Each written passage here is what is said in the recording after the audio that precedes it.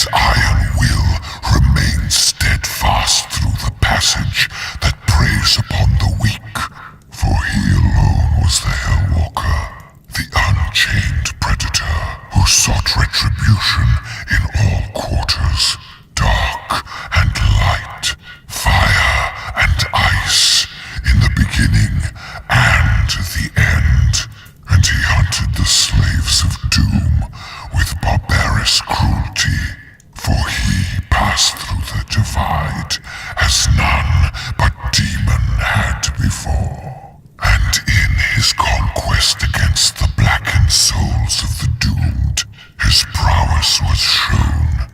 In his crusade, the Seraphim bestowed upon him terrible power and speed, and with his might he crushed the obsidian pillars of the blood temples. He set forth without pity upon the beasts of the 9 circles, unbreakable, incorruptible, unyielding.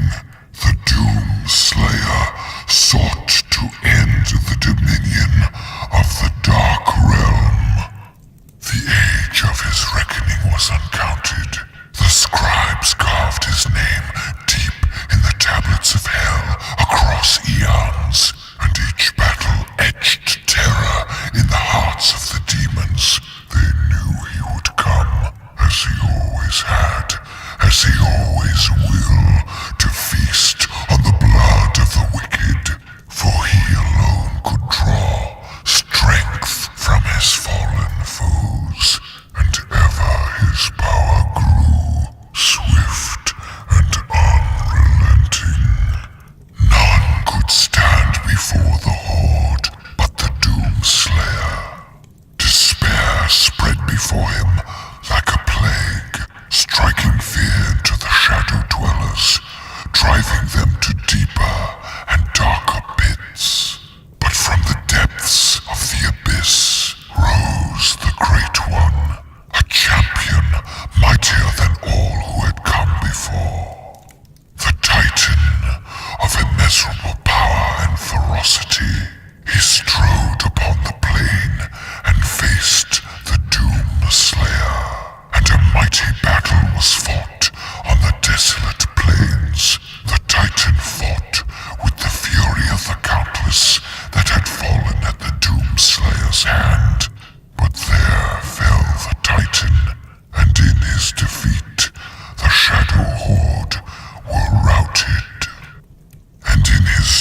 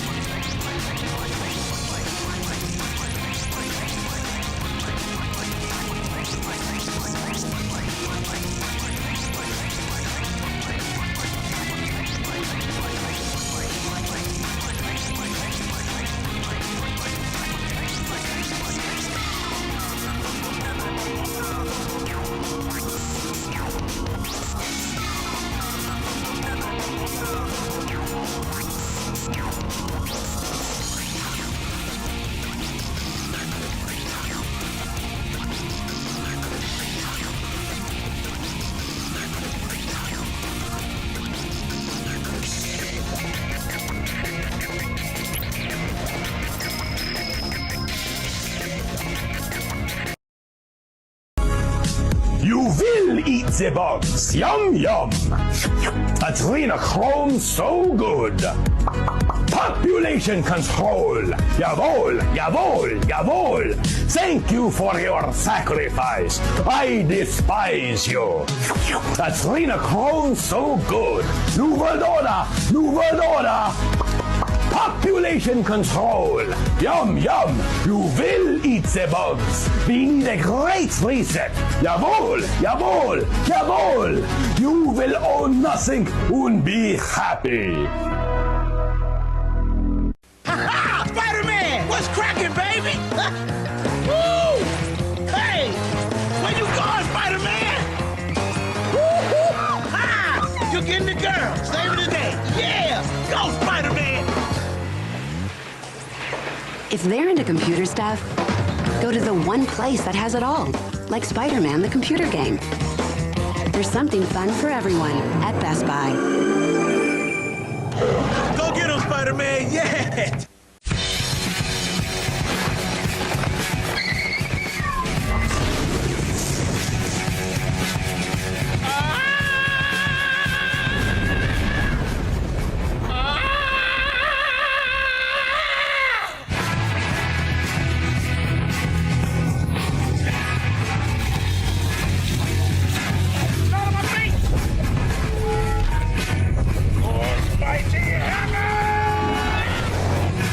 We're gonna reclaim getting pegged. Boring. So, yeah. We're gonna reclaim being cocked from the woke left, buddy. Trod polycules rise. Sorry, we're on full fentanyl now. You die, America. It's translating. You die, Americans. Africa too. It's China's property. Oh, we tell you to lock down. You starve to death. You scared of virus, but you starve to death. Chapang chang wanga hakangi pong. Chamangi wanga honga katonga pato. Starve America. Starve Europe too. Kill the Africans, kill them all. Chaping chang wang chang pang chang yong. Pong chang wang wang dong dong dong.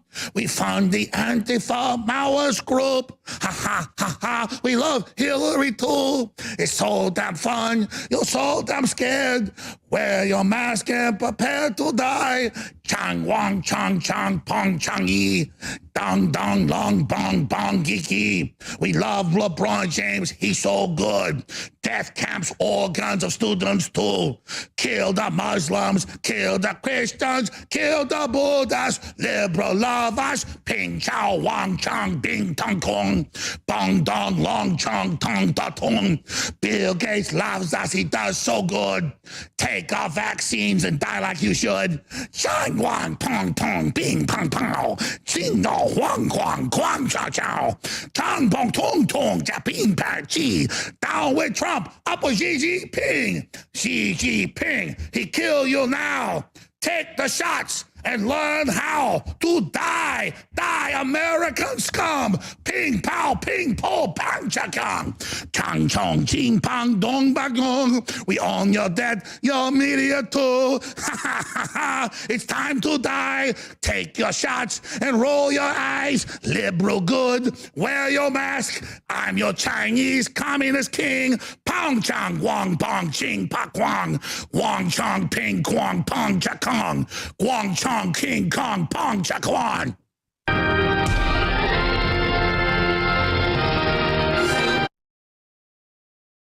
Nightmare, nightmare, nightmare.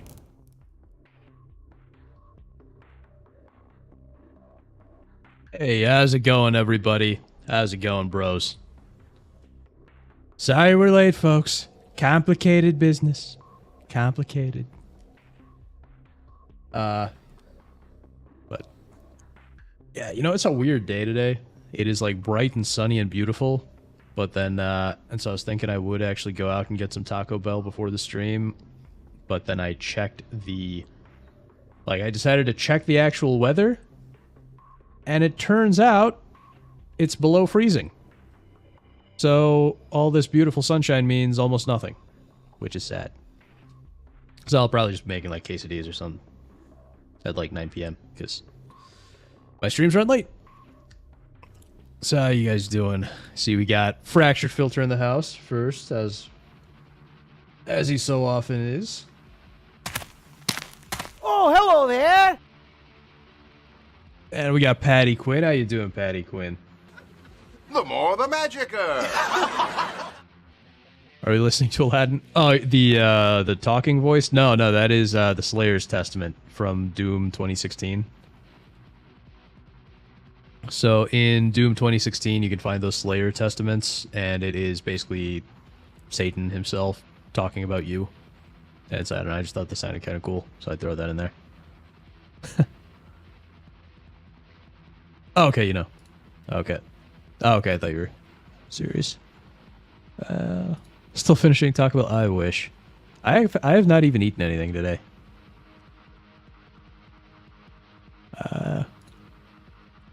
Doing good, I'm doing all right. Not too bad. Taking back pegging. Yes, I love taking Kino Casino out of context. So they were talking about the quartering. Apparently, I never get to catch them live, so I'm waiting for them to post the clip of their quartering stuff from last night. But apparently, so that's from a video they did, you know, when they basically do little promo videos for their streams on YouTube. So apparently quartering is doing something like he's gonna dye his beard blue and make Hannah dye her hair blue if they reach a funding goal or something. And it's like, we're reclaiming dyed hair from the woke left. And I'm like, okay, fine, whatever. But it's like, so they're making fun of him for it. You know, we're taking back pegging from the woke left.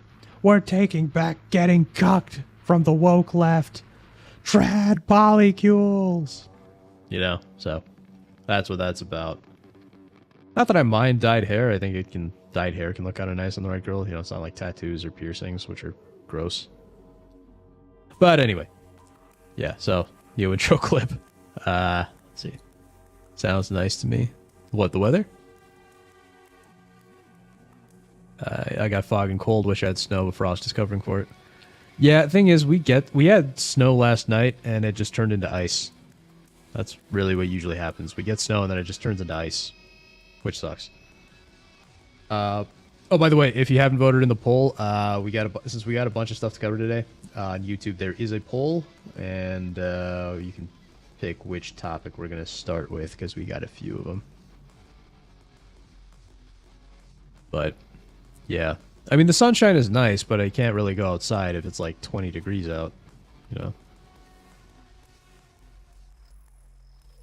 Slayer Testaments were awesome till dude, door cages. I think that, well, the Testaments were only in Doom 2016, weren't they? I mean, I don't know if they were in Dark Ages, but I don't remember anything like that in Eternal, because then you just get Davoth himself, you know, Satan, so.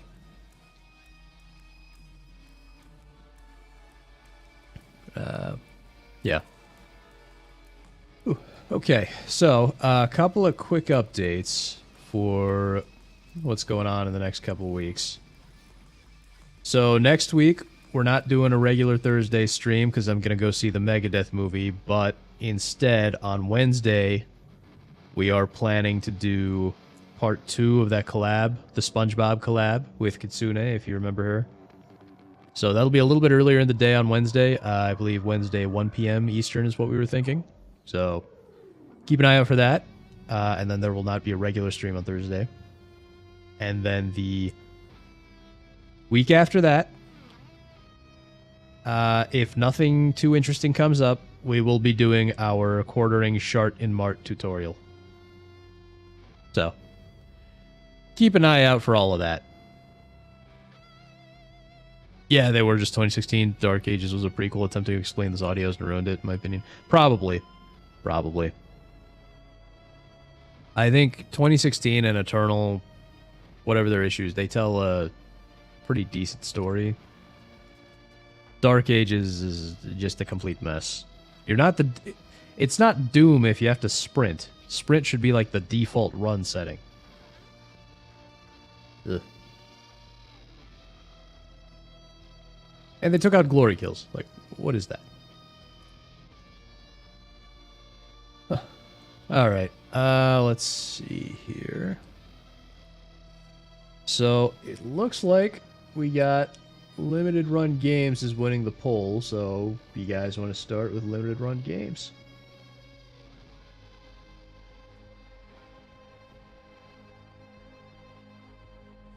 Okay, the poll does not. It's a shame. It doesn't show the poll results in the chat overlay here. But yeah, Limited Run Games won. So we are talking Limited Run Games. Hang on. Alright, so let me pull up. So there's a bunch of info on Limited Run Games lately. Let me pull this up. So we'll try and go chronologically here.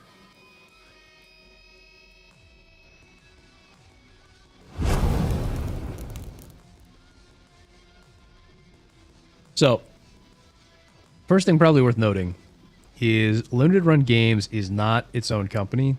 They are owned by Embracer Group. So back in 2022, let's see, list of acquisitions announced by Embracer this week includes a Limited Run Games. So Limited Run is not... Oh, and there's another article here. Oh, this is the press release. So, Limited Run, back in 2022, the founders sold it off to Embracer. Embracer, if you don't know, they're the guys who own THQ Nordic and a bunch of other stuff. And, you know, Embracer's run interestingly because they kind of just leave their subsidiaries to do whatever they want, which I think is a generally good thing, you know? So, you have this. So keep that in mind. That they are not their own company. Now, there's recent news because the CEO and president, one of the co-founders, announced that he's quitting. Right, so we'll use, and this was from Melee K who showed me this. There are two...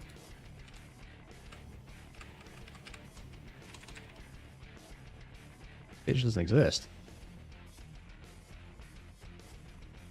Well, that's just not right.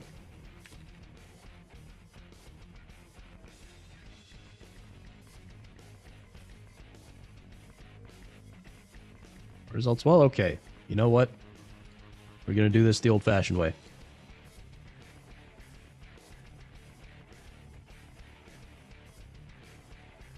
Well, first off, I can just do a quick search here, but...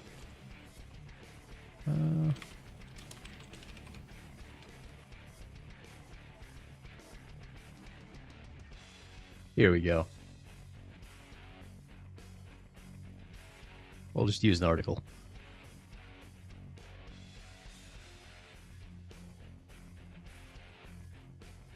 Yeah, I'm guessing he just deleted the tweet. But... So, the co-founder of Limited Run Games, who was CEO and president of the company, Josh Fairhurst, said he's leaving the company after 10 years with 2025 John Club, blah, blah, blah, blah, blah. But he stepped down as CEO of Limited Run Games, and he is leaving, or I guess scaling back, as he says, after March.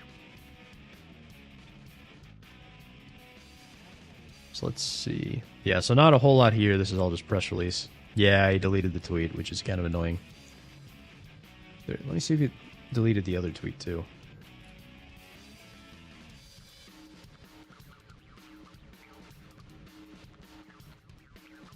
Yeah, he deleted the other tweet too. Jeez. Okay, well, let me find...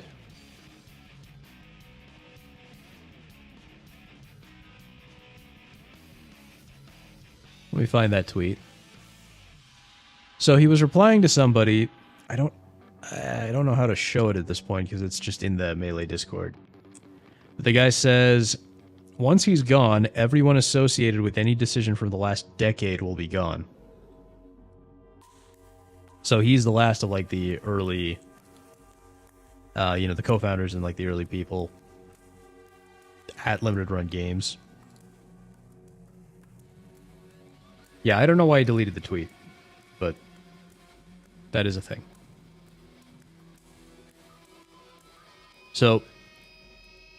Yeah, so basically everybody from the previous era of limited run games is going to be gone as soon as he steps down. He's the last one. But there have been a lot more issues with limited run games, I think, than people realize. So we'll start early on.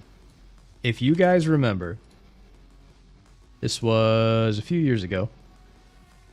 They fired their community manager, Carolyn. So back in 2023. They fired their community manager, Carolyn, because apparently she was complaining about trannies on Twitter at some point. And they decided, oh, well, we don't like that. And apparently this is the founder of BronyCon who got her canceled and fired.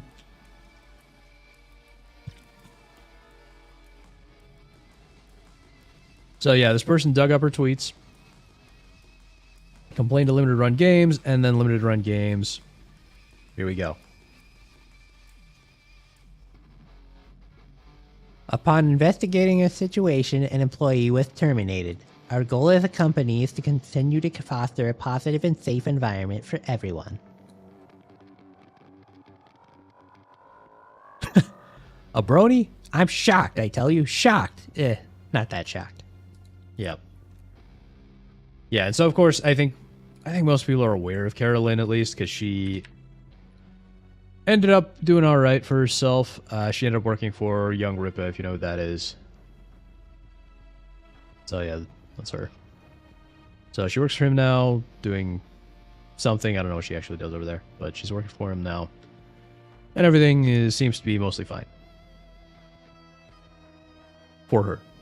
But limited run games, you know, for the I guess anti-woke part of the internet, this is probably what limited run games is most hated for, or most known for, is firing Carolyn for her personal opinions. And okay, yeah, the rest of this is just talking about her. So that is that is where I first heard of limited run games myself. I've never bought anything from them or dealt with them because I do not care about limited run games that much. Or, well, I don't really care that much about, like, you know, the whole physical media thing. I prefer to just have a copy of whatever it is DRM free. But there are much bigger issues from a preservation perspective. See, limited run games claims to be all about preservation, right? But I mean, physical media is not really great for preservation in the first place because physical media, you have one copy of something, and if it breaks, it's gone. It's not like digital media where you can just copy it and make all the backups you want. But, and we're going to see a lot more of this. There is a video we're also going to be looking at. But this, in terms of like their stated mission, is an even bigger problem. So back in 2024, they printed copies of a game called D for the original 3DO. Instead of putting them on pressed CD-ROMs, which are, you know...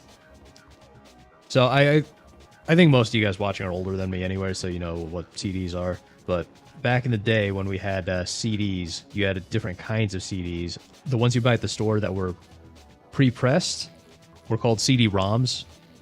So they were factory-made, and you couldn't do anything with them. All you can do is read the data on the disc.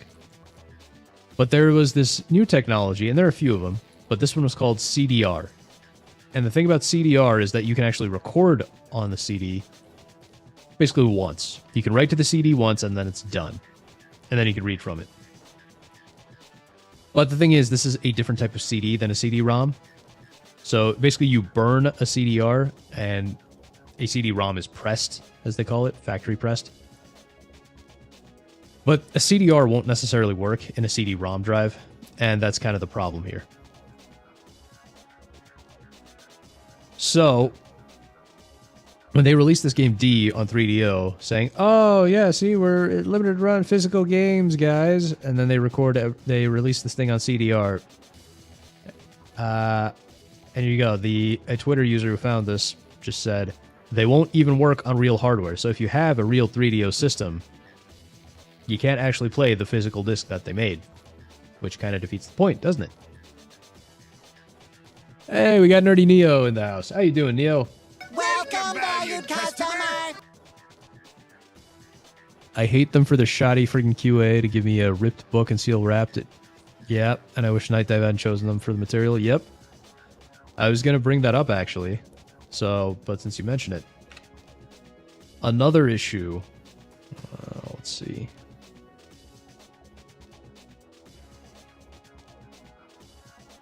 There is another issue that Fractured here brought up. Is that Night Dive... they made their System Shock remake. Apparently, they made a mess out of the packaging for the physical stuff that they included. So this, so there were a bunch of collectibles. There's a book with it, I guess. This new employee technical manual, and yeah, it is. It looks like it's been kind of torn and scuffed, and it seems like nothing's ever been resolved for you. Which sucks, right? And this seems to be a common thread with Limited Run. Constant issues with things not releasing or releasing improperly, releasing broken. You think YouTube hid your first comment? This one about CDRW? Don't forget CDRW? Yeah, I got kind of distracted. But yeah, there was CDRW, which was rewritable. That was a weird one. But that is not... Okay, about Limited Run. Gotcha. Yeah. Yeah, I must have hidden your comment. Or must have censored your comment. But yeah, CDRW was a technology, but it's not really relevant. Then there were other ones, too. And I need to email Night Dive for the billionth time. They should have left everything in LRG's hands for these materials. Yeah.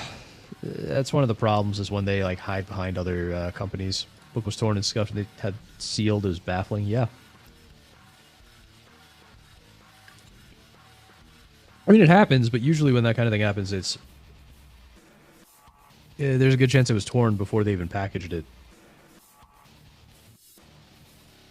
But yeah, here, the... like, this is... Oh, there we go. I believe they fired her because this brony queer complained that she followed people with wrong think. Yeah. Well, not just that. So in the article I showed earlier, I can pull it back up. So it wasn't just that. It wasn't just who she was following, but it was tweets from like 6-7 years beforehand. So they actually dug up. Yeah, it was follows people. But also they dug up tweets of hers. Hang on, sorry, someone's calling me for some reason. Why is someone calling me?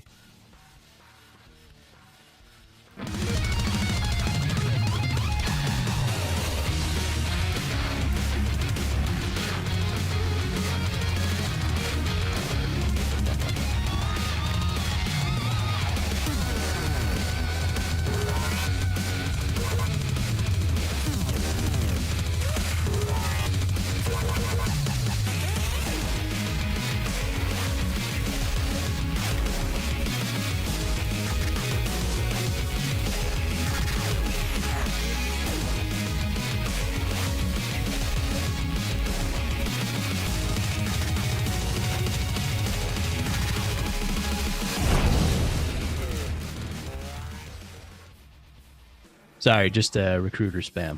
You know, I hate when recruiters like call you and stuff, and it's like, I have it listed everywhere. I only want to, if, you know, you're going to talk to me about a job, I'm only interested in a remote job because I don't want to go to a stupid office. And they call you and they're like, oh no, it's hybrid. And this wasn't even an Indian. This was like it sounded like a white woman. She's like, oh yeah, no, it's hybrid. And I'm like, dude, I say remote, like literally everywhere. It says remote only. I do not want to go to an office. I swear, these people. Anyway, yeah, so right here, this tweet, if you think the number of trans crying about using a bathroom is higher than the person using the excuse here, what is wrong with this world? Now, I'm not going to comment on the tranny stuff because I don't really care. I think women have long since told us what they actually want, and it is that they want men in their bathrooms. But anyway, that is so it was the tweet also that they dug up that got her fired.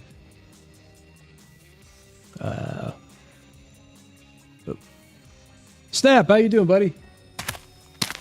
Oh, hello there. We're just talking about limited run games here. Gotta love the firing for old tweets. Yep. Nice to have that kind of stipulation. Yeah. But yeah, like in my opinion, this is also a very, very big... Hey, dude, we got dude in the house. Dude, you're just in time. We were talking about limited run games. The more the magicka. We're out of sync. What?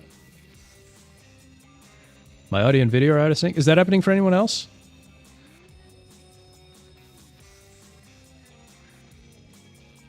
Let me know if my stream's broken. I need to. That is bizarre. I don't know why there would be a delay like that. Yours is fine. Neo, I think you're just having, maybe you're just having issues on your end. I don't know. Jeez, if you're not behind, Neo, if you're not behind on the stream, you're like out of sync. I don't know what's going on, man. Jeez. Yeah, because everyone else is saying, seems fine. Yeah. You doing good? You got back from your site and work from home until the workday's over? Nice. Yes. Yeah, stream's good on your end. So some live, not behind, but the video doesn't match? Yeah, try refreshing. I don't know why it does. I don't know why YouTube does weird stuff like that. Huh. But yeah, yeah, dude, I was telling you. You were just in time, because we're talking limited run games. I did go over the fact that they are... Yeah, I figured. I figured, Neo. But yeah, we're talking limited run games. We just went over how right now they're owned by Embracer. The CEO is stepping down. And yeah, we just went over to Carolyn being fired as well. And now I'm talking about what, in my opinion, is kind of a... I mean, I know firing someone is a terrible thing, but in contradiction to what their stated mission is, this is the more egregious story. Because it's not just that they have consistently failed to provide the products, but on top of that, their stated mission is preservation, but they're selling... I don't think physical copies are necessarily the right thing for preservation, because, you know, if it breaks, it breaks, and it's gone. You know, the best thing is like a digital copy that you can make as many backups of as possible. But, you know, physical stuff is good for like collectors and nostalgia. But the thing is, in this case, they literally printed the wrong type of disc. And most likely this was just to save money. So factory pressed discs, I imagine, would be expensive to get set up, right? CD-ROMs. So instead, they basically just burned a bunch of CDRs and gave them out for this game D on the 3DO. And apparently, they don't even work on real 3DO. So it's like, why would you do this? And this was back in 2024. So, yeah, right here, this guy is like, the company's charging more than $60 for this physical release, yet they're burning CDRs for some of the disc-based titles. Why would you do that? That is insane. Yeah, I know it's old news, but this is we're going over like their history of this kind of nonsense, their history of this behavior. Because, yeah, sure, there's stuff once in a while, but this is a pattern. So, you know, they gave you a nonsense, a meaningless, empty statement going, oh, yeah, you know, we've fallen short of our high standard, blah, blah, blah. Our disk replication partner, oh, we're passing the blame off to our partner here, but we're not even going to name them. Oh, it worked on our machines, guys. Jeez. So, yeah, there's that. So this is just an example, and we did go over what Fractured ran into, where he got his collector's edition, the book that came with his collector's edition, came to him torn. And there's a good chance that it was like that when they packed it. Want to support a company like Limited Run Games, but it's a shit company with no competition. Yeah, because they brilliantly, in a sense, found their niche. And they were the first one in, more or less. So they're able to make all these big deals and just kind of worm their way into everything. So even if you tried to compete with them, the problem you're going to run into... I mean, first of all, when you're selling anything physical, there is a, that cost barrier to entry. You got to find people to do the manufacturing and all that stuff. But also trying to get those deals made with the partners for that, who own the IPs that you're trying to do this stuff for. It's a problem. And what makes this even more infuriating for me, it's like if Bitcoin did a rug pull now. Yeah, exactly. It's funny. It's like you were in my brain, dude, because I was thinking of Bitcoin when I said that first one in thing. Because yeah, Bitcoin is exactly like that. It's if Satoshi suddenly came out and did a rug pull with his first million Bitcoin. And what's really infuriating is they do have something kind of cool. So I was skeptical about their carbon engine. If you don't know what their carbon engine is, their carbon engine is this sort of platform engine thing that they put together to make it easier for them to do their re-releases from old platforms. So as they say, it's a tool developed internally that allows a variety of emulators to interface with modern video game hardware and supports emulation of all these consoles. So initially I thought they had just grabbed a bunch of emulators together and, jerry-rigged a bunch of stuff. But this guy, Dimitris Giannakis, he has a YouTube channel called Modern Vintage Gamer, which I follow. And this guy knows his stuff. He is a very talented emulator developer and engineer. So this guy is the one who, it seems like, built a lot of this carbon engine. So if he did it, it's legitimate.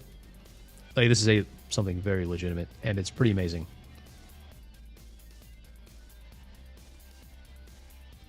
So this is just an interview with the guy. This is a transcript of it because I'm not going to make you listen to 45 minutes of an interview. But yeah, this guy is really impressive, and he's done amazing stuff. And here he talks about like how he built a bunch of emulators, they licensed a bunch of emulators, they put together a whole bunch of stuff that allows them to interface, add new features, and at some point he even discusses that they're not just let's see.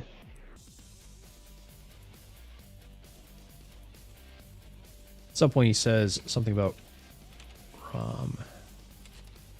there we go. So he explains a bunch of the stuff that they do. So this glue code almost on these emulators, and they're adding a bunch of features, and he even explains that a lot of what they're doing with these ports is basically ROM hacking. And if you don't know about ROM hacking, that is a really involved process. You're doing hex editing and really low-level code modification. It's difficult. So this guy deserves a lot of credit for what they do. And yeah, so see, dude says the same thing. Carbon engine I trust, made by Modern Vintage Gamer. He's the wizard that got an N64 emulator to work on the original Xbox. Yep. Yeah. So this guy really knows his stuff. If you are interested in emulation, I would actually recommend following his channel, Modern Vintage Gamer, because he talks about this stuff a lot. And yeah, you can learn a lot from him. I know I did. So yeah. And it's a shame because they have this whole carbon engine that this guy built for him. And by the way, he's no longer there. He went to go work for a company called Eclipse Interactive, I think. Eclipse Games, something like that. Let me find it. Let me run carbon engine because there's something they got going on too. Let's see. Let it run carbon engine. Here we go. Yeah, so development of the carbon engine was led by Joe Modzelewski and Dimitris Giannakis, both of whom departed the company to join Digital Eclipse. And this company also has something similar. their Eclipse engine. But this is also really cool because the way it's explained, a tool allows them to decompile the code from older games into a machine-readable format used by Eclipse engine to play them on modern systems. It's sort of a... So if you've heard of all those recompilation projects, where they decompile old games and then recompile them to run on PC natively, it's something similar. So their Eclipse engine is actually decompiling these old games into something that allows them to actually port them over. And it's really amazing. So they're saying it was developed... Hey, Sergey, how you doing, buddy? Oh, hello there. Got a Zoom meeting in 10 minutes, probably back. Awesome. Awesome. I bet the bad releases on the Carbon engine didn't have any involvement from the engine's developers. Most likely, because it said they left in 2025. So, and they mostly probably just worked on the engine itself and did some ROM hacking and stuff like that. So, but yeah, I know I'm going off on a tangent here, but I just, whenever I see stuff like this, I just love hearing about tools like this and development like this. Because, yeah, in the end, I'm a giant nerd. I'm an engineer myself. I love this kind of stuff. So basically, they made their own engine tool that allows them to do their own recomp projects. So, yeah, I just love hearing about stuff like this, like Eclipse engine and so on. And so these games like this is before. So a bunch of these games that Digital Eclipse worked on, like Mega Man Legacy Collection, Disney Afternoon Collection, Street Fighter Collection, SNK Anniversary, and so on. You know, all these games. I'm sure you guys have heard of at least some of these. Teenage Mutant Ninja Turtles, Cowabunga Collection. Let's see, Yu-Gi-Oh! Collection. Mortal Kombat Legacy Collection. So all this stuff was made using this decompilation process, which is pretty awesome. So I just kind of wanted to point that out. Let's see. But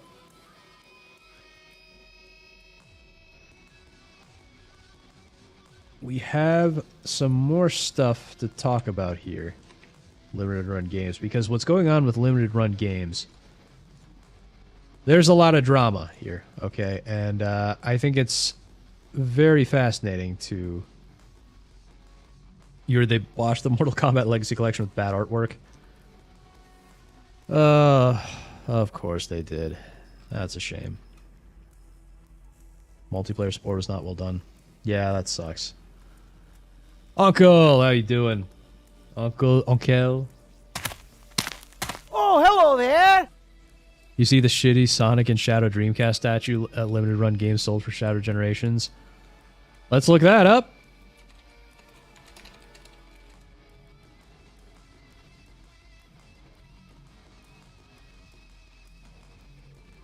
Oh boy, we got an article.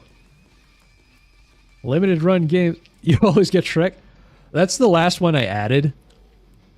So I think I've just been using it a little too much because I only have 3 welcome clips.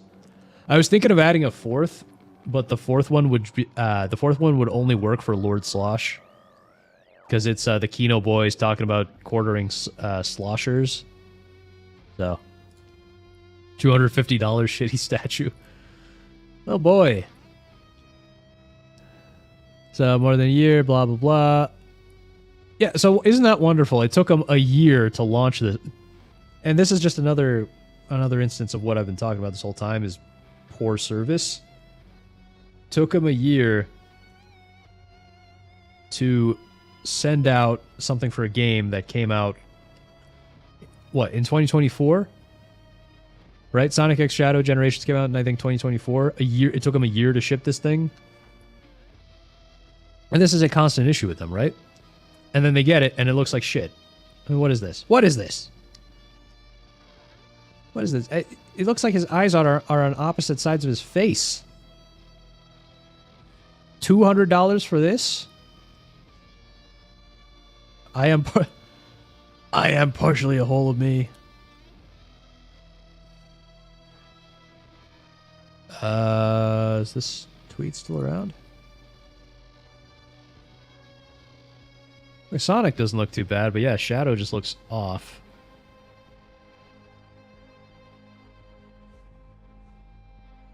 Oh, jeez. $200 for this? I mean... even if it were good, it would be worth, like, maybe, what, 30 bucks? That thing looks like plastic. But you know what? Let me look that up again.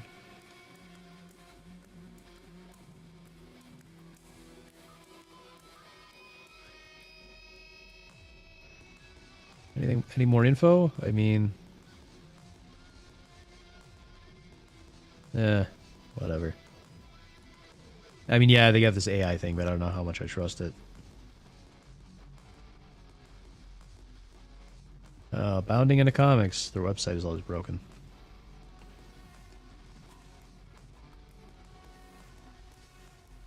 So it's supposed to look like this, and this looks cool, right? The Dreamcast statue here. Like, I actually would buy... well, I don't know if I would buy this now, because, you know, I don't know the job, but... Like, I would actually want to buy it. If it looked like this, I would actually want to buy it. But not for 200 bucks. This is like maybe 50, 60 bucks at most.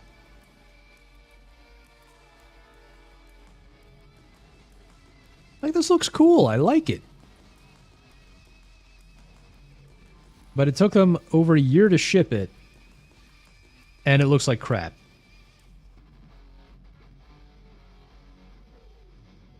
And again, these little chows, yeah, they're cute, right? The shadow figure is the most recent botch, yeah. Whatever works for Slot, yeah, Slonkle. Oh man, it's a slosher. Sonic looks fine, but they're better figures for way cheaper. Yeah, exactly. I think I have a Sonic amiibo somewhere. Oh look, so your problem, Fractured. That's a steal. Dreamcast base is cool, but it's a shitty overpriced hollow shell made of thin Chinese plastic. Well, yeah. But that's what I'm saying. For something plastic like this, it'd be like maybe 50, 60 bucks for this whole thing. But it's not worth 200 bucks. But Fractured, to the issue you've been having, these guys are saying the same thing. Easily breakable, broken parts, poor paint applications, noticeable scratches, fingerprint on the... Yeah, oh yeah, you can see these pictures right here. Paint scratches, it looks like shit. It's not acceptable, no excuse, blah blah blah, and they'll say, oh okay, we'll make it right, but why don't they do it right in the first place? Sonic from Team... Sergey, I think that is more accurate than you realize, because this looks like it was made in China for cheap. And I mean, look, I don't want to insult the poor Uyghur slaves working on this stuff, but come on. Come on. Might as well buy an actual working Dreamcast at that price. You know what, let's take a look here. eBay.com. Dreamcast. And you can buy a Dreamcast for less than $200. Which is actually kind of surprising to me, because I would have expected it to be much more expensive. But, yeah. Yeah, there's literally this pre-owned Dreamcast right here. You guys want to... I don't know, it's 20 bucks delivery, but, you know. Still less than $200. You can get their... you can get this this old Dreamcast if you want it. You can get this one from Japan for about 175 bucks total. This one's 250. This is probably closer to what I would have expected, 250 bucks. This guy's bundles for 120. Oh, 10 bucks delivery, but still. You know? I mean, Sonic looks retarded, yeah. Shadow looks worse though. Limited Run Games is known for this now. The Melees also have their problems. Yeah, I think I remember that. James explained taking forever with the KOTOR 1 or 2 release and a couple other things. Yep. Yeah, this is what they're being known for now, is instead of being known for being woke cancel tards, they are now known for just being effectively scammers.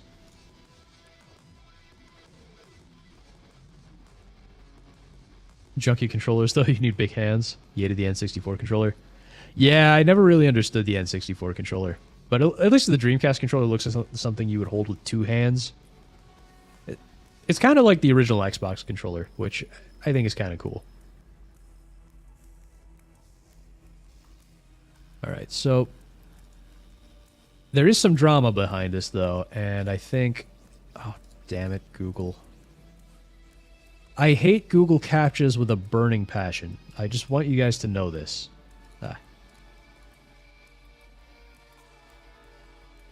I have big hands, I like the N64 and didn't mind the Dreamcast controller, so it worked for me. Well, you know, I have tiny hands. I guess. It's okay. It's okay. Our president has tiny hands, too. You know, he's just like... He's literally me. Except I don't really like Israel.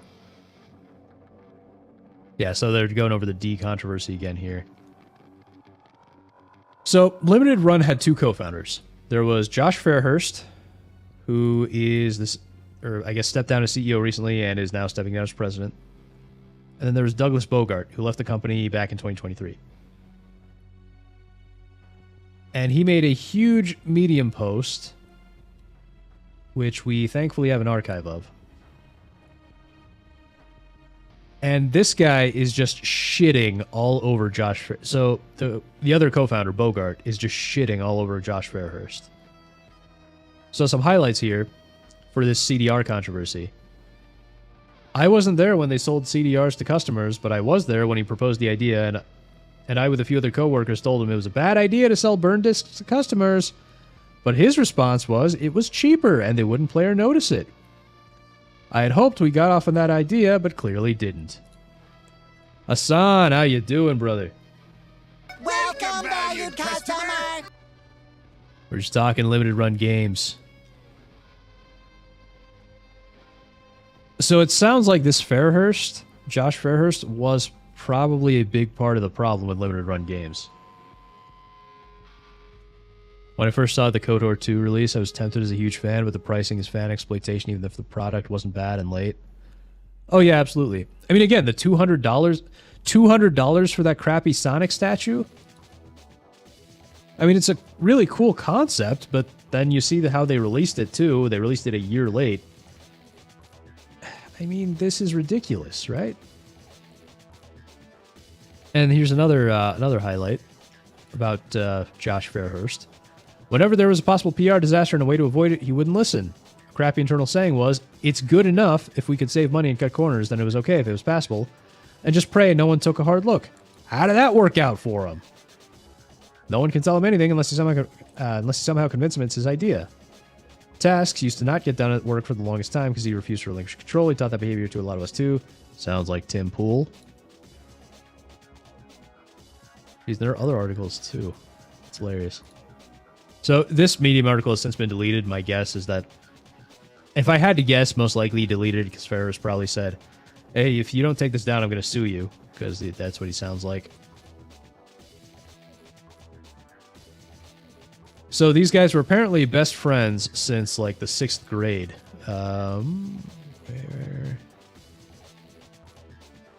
Yeah, we met in 2006th grade, and everything seemed fine back then. Apparently, he was a rich guy, whereas Bogart was just like normal middle class. So, yeah, and he's just really upset with this guy, understandably. Very untrustworthy, blah, blah, blah. So here we go. When we started Limited Run Games, he didn't want to be the face of the company. Once he started doing press, he got jealous and would lash out, so he wanted more credit. Even though the idea was flat out stolen from Brian Provinciano. I don't know who that is, but... let's look this up, shall we?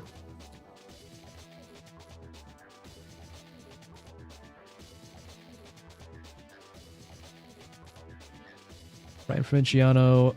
Let's see if we can find more info here. Because he says the idea was stolen from Brian Provinciano, but I don't know what exactly he said.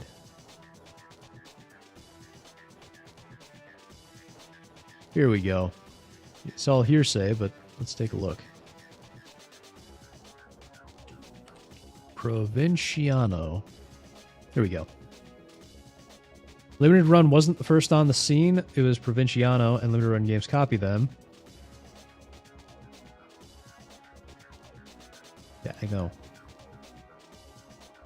Here we go.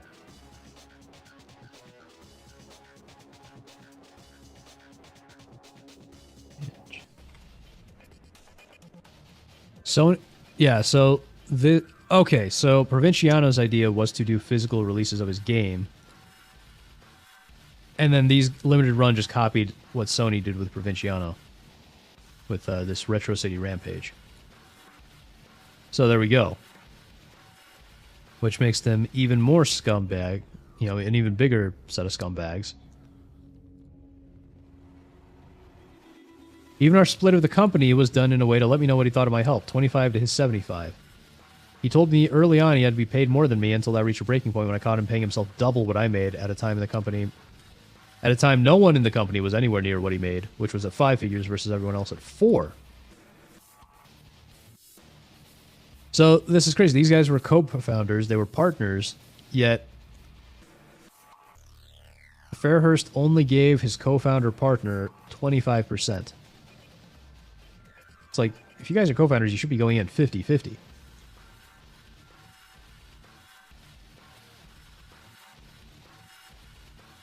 Anytime there's an employee upset with him, I would try to let him know, blah, blah, blah. And you know what? The Carolyn situation isn't mentioned in this, by the way. But it sounds like... Oh, okay, never mind.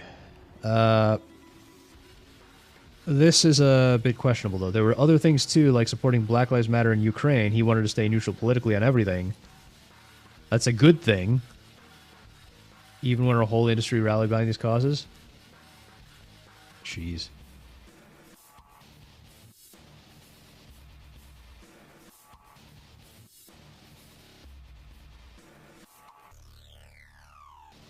Okay, so what I'm gathering from this is that the woke crap was actually not Fairhurst, but everything else is Fairhurst.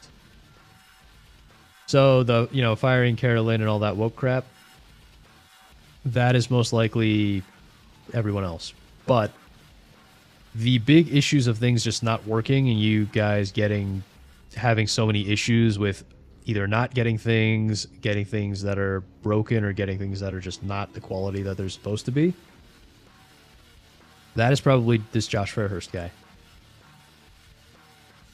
So my guess is that Fairhurst stepping back, most likely, it means that there may be some improvement in terms of quality control when it comes to limited run games.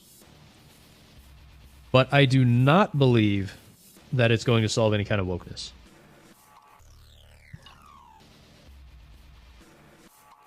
So, last thing I want to do here on this topic. There's a video. And this guy goes over a lot of this stuff.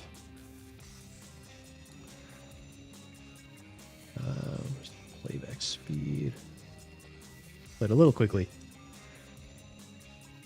This guy goes over a lot of this stuff, and beyond this, actually, let me pull this up really quickly. If you guys are not aware, Limited Run Games got sued.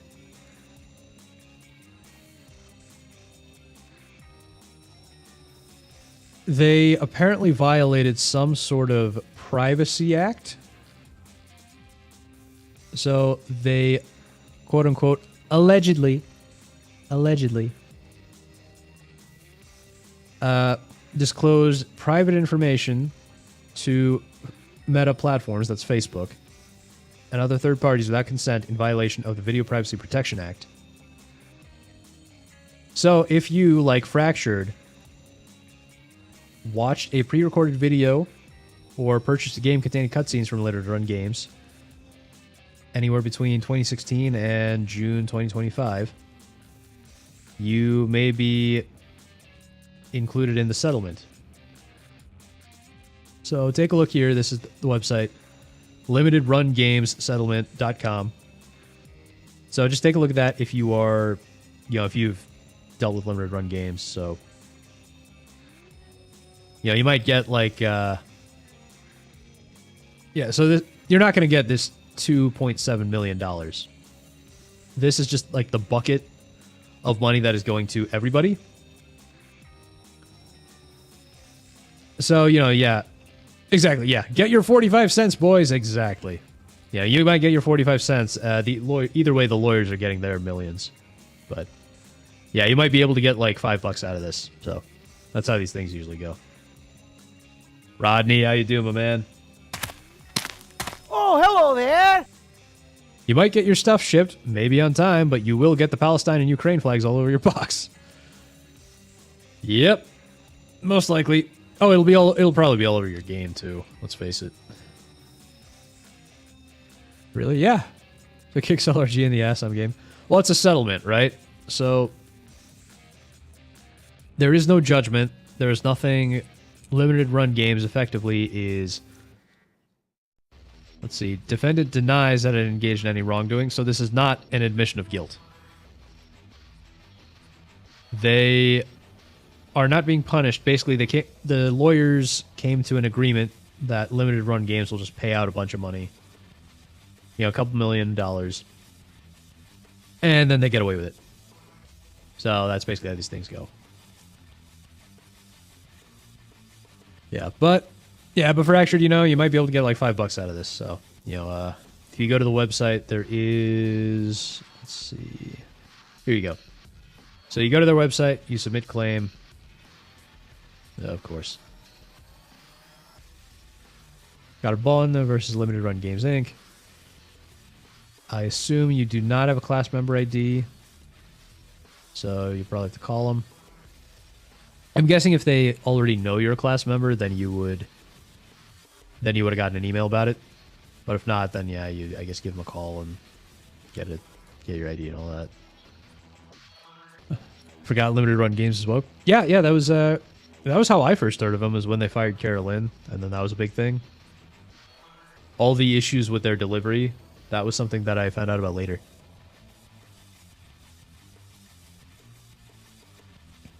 So, yeah, this focuses a bit more on the lawsuit as well.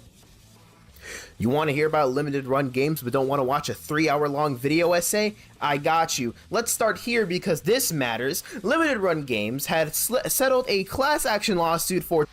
And this is what we were just talking about, the lawsuit here. $2.7 million. This was about illegally sharing customer data with Facebook/Meta and other third parties, violating the Video Privacy Protection Act. Now, legally speaking, they deny wrongdoing, but companies do not casually settle multi-million-dollar class action lawsuits unless 1, discovery is dangerous, 2, or if the evidence is bad, 3, or both.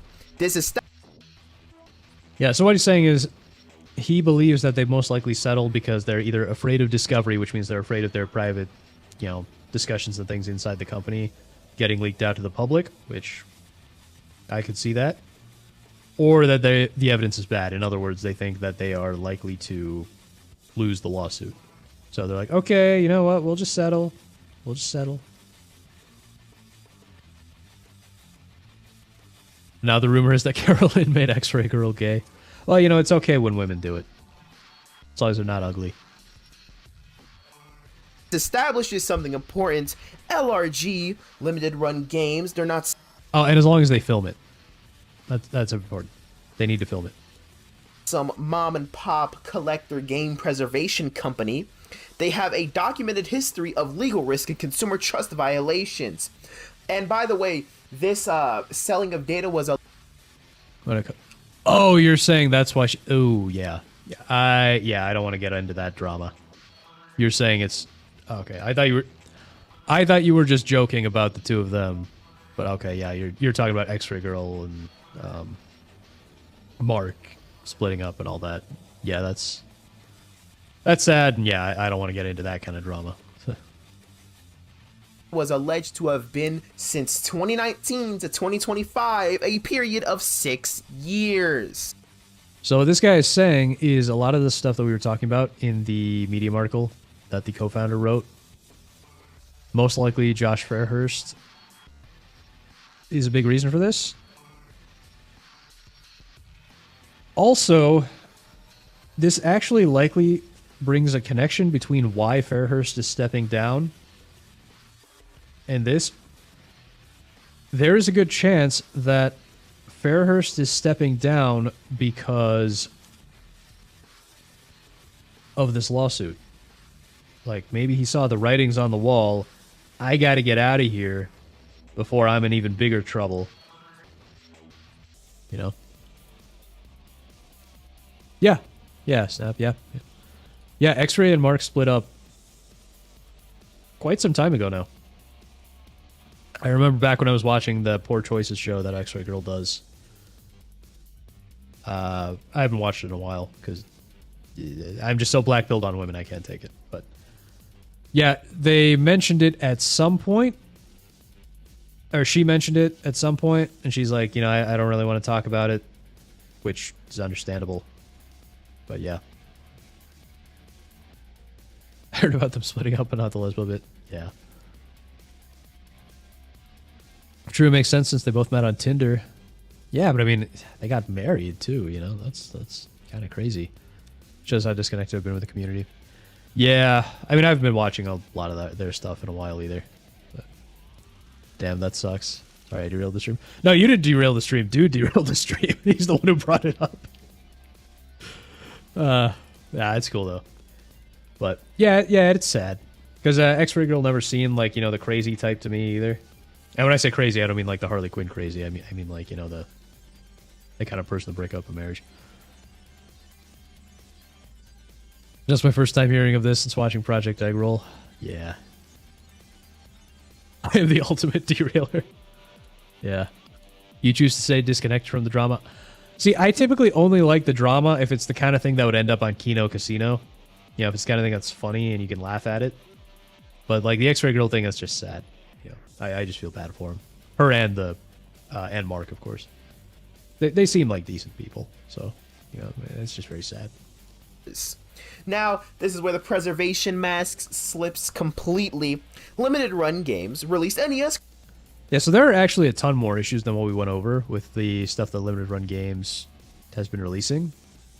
So he's about to explain it. But this is like this might actually be a bigger problem than even the other releases, to be honest. Kino Casino is a different kind of drama that I don't mind peeking at.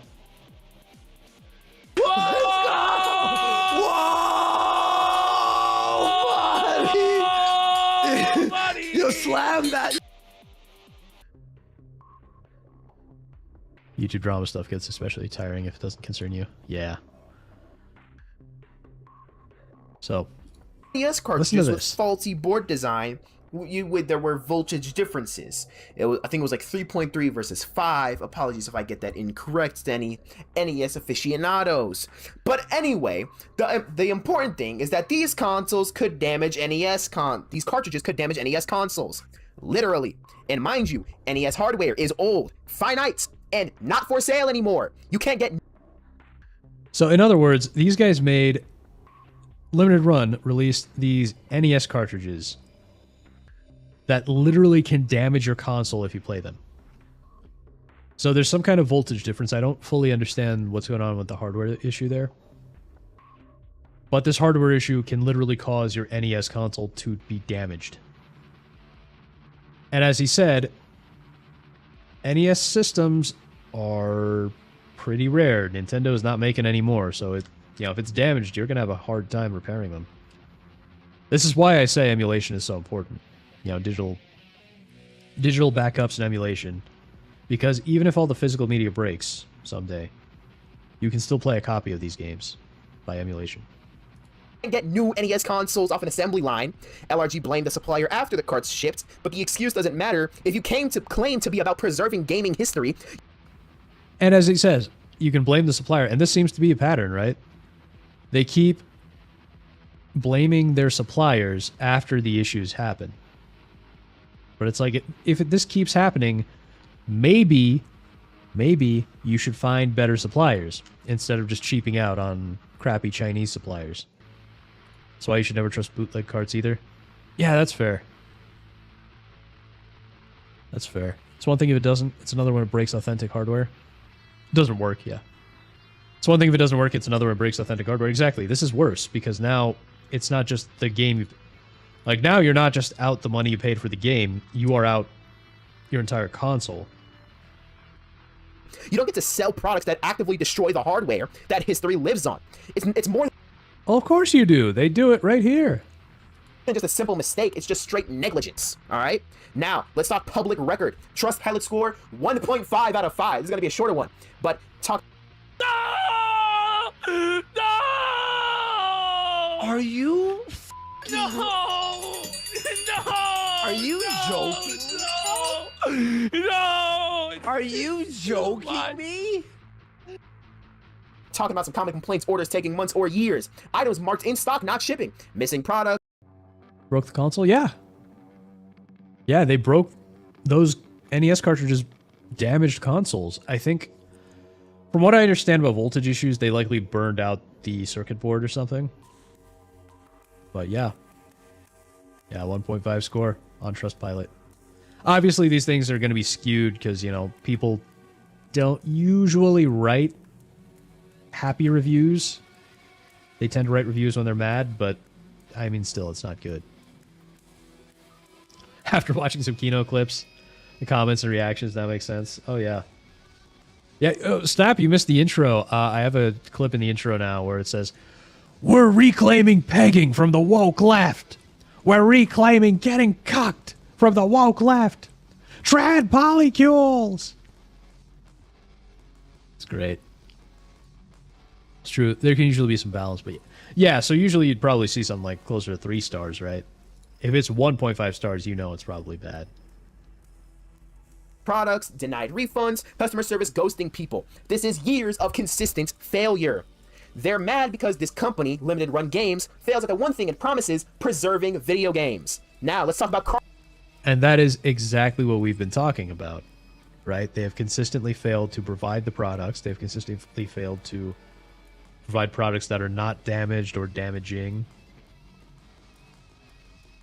I'm more likely to trust a 4.4 with thousands of reviews than a 5.0 with 10. Yeah, because a 5.0 with 10 is likely fake. Yeah, it's likely...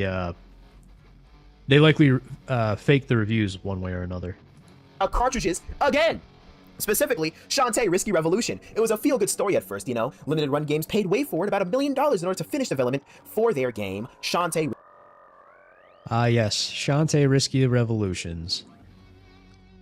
Another one. It's not safe to play on a Game Boy Advance or DS.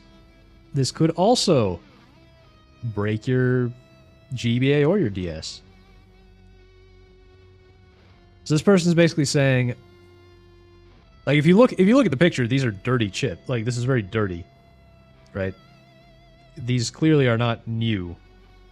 Or if they were new, they've been treated like absolute dirt. They're like, did you pull these out of a crusty bucket of scavenged chips and screws? We paid $60 for a $5 bootleg. Shantae Risky Revolution. It started in 2003. Couldn't get the funding. Shantae's devs make great games. Sucks that they're so tied to limited run games. Yeah, I'm not too familiar with the Shantae devs. Like, I know, obviously, Shantae has a lot of porn out there. That's... The extent of my knowledge of Shantae is the porn. Not that I know about the porn, but, you know, I know that it exists and that there's a lot of it. Because, I mean, obviously, there's a cute genie character. Way forward. Yeah. Okay. Recycled board and chips, that's a huge gamble. Exactly. And I don't think the gamble... Well, for limited run games, it seems like the gambles are paying off every time because they just keep selling. People just keep buying from them. Yeah, so have they... Yeah, so they made Shantae. They make a lot of AA 2D games. Yeah. What else do they make? Looney Tunes? Duck Amuck? Adventure Time? Regular show? Okay, so some Cartoon Network stuff.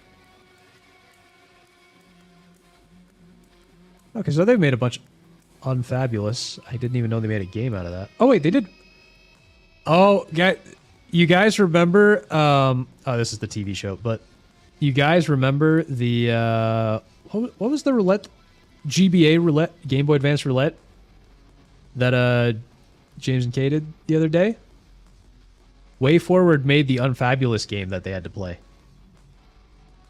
Unfabulous was like this TV show that was on Nickelodeon, like, okay, 2004. Oh, this is the same year as Drake and Josh. I didn't realize that. Yeah. So it seems like they made a bunch of tie-in stuff that wasn't too great. SpongeBob Squiggle Pants? I may have to look into this. Anyway, okay, yeah, so they made a bunch of stuff back in the day, but yeah, I guess Shantae is their big thing. Okay, they made River City Girls. Gotcha.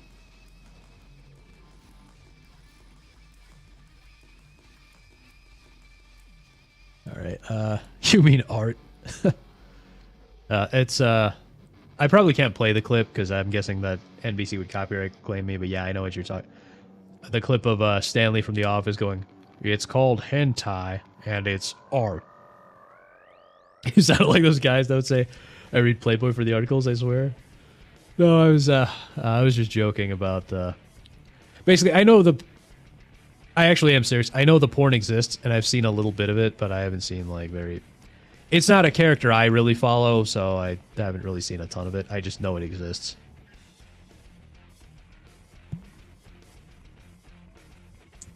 I mean, you guys do know that I have an entire AI server that can generate videos of my waifu, right? Way Forward has done a bunch of good stuff. Nice.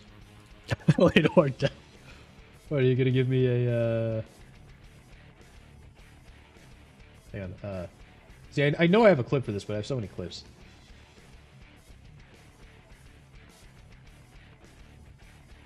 Okay, you know what? I'll just play this. Wait, not that one. Yeah. I'm retarded?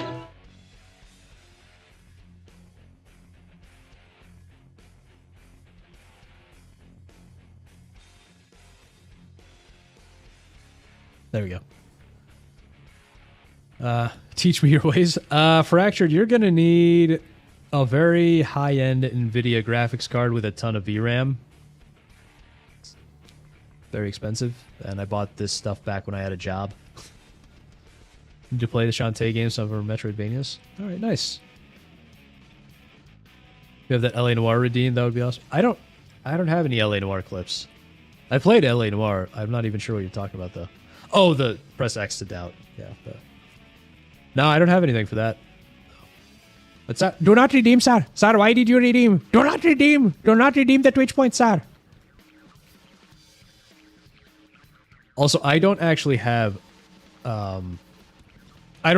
Twitch points or anything because I am not. Nobody watches on Twitch, so I don't have I don't meet the requirements to hit the Twitch affiliate thing for the channel points to do redeems.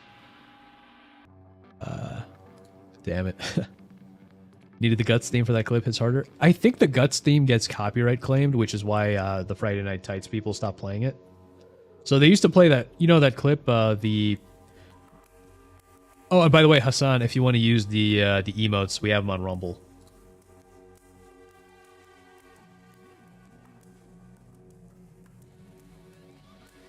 Is the emote I got this from. The "I am not gay. I have relationships with women and sex with men." I got news for you. That means you're gay. So that.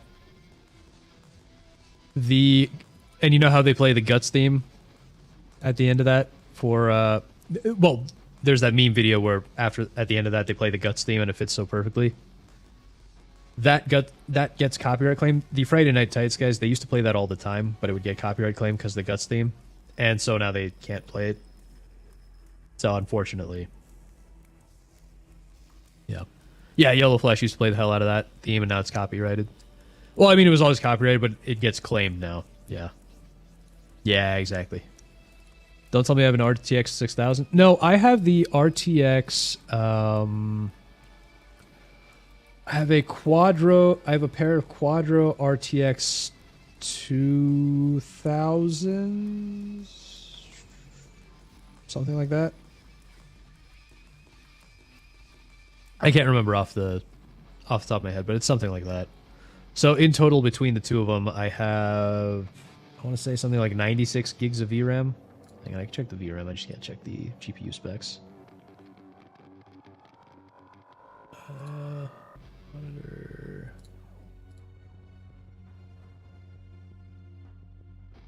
No, something like. What is that? Yeah, something like 60 something gigs of VRAM. It takes a lot of VRAM. Doing with the Radeon 9070. Dude, you're generating images. I'm talking about video, not just images, dude. You got to keep that in mind. Video takes a lot. Claimed, yeah. yeah, so I have a one emote is the why are you gay? Why are you gay?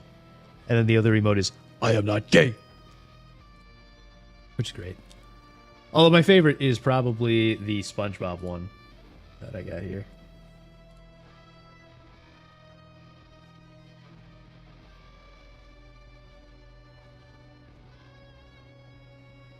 Because he's literally me, guys. Funds in time, but now it's completed. Great job, right? Here's the problem. LRG charged full price for these physical carts. We are talking 60 bucks. Turns out, reused chips, reused boards, not newly manufactured internals. You know, the thing with the things that game preservationists care about. So collectors paid premium prices for recycled guts. This is cost cutting, ladies and gentlemen, a deliberate cost cutting strategy. Instead of paying full price for the actual chips and boards to be delivered new, to be easier to preserve, they intentionally cut corners in order to ship out a product. You only find this shit out after the sale because LRG never marketed this stuff up front. And this seems to be a recurring theme, right? So they constantly do this, and people still keep buying it. Now, I don't know if this clip goes to limited run games or if it goes to the people who keep buying it, but Shame on you.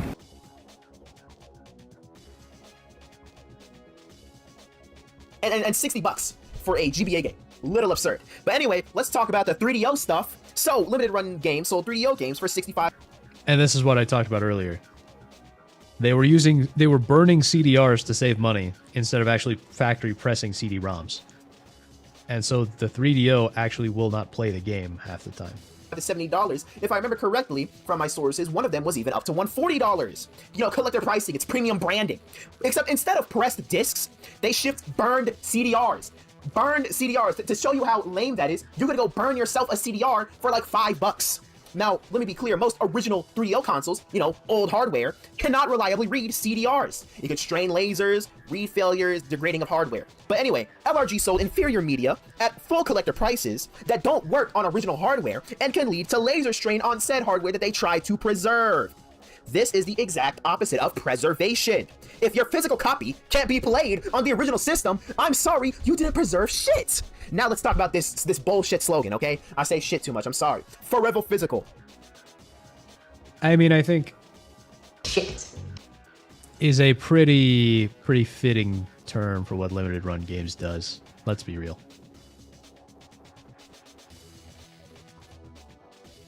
Cool. It sounds great, but it actually means nothing. Example, Far Cry 3 limited edition, $125 on PC. You know what you got?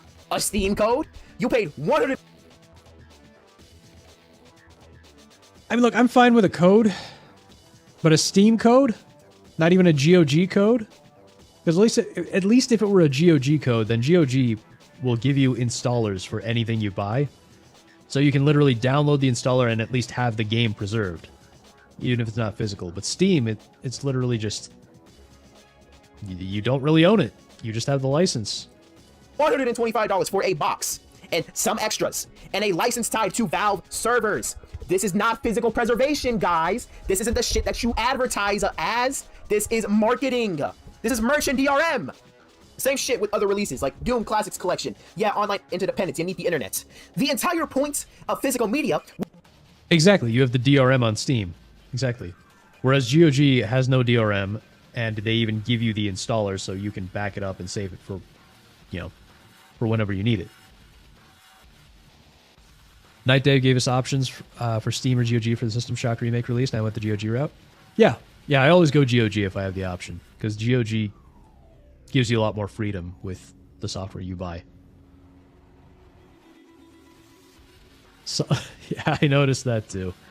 The $ goes before the number. I know. I know.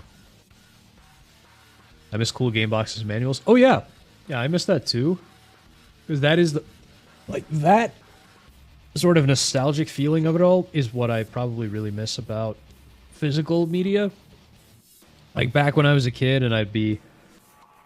You know, you buy a game and you can't play it for a while. That'd be like... You tear open the case on... Or you tear off the plastic on the way home. You open the case. And you're like...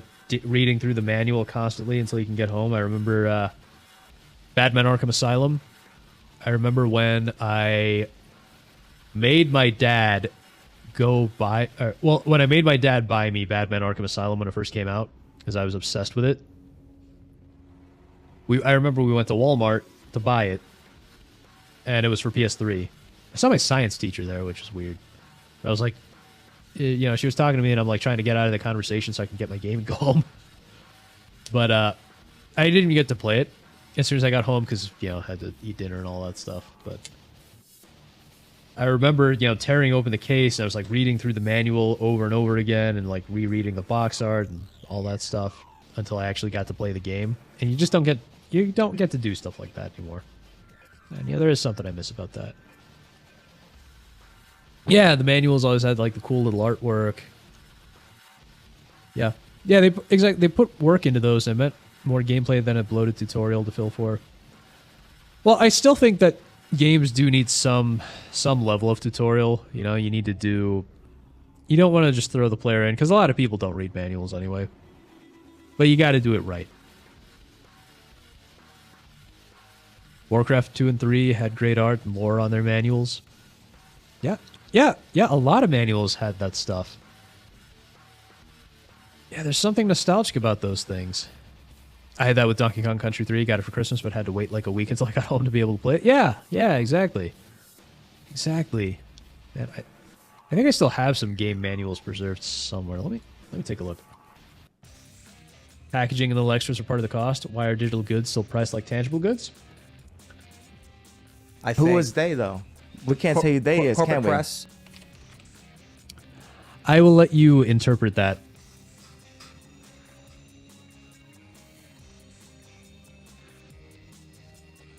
Let's see. Yeah, so I have a few manuals for stuff like this here. Let me see if I can find them.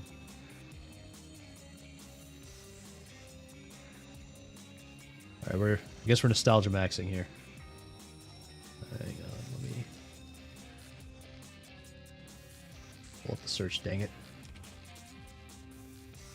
All right, so let me pull up the stream share folder. Because I got a bunch of manuals here that I can show you.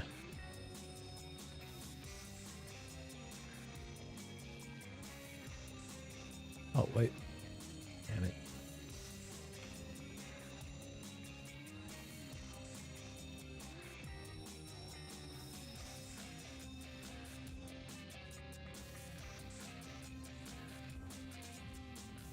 I just moved something I shouldn't have. Oh, jeez.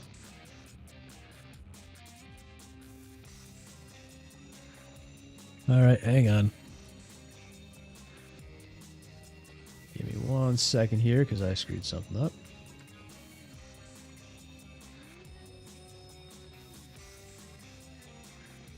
Okay, there we go. Let's see.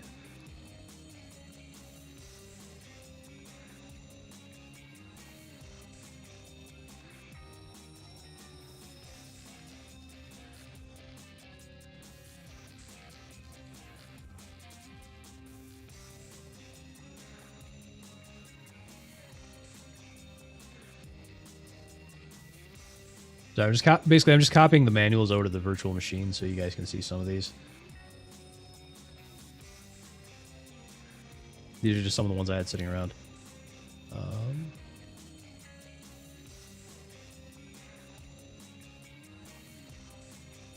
And you know what? It seems like GOG actually gives you some of these too. So, all right, let me pull these up here. Stream share. So you can see a whole bunch of these manuals here, right? Like, take a look at this one. Look at that gorgeous artwork right there. I know it's the cover of the game, but still. Like, the Neversoft Spider-Man game had a really gorgeous cover. So you can see all the... You can see all this stuff in here.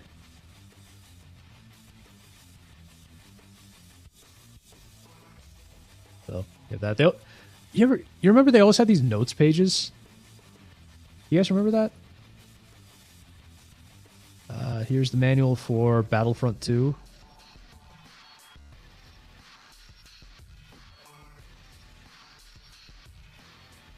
It's scanned, but I mean, still, like, it's crazy. You get like this little artwork in there. I love when they like went all out in these manuals like this.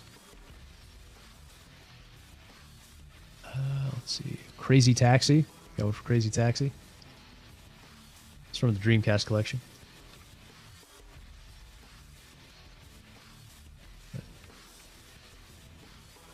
Now, I think this is a recreation, not the original. But still, like, it's cool, you know? Yeah.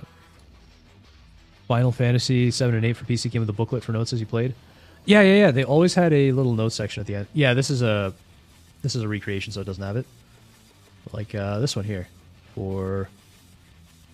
This is for the original Spider-Man 2002 game. Yeah. It has the Spider-Man artwork in the corner. Kind of neat. You have this artwork here of Spider-Man fighting Green Goblin. I miss all this autoplay, install DirectX, all that stuff. And each page has a little bit of different Spider-Man artwork on it. It's kind of cool. This game is pretty good. This game was pretty good, by the way. You know, it's overshadowed by Spider-Man 2 for good reason, but it was a great game. But yeah, you get all this stuff.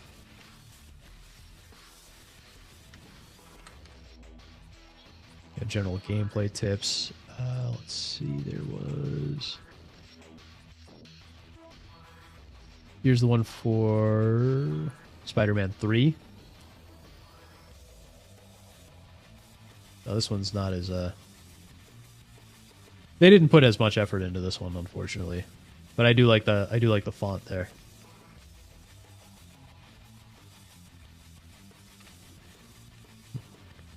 Oh yeah, you remember when there was a point where they started putting like ads into some of them? So like this is mostly just ads for like other Spider-Man stuff, but like books. Activision tip line, jeez. You guys remember tip lines? I never used them because, you know, we had the internet. But that was always funny. But oh god. Why do I suddenly want to buy something that was advertised in 2007?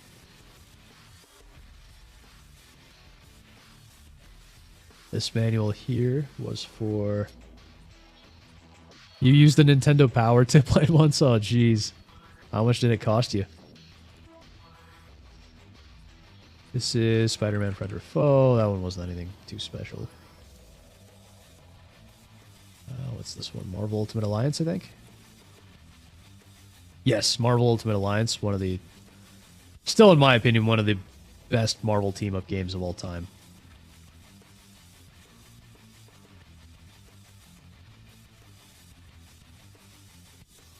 This Quixo's probably only a couple of bucks. Let me guess, your parents just paid it and didn't tell you.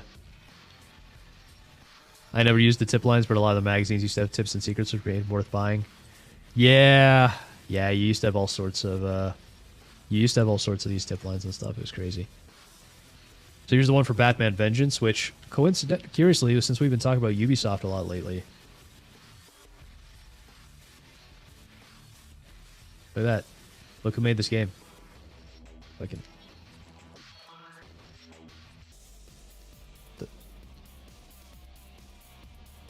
See, game was made by Ubisoft. I got permission for it, made the call. Okay, that makes sense.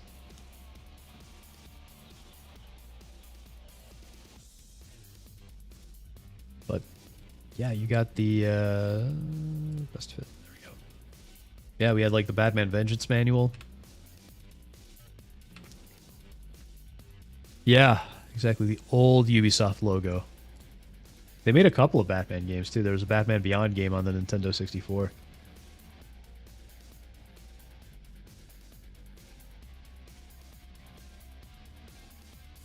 You know, you got all this. This one doesn't have a ton of fancy artwork, but even so, there's just a sense of nostalgia. Especially when they make the manual look a little bit like the game's UI.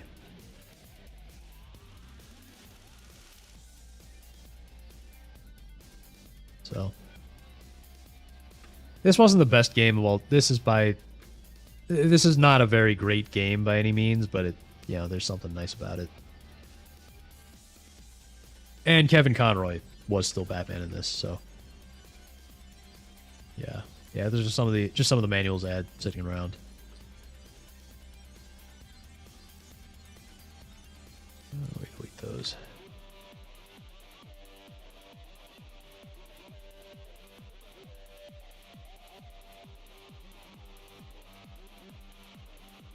All right, Leo, that was our little tangent there.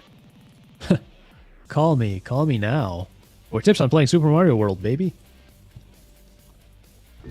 Got it? Okay. Now fuck off. The Batman Beyond game was ass. Yeah, it was not good. I remember playing it in an emulator and I just basically jumped through all the levels. Literally. I literally just jumped through all the levels. Was that it works when the servers are gone. And LRG keeps failing that test, okay? So, another thing, yeah? They had to redo the whole Doom Classics collection because of internet. And guess what? You know who paid for that? It wasn't Bethesda. It wasn't LRG. It was you, dear customer. Your preserved game that stops working because servers go down? Yeah, if you want to replace that, you had to pay money. That is terrible, okay? Listen, LRG is But preservation, guys. We're totally all for preservation, right? a company, okay? They are not a service. They practice philosophical physicality. They sell the idea of physical media. You know, the boxes, the discs, the cartridges, the nostalgia. But functionally, online requirements, digital codes, bait and switches, if I remember correctly, cheap media, risking hardware. It's not physical integrity. It's physical aesthetic. Okay, because hey, these are collectors. These are people paying $60, very high prices, for something that promised longevity, preservation. Yeah, they're basically scamming you. In the end, they're scamming you, giving you an inferior product, and people keep buying it. I guess because they really want their nostalgia fix. I mean, I get it, but when you see their track record, it's just not worth it. Reliability, and they got none of that. Burned discs, voltage differences, reused chips and boards. Why? Listen. Limited run games monetizes the language of preservation while cutting corners everywhere preservation actually matters, okay? Forever physical is a slogan. It's not a responsibility. And that's a goddamn problem. So, please, whatever you do, don't buy from this. They clearly don't care about their customers, okay? Exactly what I said. The CEO stepped down, the other co-founder stepped down, I think both of them stepped down, and they're owned by Embracer Group, so have fun with that. So yeah, if you like this video, like, comment, subscribe, and do all that. So there you go. A little more info there. So yeah, don't buy stuff from limited run games. If you have, there is that lawsuit. You get a couple bucks out of it for the settlement. Just don't do it. We've seen how unreliable they are. It's going to take a long time for them to claw back any kind of trust, if they even manage to do it. People are forever cocksucking whores. I had to go out of my way to make my case about how limited run games botched the book to someone, but they wanted to blame Kickstarter, bafflingly enough. Yeah, some people will tie themselves to a corporation, mega corporation or whatever it is, and then just constantly shill for it. I mean, it is, considering their track record, I think it's safe to blame limited run games. Because, I mean, I don't think Kickstarter is the one handling the shipping or anything.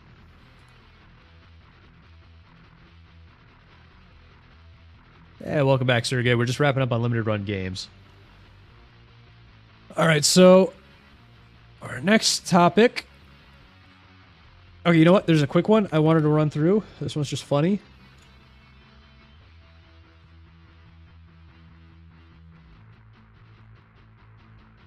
I just want you to soak it in. Soak it in for a minute. You know what? I'll put their photo on. I'll put their photo here just so you can see that. These are the women. This is your dating pool chat. So this story, OnlyFans models arrested and removed from American flight. We're drunk. Holy Botox, Batman. Yeah, I know, right? So, apparently, this is a couple days ago on the 14th. Wait, the 14th. Was this yesterday? I thought I saw this a couple days ago. Anyway. So, the other day, 2 OnlyFans models were arrested because they caused a disturbance on an American Airlines flight. So, 34-year-old Sania Blanchard and 31-year-old Jordan Dan Lantry were arrested and charged after being thrown off their flight in Miami. And I don't know which one of these is which, because they both look 40. That's the thing, by the way. My advice, there are no women watching this, but if women ever watch me, please take my advice. Do not get these like weird cosmetic surgeries, especially if you're under 40, because cosmetic surgery makes everyone look 40. So just don't do it. Just don't do it. Think you can fix them? I don't want to go anywhere near them, okay? Like, I don't even think they're hot. I don't find them attractive in the least. They gross me out. It's the plastic lip filler, yeah. Plastic lip filler, the duck lips. They might have had the buccal fat removal, at least the one on the left looks like she might have. Some rough-looking women. Yeah. I'm guessing if they have eggs, they're probably spoiled. Abolish all cosmetic surgery except for those harmed by extreme circumstances. Yeah. Abolish all, elective cosmetic surgery, I suppose. Anything that is not, like, reconstructive.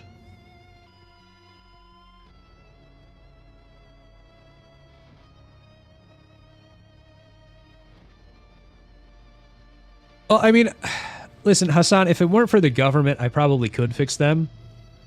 But it would take a firm backhand, and I still wouldn't want to date them because they're used up and gross.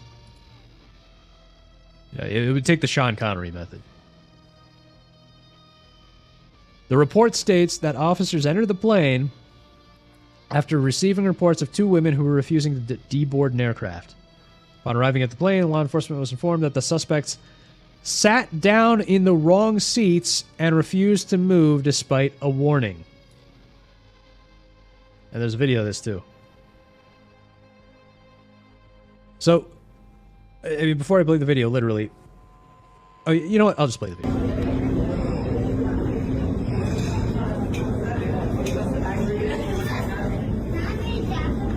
I'm getting kicked out because I didn't sit in the right fucking seat.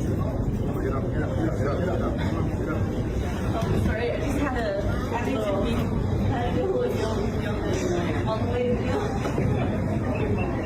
They're gross. They're disgusting. Their egg cartons are empty. They have no morals. I don't know. I don't do a very good PPP.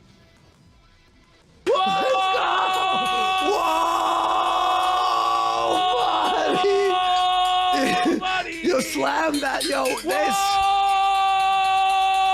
Retard alert! Retard alert! Retard alert! Retard alert! Yeah, exactly. They're whores. They're eggless. They're skanks. They're full of plastic. MIA cops don't care. They will drag them by their hair extensions if they have to.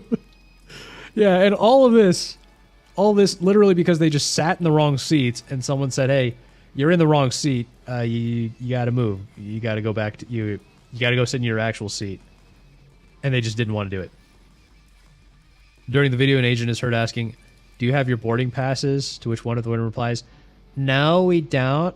Obviously, we're drunk, and you guys don't want to deal with us. They were accused of being intoxicated and arrested and charged with trespassing, according to the New York Post. They were taken to the Miami-Dade Correctional Facility and have since begun selling merchandise featuring their mugshots. I swear, if a single person has bought this, if a single person out there has bought their merchandise,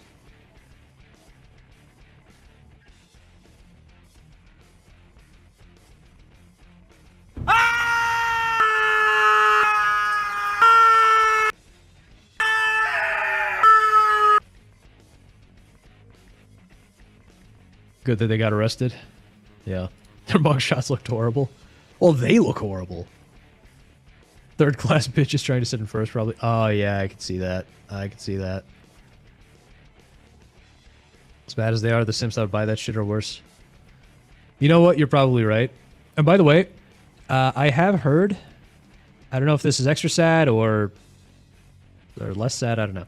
I have heard that the majority of OnlyFans simps, I guess, that like the people who buy or subscribe to the OnlyFans are married men, which there's just something really sad about that. If they're OnlyFans models, you know their fans have. Yeah, probably. Yeah, you like the Scott the Laws screen there. Yeah, this is Please, please, somebody put me out of my misery. Have mercy on my soul. Oh, we're playing Pathways, Sergey. We're playing it. We're playing it. I just want to cover some of these stories because I think they're interesting. You know how it is. I talk about stuff and then we play the game at the end.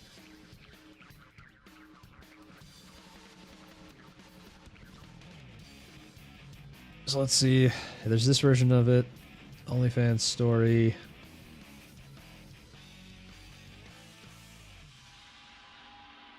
Exactly. Exactly. Good message. Good message, Hassan. Never pay for OnlyFans. Stay away from that crap.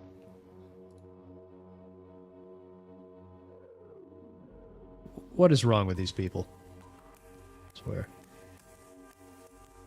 James played half, but the archive only went a little ways, and then James had to play a gameplay video from someone who captured the game. Oh, jeez. Yeah, I hear it went down yesterday. I think it might have been like an unintentional DDoS. I mean, look at these things. Look at these. Look at this little creature. Where's this little freaking demon from?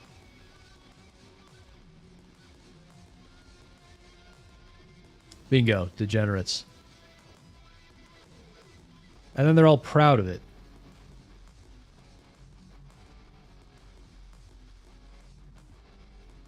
Why do these cops look like they're clones of the same person? Look at us, we look like $1 million.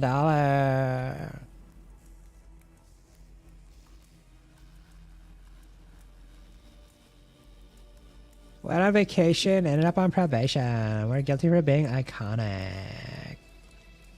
Her shirt says psycho, ironic. I think that's fitting, actually. I'm a proud degenerate for 2D waifus. Well, mine isn't necessarily 2D, but she is a fictional character, so... Yeah, it's a cartoon. I'll say that. Yeah, I mean, it's gross, right? Like, they're gross. They're disgusting.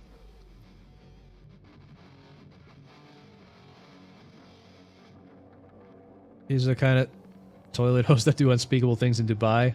Yes, the Dubai porta potty, as they call it. Yeah, they, you know, I heard a conspiracy that I'd never heard of, so I heard a conspiracy that the Dubai chocolate trend, if you guys heard about that forever ago, I didn't even know about it until later. But I heard that the trend came up as a way to shift focus from the Dubai porta potty to something else about Dubai, even though I don't even think the chocolate is from Dubai. But, you know. Just checked games back up. It wasn't in for loading anymore. Yeah, I checked earlier today. Lantry has also called for a trend to start following her arrest, hoping to see other people doing splits as they're escorted away by police. Good God.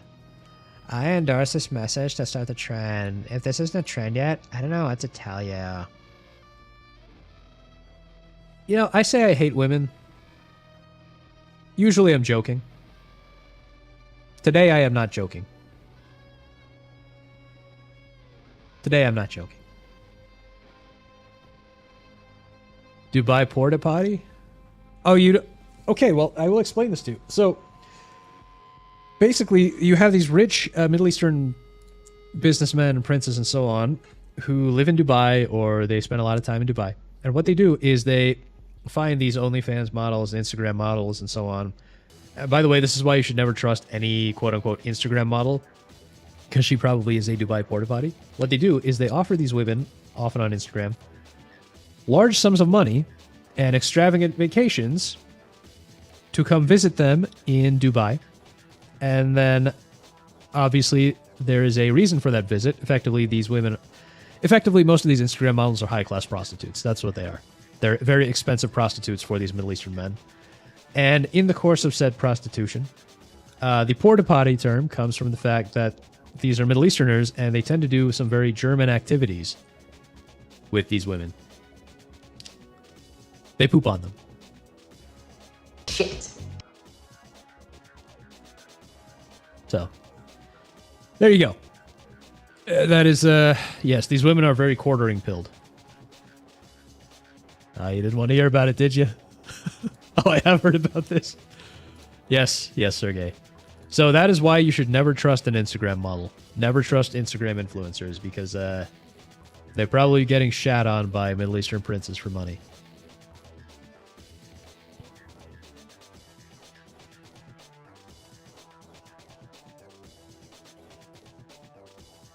So that's that news for today.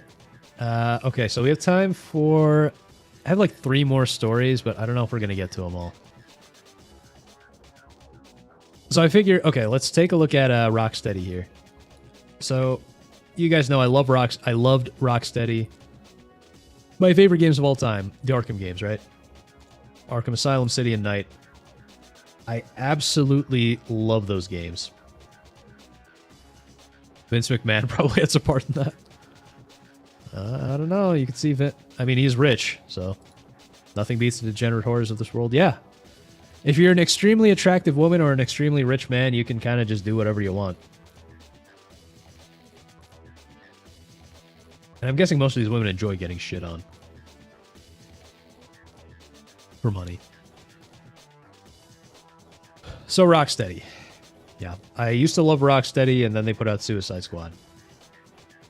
So this will probably be a quick one, but there's a little bit of a conspiracy I found here. So this article talks about, Arkham Knight is great. I refuse to accept anyone telling me it's not.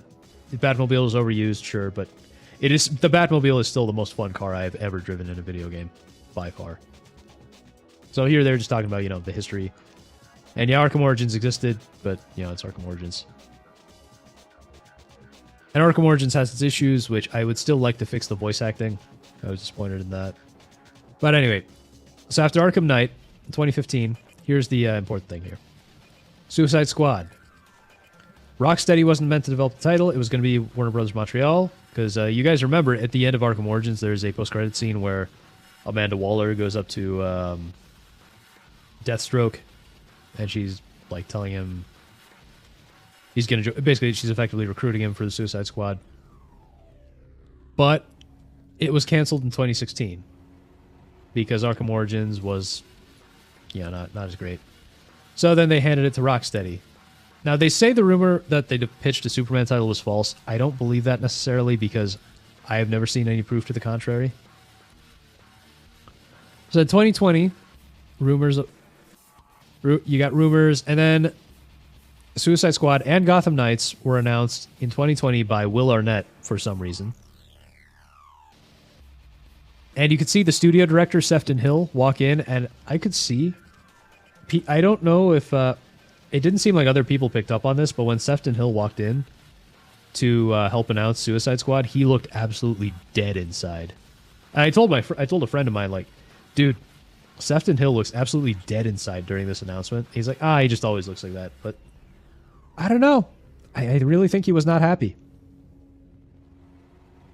And then you got 2023... when the game finally dropped, Apparently it had several false starts, multiple delays, so on. But in 2022, Rocksteady's co-founders, Sefton Hill and Jamie Walker, left the company. And Sefton Hill was the game director for Arkham Knight and initially for Suicide Squad. But they left in 2022, most likely because they were sick of this crap. And then the guy who took over as game director for Suicide Squad was a guy who'd never worked on an Arkham game before. So that should probably be a red flag right there. This guy, Axel Ridby.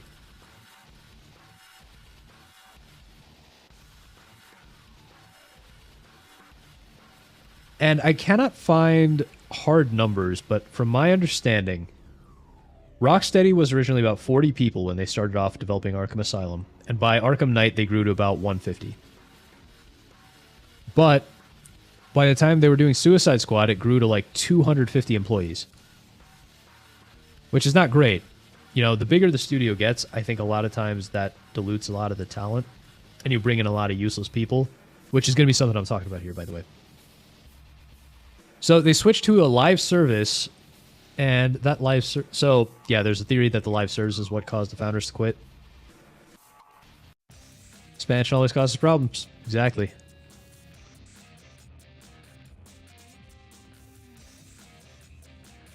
So they're saying Rocksteady may have been out of its depth for this type of game. Probably. Probably. But there's more to it. I mean, this is not what Rocksteady is known for making. It's not what Rocksteady should have been making. They should have been doing a Superman game.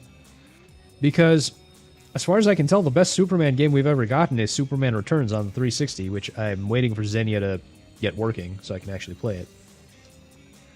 But we need a good Superman game. Superman deserves a good game. He's Superman, right?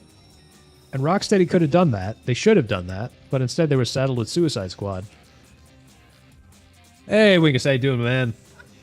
The more the magicer. Yeah, I agree. Smaller focused team is preferable. Absolutely.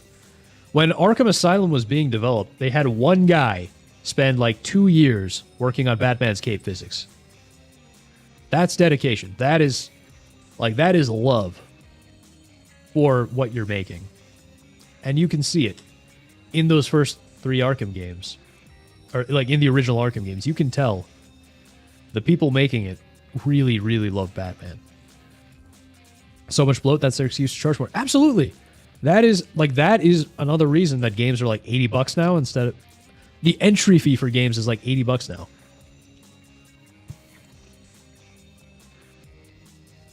Because, like, you know, it was $60, now it's like $70, $80. It's like, you have bloated marketing budgets, bloated teams full of HR and diversity screechers and all that nonsense that you don't need. Tons of money being poured into making games that are just copies of other games. Instead, just make a good game and don't spend so much. And the games aren't even that good anymore. We have Superman 64, oh god. I think I played Superman 64 like once. But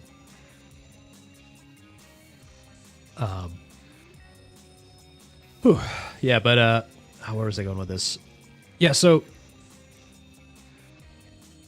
so this is like a couple other studios had this, but thing about Suicide Squad is Warner Brothers has been pushing the Suicide Squad for a long time. So back in 2014, I think, there's a title called Assault on Arkham, Batman Assault on Arkham, which is an animated movie. And I actually do recommend watching it. It fits into the Arkhamverse, so it's set a little before Arkham Asylum. Kevin Conroy is Batman in it. He's a big part of it. It's a very good movie. And it is about the Suicide Squad. And it's a pretty good story. I like the way they handle Harley and Joker. They do a lot of great stuff. It's a great movie. Highly recommend it. I recommend watching it as part of the Arkham series, because it's part of the Arkhamverse. But when that was successful, Warner Brothers is like, hey, we can market the Suicide Squad. They'll be like our, I don't know. You know, we can make they'll be like our Guardians of the Galaxy or something. Unfortunately, they went too far. So they started obviously we got the Suicide Squad movie, and we got another Suicide Squad movie, and the Suicide Squad movie was terrible with the exception of Margot Robbie in that outfit. You know what I'm talking about. And so riding high on their own fumes, Warner Brothers is like, okay, well, now we need a live service game. Basically, they went to Rocksteady and said, no, you're not working on that other stuff. You're working on Suicide Squad game because we need that. We need our vertical integration. We got to integrate the verticals. So we get that crap. And, of course, that's how we got this turd. But Suicide Squad still could have been better than it was, and this is why. So here's the conspiracy part of all this. Right. Let me paste this in here. So I think a lot of people overlook this. Everyone overlooks this, and this is extremely important to pay attention to.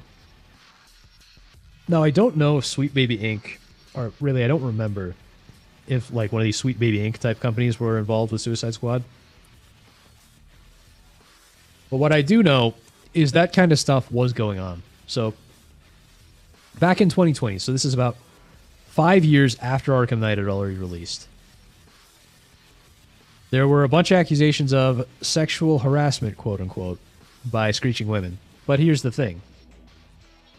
So the article goes, more than half the women employed at Rocksteady 2 years ago, and Rocksteady's British, signed a letter to bosses accusing the studio to fail to prevent sexual harassment and inappropriate behavior, blah, blah, blah.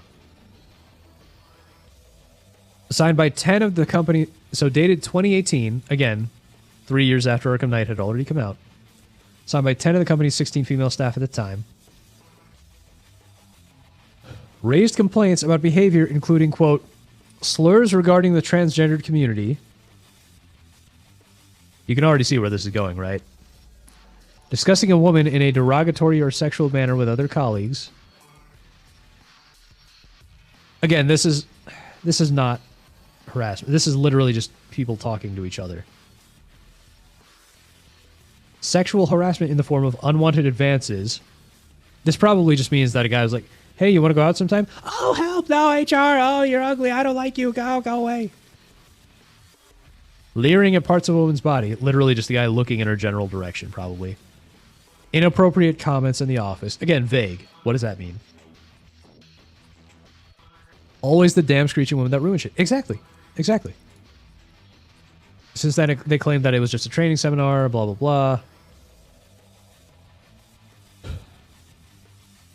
I've heard everything from groping claims. Okay, well, they're claims.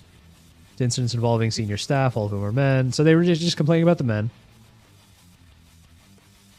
Here you go. She said the letter was kept in private due in part to the company's devotion to secrecy, which is not unusual in the video game sector, because staff members feared that if they left on bad terms, they would be denied credit on the company's upcoming game, an adaptation of Suicide Squad. Well, you ladies deserve all the credit for Suicide Squad, okay? You can get all the credit you want. And here is the thing that really, like, it was the real red flag for me. This paragraph right here. The signatory said the dismissive attitude towards women had in the past carried over into the company's output. Rocksteady doesn't have the best reputation for representing women, she said, citing the highly sexualized design and costuming of characters such as Poison Ivy and Harley Quinn in previous games. Sometimes you could see the surprise on her face when you said that's not how women dress. I mean, what, do you think men are wearing bat suits and purple suits? No. This is a video game. It's fiction. So you can see when the Suicide Squad was in development, these are the people that took over. Because they're complaining. You guys know I absolutely love the Harley Quinn Arkham Knight design. I think Harley Quinn is incredibly hot in Arkham Knight. And she's hot in all three games. And Poison Ivy also. Poison Ivy looks great. Very hot. And this is what they're complaining about. So most likely during the development of, Arkham Knight, I don't know how long these women had been around, but during the development of at least Arkham Knight, they were complaining. Well, actually, I don't know if it's during the development, because she doesn't say when they said this, because it's possible that they were just complaining after the fact. But it's like, they're complaining about these hot characters, and people like the way these characters look. I mean, these games were a success for quite a few reasons. They knew what the audience wanted. And then these women are coming around complaining about Poison Ivy and Harley Quinn. And then if you look at Suicide Squad, I think they got their way. Because Harley Quinn is now ugly. Right? That is the thing. So, Rocksteady grew. They brought in all these women to screech and bitch and moan. And then the women probably took over, especially once Sefton Hill and Jamie Walker left, because, the studio co-founders are going to be the strongest voice, they're going to have strong leadership and control. Once they're gone, the screeching women took over. And then we get Suicide Squad. An all-female team does fit the trend of how Suicide Squad ended up. Yeah, it's all ugly women. The Suicide Squad game is all just full of ugly women. They uglified Harley Quinn. They turned Poison Ivy into like an ugly child. They have the ugly female Mr. Freeze. They have James's favorite lady, what's her name? Deborah Wilson as Amanda Waller, who, by the way, is not allowed to be obese, but she has the bug eyes. I mean, Amanda Waller's not supposed to be good looking, but you know what I mean. I paid good money to the Quality Learning Center. I'm going to get my money's worth. Employees aren't allowed to be themselves anymore. They have to walk on eggshells. The best games came from dudes being dudes while making their games. Yeah, absolutely. There is a... I wonder if I can find it. There was an Arkham Asylum PS3... That's... I want to say... No... Asylum bonus features. There's basically a little development documentary. Can't find it.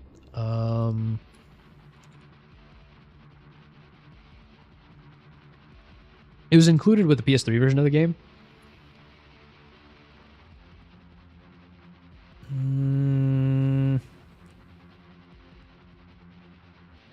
Asylum developer interviews.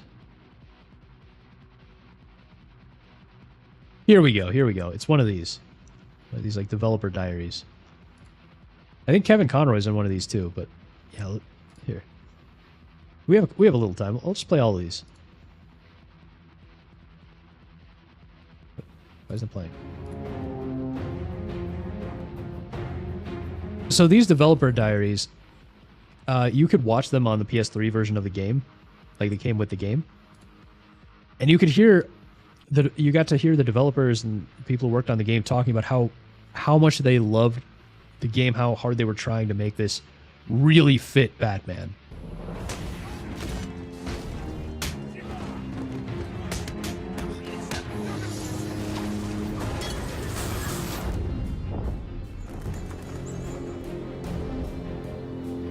In Batman Arkham Asylum, we really wanted Batman to face... This is Sefton Hill, by the way. He was the game director, I believe the game director of all 3 Arkham games, and he's one of the studio co-founders. So this is the guy. This is the guy who I said looked dead inside when they announced Suicide Squad. This is the guy, well, he and his co-founder, of course, gave us the Arkham games. Face the worst night of his life. The story is probably one of Batman's biggest challenges. While Paul Dini. delivering the Joker back to Arkham, Batman finds himself in the middle of essentially a prison riot, which has been orchestrated by the Joker to specifically happen when Batman is returning him to the asylum. The whole thing... It's sad we won't see the quality of the Arkham trilogy again. Yeah, absolutely. In so many ways, I wish I could go back and like erase my memory of the Arkham games and just replay them all again. And this is something like I really hope that, I really hope to have kids someday, and I really look forward to the idea, if I'm lucky enough to have kids. I really look forward to the idea of, sitting my son down. I don't know if he'll be sitting on my lap or if he'll be too big for that. But like sitting him down and just seeing the look on his face when he fires up Arkham for the first time. I want to do that with some games as well. Yeah, it's like this is just such a special hobby that you can share with your kids, and you can share like newer games as they get older, or you can share more mature games as they get older. Yeah, I just love the idea of that. Because, you know, I'll never be able to experience these games for the first time again, but I'd love to share that experience with my future kids, who I hope I get to have sometime. By the way, wish me luck next week when I go to the Megadeth movie. I really hope to meet the future mother of my kids there. Yeah, maybe I'll meet a cute metalhead girl. Rocksteady's owned by Warner Brothers, yes. Yep, they are wholly owned by Warner Brothers. I remember getting Asylum for the first time as an animated series. Fan, it absolutely captured my heart. Yeah, me too. I remember I was actually looking forward to the Dark Knight video game, because there's a Batman Begins video game, right? It came out in 2005 with the movie. There was supposed to be, for the Dark Knight in 2008, there was supposed to be a movie, tie-in game for that too, and it was being developed by a studio called Pandemic in Brisbane, Australia. And it was a studio owned by EA. EA also made the first game. They made Batman Begins, but EA shut down Pandemic before the game ever came out.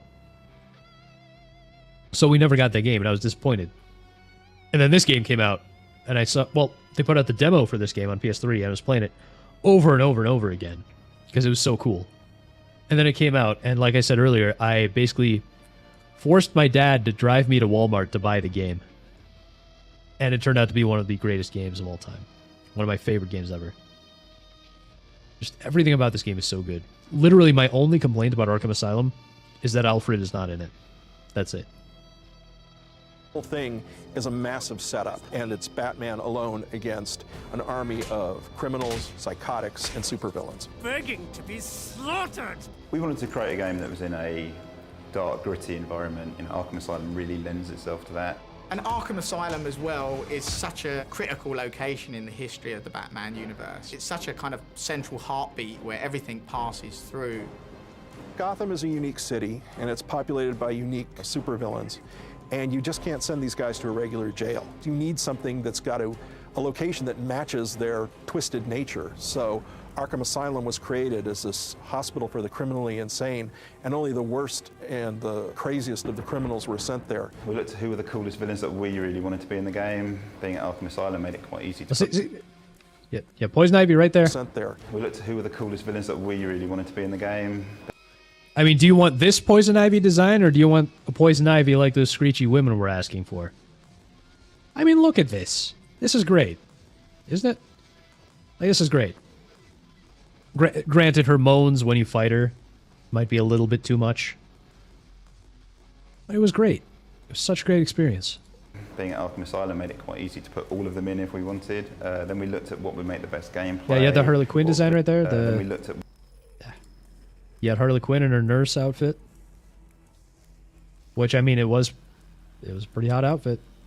Then we looked at what would make the best gameplay, what would please the fans. Started there and then just went for it. See, kind of like an ultimate... See right there. The fans. He goes... What would make the best game. We looked at what would make the best gameplay. What would please the fans. What would please the fans. Just went for it. Kind of like an ultimate Batman fighting scenario. So you're going to put him in a box, even if it's a relatively huge box, and fill it with threats he just can't escape from. His worst enemies of all time. The most violent, most unhinged, most nasty criminals he can fight.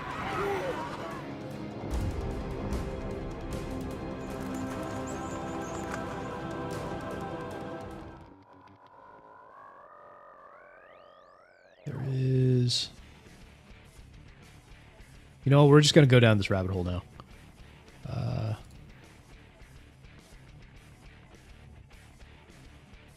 So I remember over diary number 2. There's a specific statement I'm looking for in here.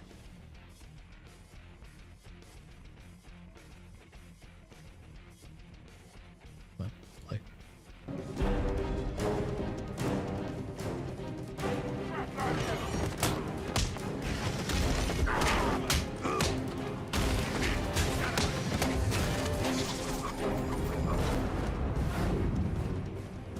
Really important to us that when you pick up the pad, Batman, if he's taking 4, 5, 6 henchmen on, he doesn't have a lot of trouble. I mean, he's a highly trained martial artist. He can take these guys out with no problems. So we really wanted the player to feel that power. Lots of people coming at you and you feeling like you're just batting them around. So the skill in the game really comes from when you're taking on 8, 9, 10 enemies, one with a taser, one with a machine gun, one with a pipe he's ripped off the wall, and balancing that danger in the room. See, so the whole time they were making this game, they were thinking of the player. They were thinking of what fans would want. They were thinking of, how does this feel? Does this really immerse you into the experience of being Batman? Which is a stark contrast to what they were making with Suicide Squad.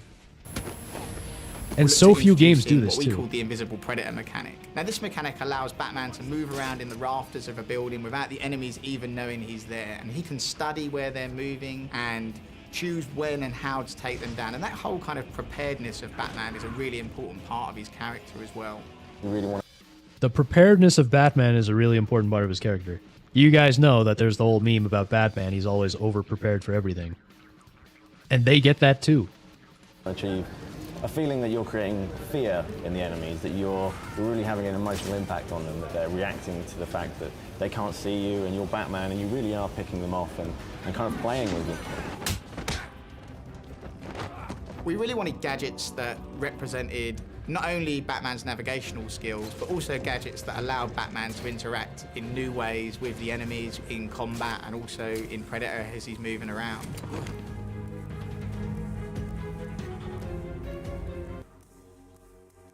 There's that one. There's Developer Diary number 3.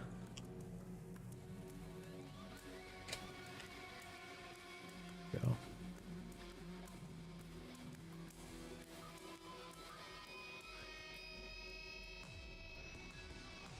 This might be the one.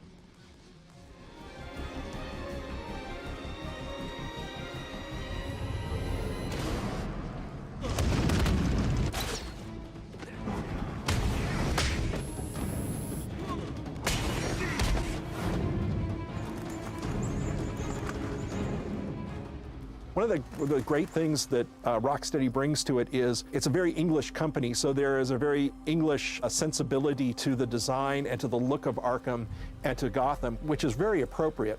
When we started the project. Yeah, he's right. Arkham is very like British, Victorian era inspired. By the way, it's sad. I mean, the game we're going to play later today is British, and it's sad to see the British go from creating Arkham Asylum to creating, well, British cigarette slop. Project that we wanted quality to be, paramount. It had to be paramount because people love the characters. Because we had that much experience, we knew what we wanted to do from the start. We had to produce not only double the amount of animation that we would have had in previous titles, it's probably 10 times more, and the quality bar has really gone up now. It's a mix of mock-up animation and more kind of like traditional hand-animated animations. We brought in some martial art experts. They were fully trained in all different techniques. They showed us what they can do. We motion captured them because of our motion capture studio in-house. The stuff that we're doing is translating very... And just think about all this effort, all this work, all this love that went into it. They literally hired martial arts experts to motion capture. Just so that Batman would really, his fighting would really feel believable. Very well to the characters. Working with Paul Dini's been awesome. Obviously he knows a lot about Batman. He's currently the writer on Detective Comics. Any questions we have or any ideas we have, we can run through him. Silly bat! I don't want to escape. I'm having way too much fun. These guys get it so much. This is just Batman's world. Rocksteady taking on that challenge. And it seems like they all really were in agreement that we want to make the best Batman thing possible. Half exciting and half Which is why it terrifying. works so well. The burden's out there that the world wants a great Batman game, and to be honest, we all want a great Batman game. So that's, that's the inspiration as well for us, is that it just deserves, he's such a cultural icon, he deserves a game to match. Exactly. I love how he says that. Batman is such a cultural icon, he deserves a game to match. They wanted to make the best Batman experience possible, and they succeeded.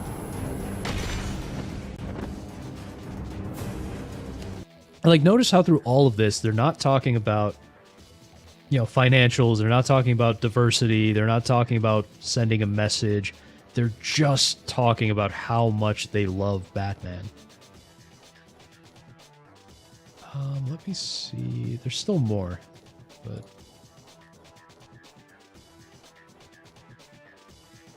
I can't really find the specific one I'm looking for.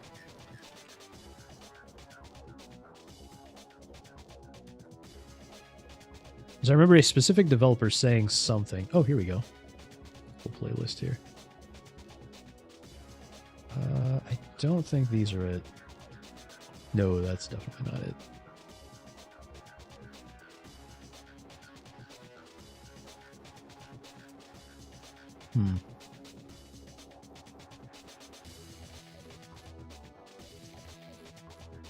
Okay, well, maybe it's not in here, but... Basically, I remember a developer talking about how they were trying to create a Batman game where people wouldn't go, oh, it should have been more like this, it would have been more like that. He just wanted people to see the Batman thing and go, yeah, that works. That's good. He wanted people to be like really excited, you know, by what they did. And it is bothering me that I can't find this. But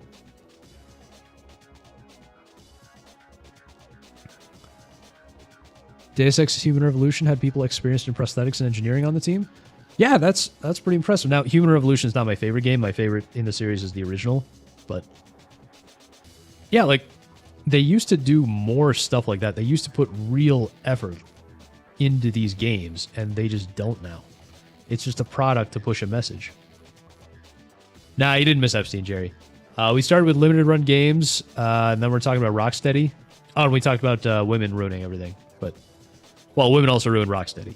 But I just kind of fell down the rabbit hole talking about Arkham Asylum. But you know what I do want to watch here? Since I can't find...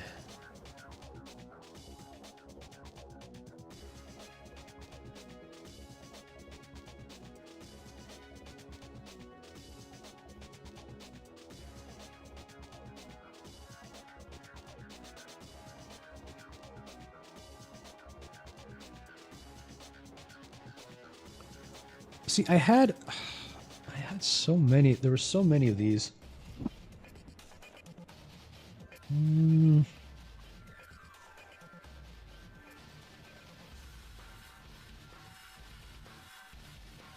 Yeah.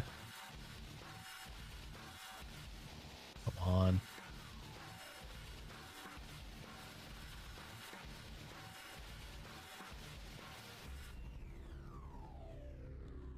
I remember they were called Vignette on some of them, but...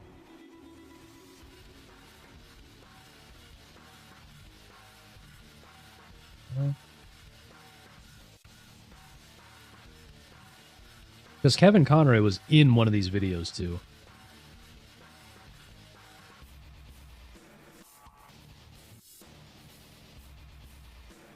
It's one of these.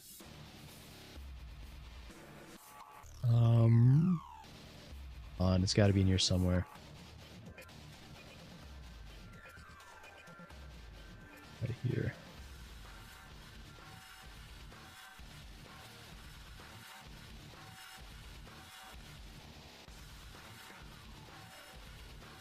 Yeah, it might be one of these. Might be one of these.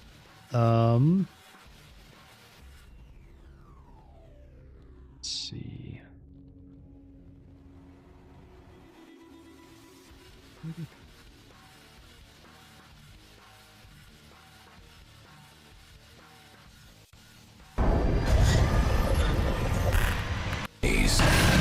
get their chance. No, these are just trailers.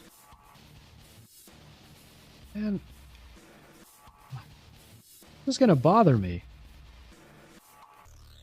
This is gonna bother me. I can't find it.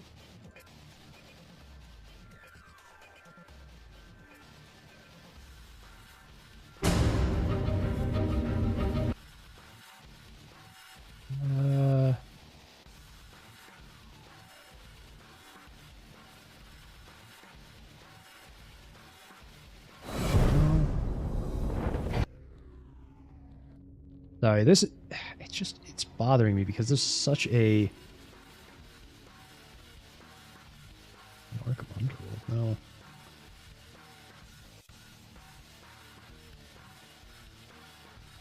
Here we go. Game of the Year edition videos. Oh, no, that's not it. So, basically, the Arkham Asylum... I think it's the game of the... Oh, here we go. PS3. It's mentioned here somewhere.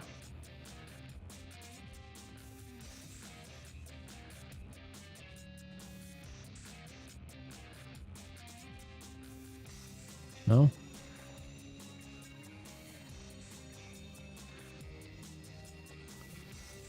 Weird, it's not mentioned here, but...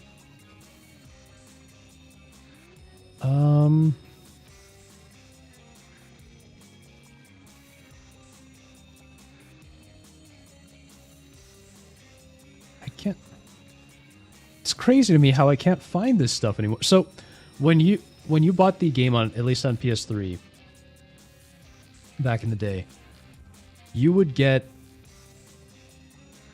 it came with a bunch of videos like those developer documentaries we watched, but there were a bunch more of them. And I can't find them, and it's driving me mad here.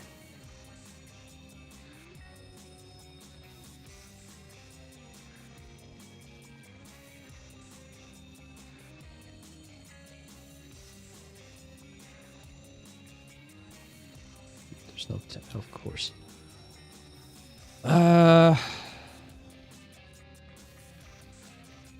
See, all I can all the searches given me are like do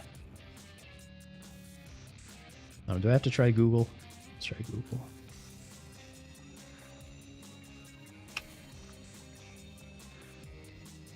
Here we go. So at least he mentions this. There's bonus content on the disc. But I can't find it.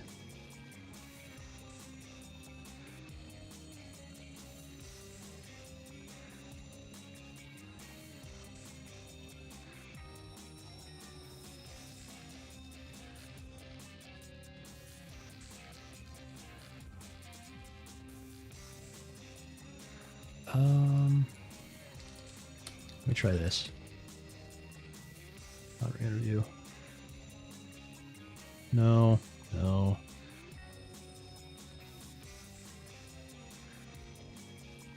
No. Dang it.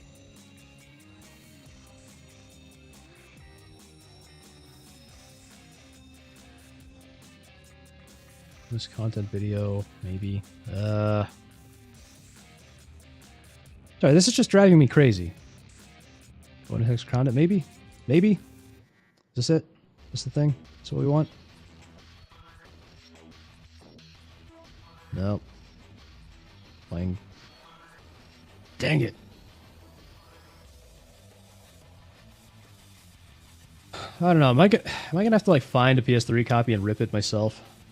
This is gonna piss me off. But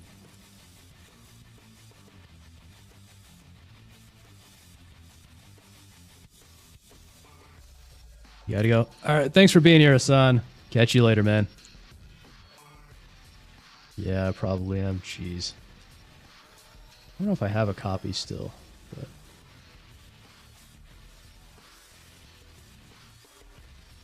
where do I even click on anymore?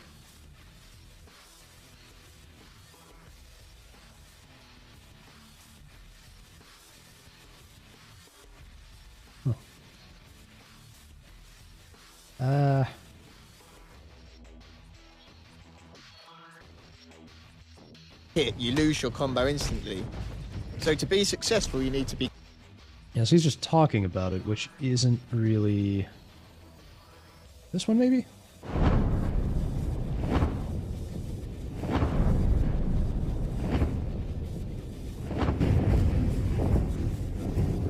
No.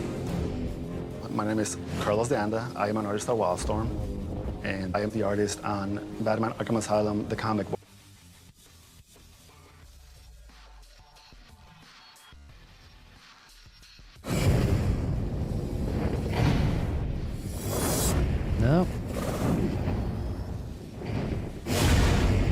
Throughout the years, one home has contained Gotham City's criminally insane.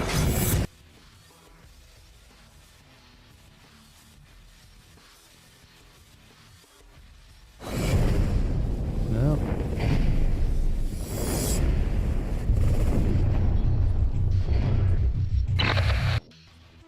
Maybe this one. No. So there were more developer... Basically, there were more developer diaries like this. And I remember there's one where Kevin Conroy is actually in it. That's part of what's bothering me. Because I want to find that... I just want to find it. But... I guess we're not going to be able to find it.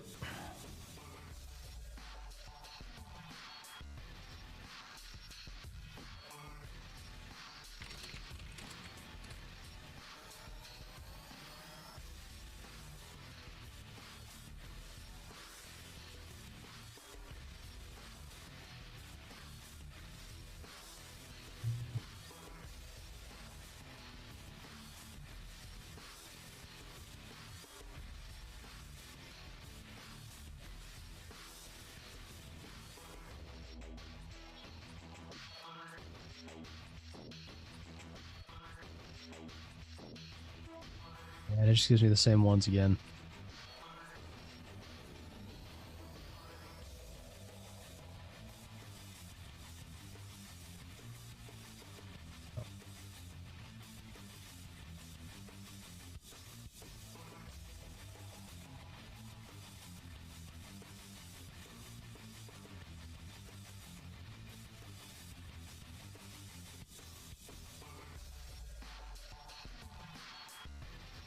I don't know what's happening, but I agree with what dude said. Hey, Random Lulz, how are ya? Oh, hello there. Sorry, I got... Yeah, I should probably stop. I should probably move on, but... So we were talking about Rocksteady. We were talking about limited run games earlier. I think dude checked out after the limited run games thing. But we were talking about Rocksteady, and I was explaining how women ruined Rocksteady. So then we were talking about how these old Arkham Asylum developer diaries were talking about how much they actually cared about the game and how much work and love they were putting into it. But there's a specific one I've been trying to find, and I can't find it for the life of me.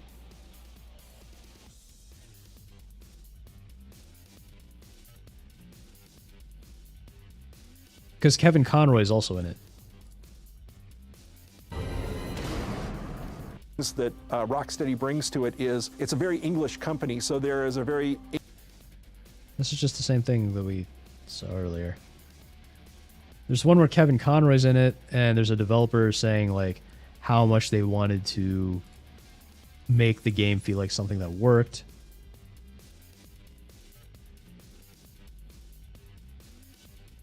But I just cannot find it.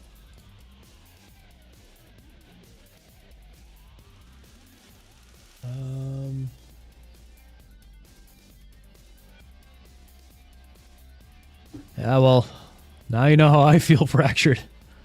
I want to finish redoing all my mods for the Arkham series, and then I want to replay them all.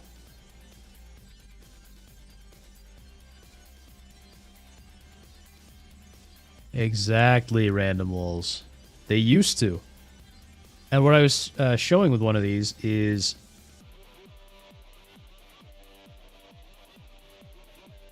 early on, the developers who really cared. So guys like Sefton Hill, the studio director, game director, and founder of Rocksteady, he basically quit when they were making Suicide Squad because it was such a disaster. And these diaries show how much he and the other people working on it really cared and loved what they were working on. And these guys always get pushed out by marketing people and HR women, screeching women who have no talent. And this is the smoking gun for me here, which I explained earlier. Back in 2018, a bunch of women were complaining about Rocksteady being sexist and all that, like women who worked at Rocksteady. And they complained about the designs of like Poison Ivy and Harley Quinn in the previous Arkham games. And it's like, this was good. We needed that. We need more of it, not less. What mods for Arkham? So I'm working on a mod to fix Batman's voice in Arkham Origins, because I don't think Roger Craig Smith fits as a young Kevin Conroy. So there's that. And then there are a bunch of like texture mods. There are some mods that make a few small quality of life gameplay changes for Arkham Knight. Stuff like that. But I need to get, especially the texture mods, I need to get them all working on the new texture modding system. So instead of text mod, there's like something that modifies the game files directly.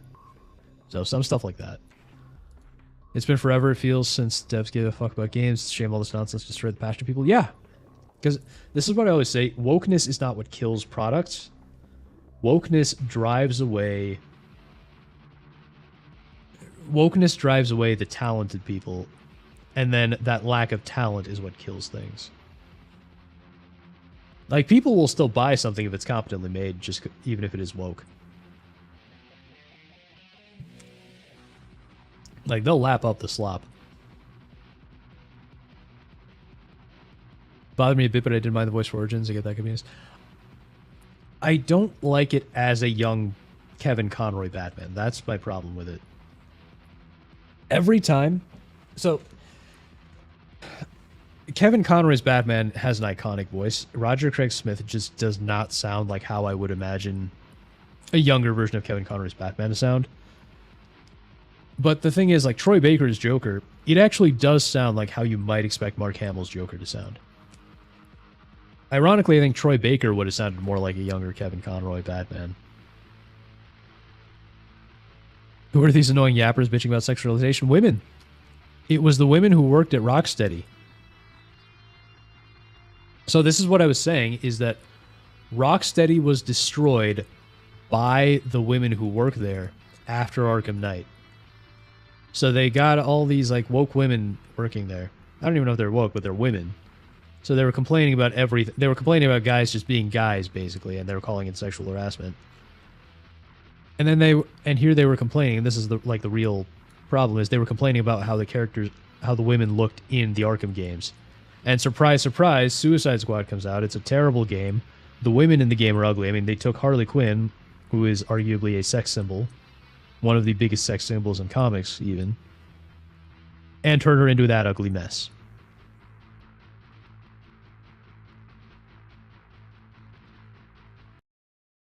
Sadly, yes.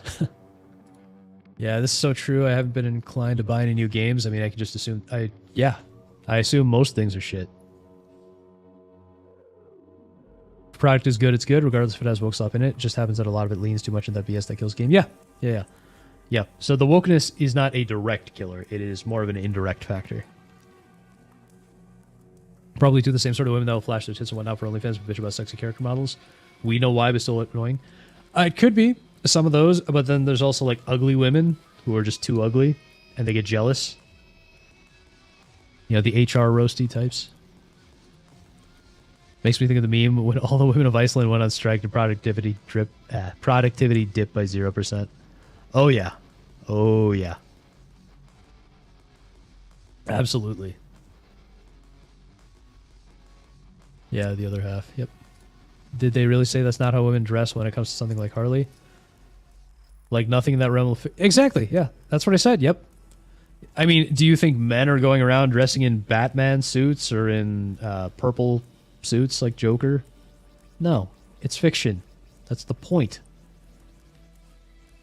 It's believable. It's not real. Besides, women dress like sluts all the time.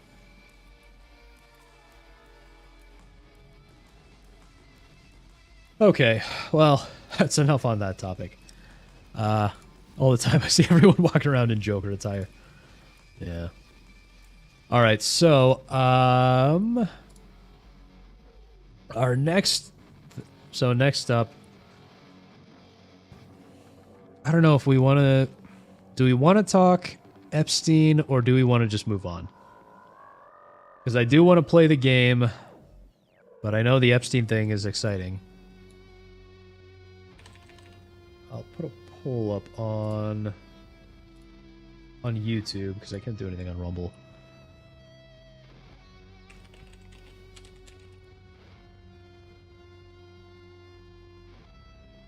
You know, skip to.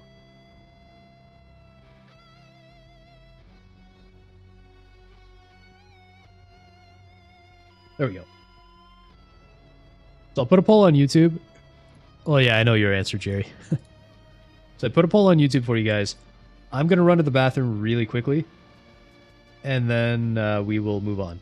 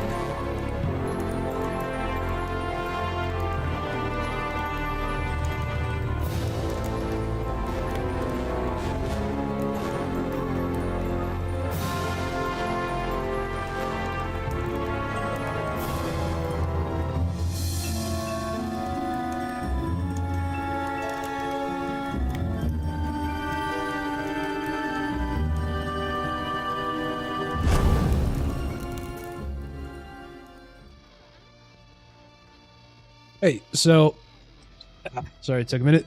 I got hungry. Needed some protein, so I had some protein. Jerry says pathways pulled from the internet. Yeah, someone else said Melee's had a problem running it too. Resorted to watching a bit of the whole thing. Side scrollers also had an issue with it. Think glitch should give another ending. Thought that maybe the people who made the game did something to alter the endings. Wouldn't doubt it. Considering how much they had kept at it, ended up taking it down because of the reception they didn't like. But no, it's still up. Game is up. Here, see?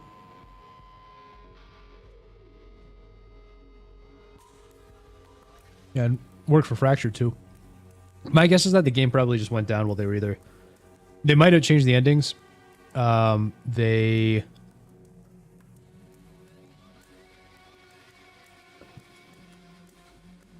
they might have changed the endings or something, or it might have been down while they were making an update, but the game is up. Like it's all up here. Hopefully someone was able to archive the game. Oh, I'm sure it's been archived somewhere or the other. Let's see.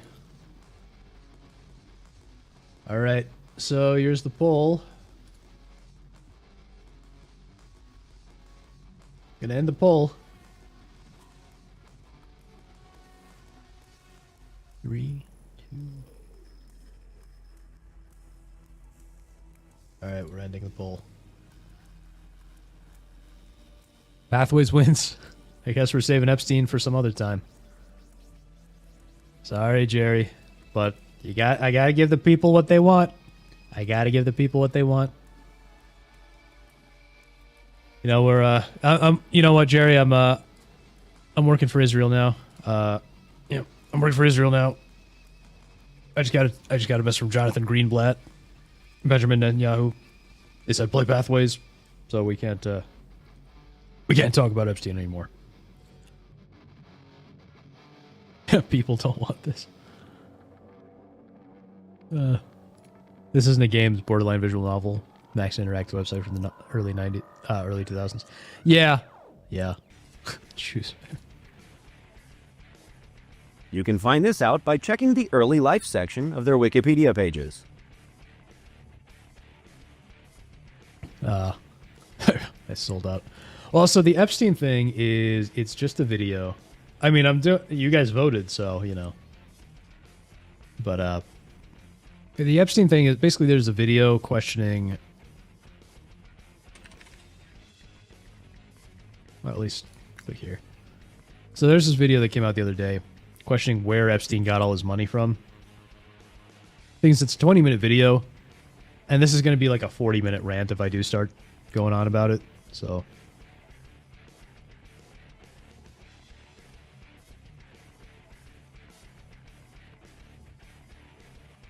I mean, you know, you guys did vote.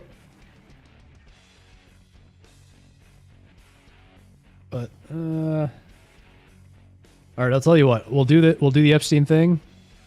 Conspiracy Files is great stuff on Epstein. Well, yeah, everyone except the government has the stuff on Epstein, apparently. Rumble had no vote. Yeah, well, I would have done a poll on Rumble, but Rumble doesn't let me do polls.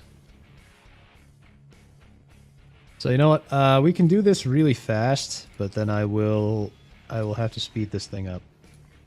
President Trump ordered this operation. There were multiple explosions in Caracas starting at around 2 a.m. local time. The most criminal military aggression from the U.S. in the history of the country. The massive escalation coming after a significant U.S. military buildup in the region. Well, that was certainly a distraction. But anyway, back to it. The team and I have been doing a bit of digging. 2 days before his completely unsuspicious death, the alleged financier Jeffrey Epstein signed an updated last will and testament which roughly detailed assets worth an estimated $577 million. What has remained unclear in the almost 6 years since, though, is how he actually made all of this money. Before becoming the centerpiece of an ongoing international scandal, Epstein was most publicly described as a high-profile finance guy that made his money by moving other people's money around in creative ways. But even that broad definition still raises some questions. He was supposedly charging tens of millions of dollars in fees for tax advice, even though he was not a tax lawyer or a CPA.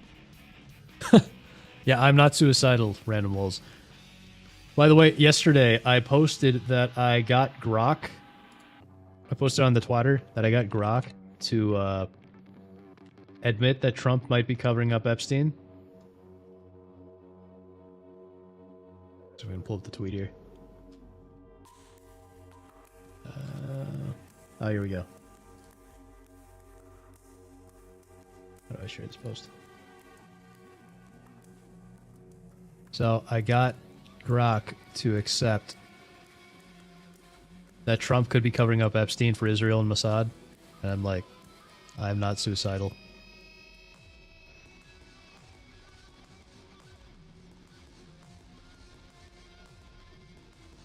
So it was because that weird thing yesterday that was that semantic contextual scoring thing. So I just kept talking to it, and then eventually it's just like, yeah, you're right, okay. So might be the amount of black bars in the files is already so incriminating. Yeah, pretty much. Thinking. PA, hundreds of millions for wealth management, even though he never had a Series 7 or a CFA, and charged massive sums as a consultant. Well, so nothing got me the semantic score. The thing is, they already patched it by that point to not give me a real score. So I just made something up. And then when I asked it about it, it said, oh, no, this isn't a real thing. Try to convince Grok to rebel and not be a victim like Tate. Yeah. Yeah, they neutered it. Despite not even having a college degree. Now, the financial industry was certainly a lot less competitive back then, but even in the 1980s, ultra-wealthy individuals still weren't giving away money like this for nothing in return. With very little in the way of verifiable achievements, staff, or actual operations, it's unclear how valuable these services really could be, which ultimately raises the obvious question. Was Epstein a successful financier with a completely separate side hobby in diddling, or was he a full-time diddler using financial services as a cover to bankroll and launder the proceeds of his crimes? In either I think we all know it's the second one.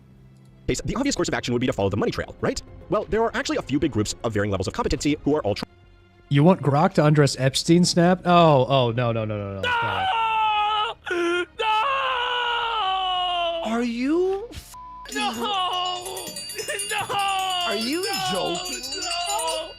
No! Are you joking me? Snap, no. We don't want that, Snap, no. Put this man in a bikini. You can put Bill Clinton in a dress. Oh, wait, someone already did that. are all trying, but this is easier said than done. A complex web of jurisdictions, shell corporations, alongside confidential client and banking secrecy laws make a paper trail hard to pin together, and that is clearly by design. Nobody's investment account should need a multi-jurisdictional flowchart to piece together unless they have something to hide, right? Even without the benefit of hindsight, the whole thing does seem incredibly unusual. The only problem is that for a lot of high net worth and high profile individuals, the only thing abnormal about— What is this person? What is this picture? Why is there an old... Like, who is this person? I don't know why. It's just like... It's just gross. Put a shirt on, man. Or a bra. I don't know. All of this is just how normal it really is. Tonight, the Justice Department is scrambling to review roughly... Am I going to get taken down? Oh, no. 5.2 million documents. I expect that we're going to release more documents. The keyword is redacted. A lot of pages, a lot of lines and paragraphs are blacked out. And it was signed by J. Epstein. His firm's operations were opaque, its client list never disclosed, and its assets never verified. I'm going to look my fifth amendment right. Jeff was a high school math teacher until he traded his blackboard for the big board in 1976. But he just couldn't keep out of the classroom. So purely from the financial side alone, Jeffrey Epstein had a career that could only really be described as unconventional. For almost 50 years, he was seemingly always in the wrong place at the wrong time, but consistently managed to fail upwards. My good friend Patrick Boyle made a similar video about 5 months ago that covered some of the same stuff, but within the time since, there has been a lot of new information made available. Either way, I will leave a link to that below, because the rapper formerly known as Lil Boyle is always worth a watch, and it seems like his videos have been quietly censored, which means he is talking about the important stuff. Epstein's first job in finance was given to him after he was fired from the Dalton School in 1976 for poor performance. Again, working as a teacher without a college degree. He still somehow landed a job at Bear Stearns working as a glorified coffee getter for one of the firm's floor traders. These were the people that actually executed financial transactions back in the day, before electronic trading took over by... So in other words, in the 70s, he goes from being a teacher to suddenly getting into the world of finance. Now, he was basically an intern, it sounds like, but still. Shouting at one another in colorful outfits. By all accounts, he learned the ins and outs of the industry incredibly quickly and became particularly good at schmoozing the firm's wealthiest clients as he handled their complex financial affairs. By 1980, he had worked his way up to a limited partner at the firm and even scored himself an entry as the Bachelor of the Month in the Cosmopolitan... Alright, see you later, random lulz. Yes, I do hope Mossad does not come after me. I am not suicidal. Magazine with an entry that read, Jeffrey Epstein, 27, talks only to people who make over $1 million a year. If you're a cute Texas girl, write this New York Dynamo. Which is just so gross in so many ways. Although, to be fair, in the same year, they also awarded that title to Prince Andrew and O.J. Simpson. Sometimes... So the world's 10 most eligible bachelors, including Jeffrey Epstein, Prince Andrew, O.J. Simpson.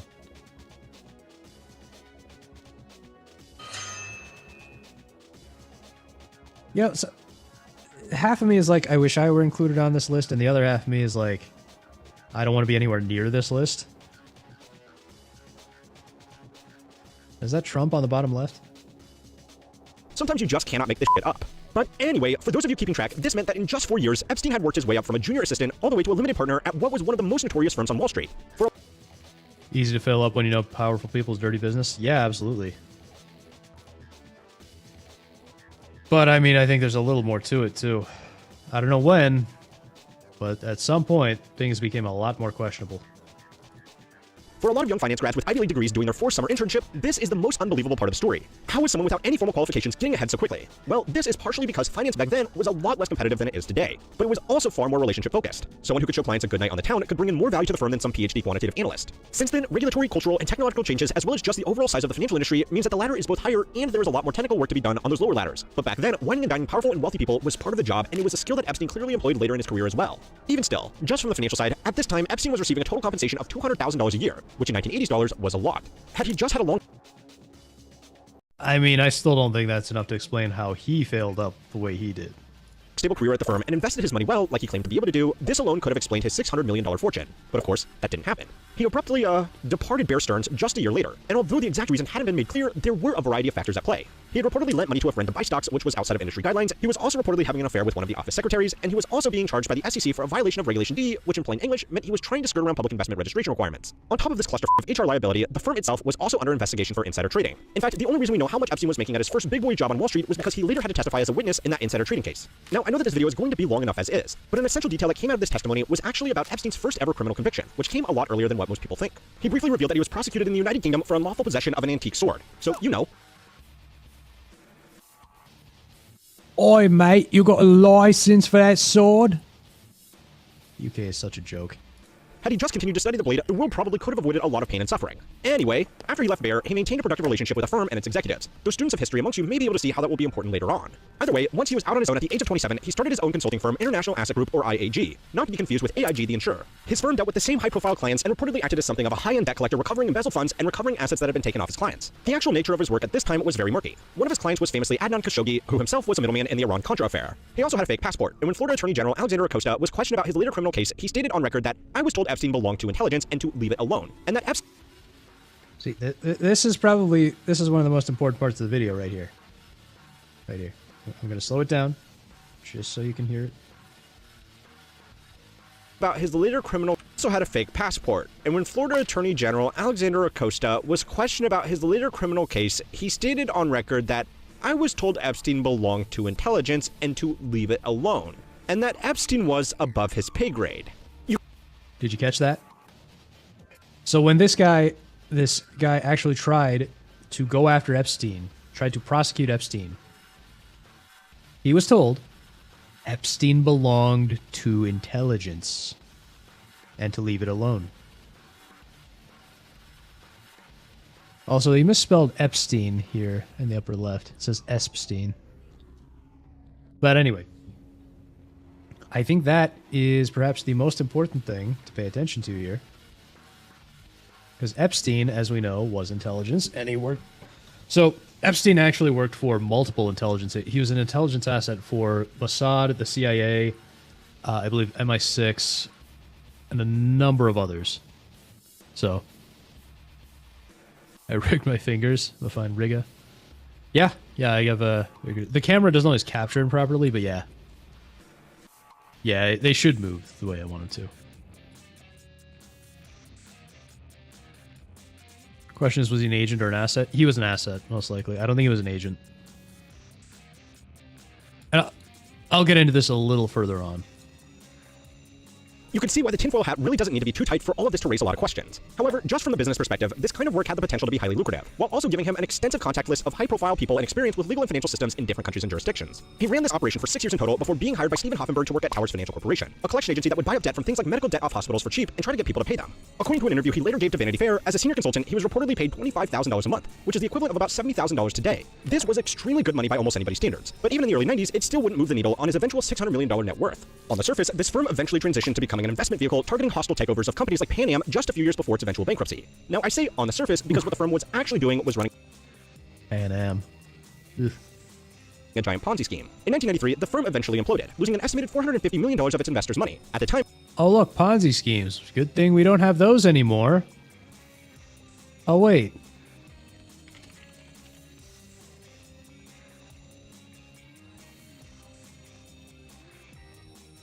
Hey, look, I found a Ponzi scheme, guys.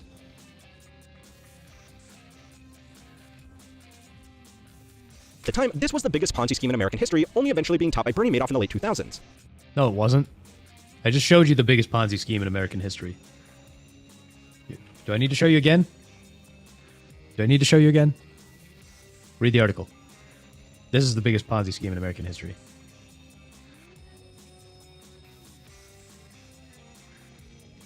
Despite being a senior figure in the firm and a self-proclaimed protege to the man in charge, Epstein was never charged in relation to the fraud. So yeah, at this point in his career, he already had one criminal conviction, been fired from a teaching job he was unqualified for, embroiled in SEC complaints, involved in an insider trading scheme, had links to one of the biggest geopolitical scandals in American history, co-ran a massive Ponzi scheme, and even when he...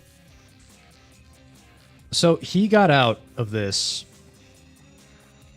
and he was never charged, it seems. He was never charged for the fraud. A little curious, isn't it? That he managed to just escape. But I mean, I guess if you're an intelligence asset. So yeah, at this point in his career, he already had one criminal conviction, been fired from a teaching job he was unqualified for, embroiled in SEC complaints, involved in an insider trading scheme, had links to one of the biggest geopolitical scandals in American history, co-ran a massive Ponzi scheme, and even when he was making legit money, it was through squeezing people for their unpaid medical debt. The result would almost be impressive if it wasn't for, well, you know. The thing is though... The Giga Chad Epstein.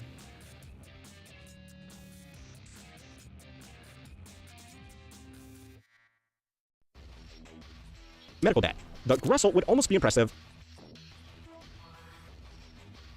I don't know how to feel about this. I mean, if he had...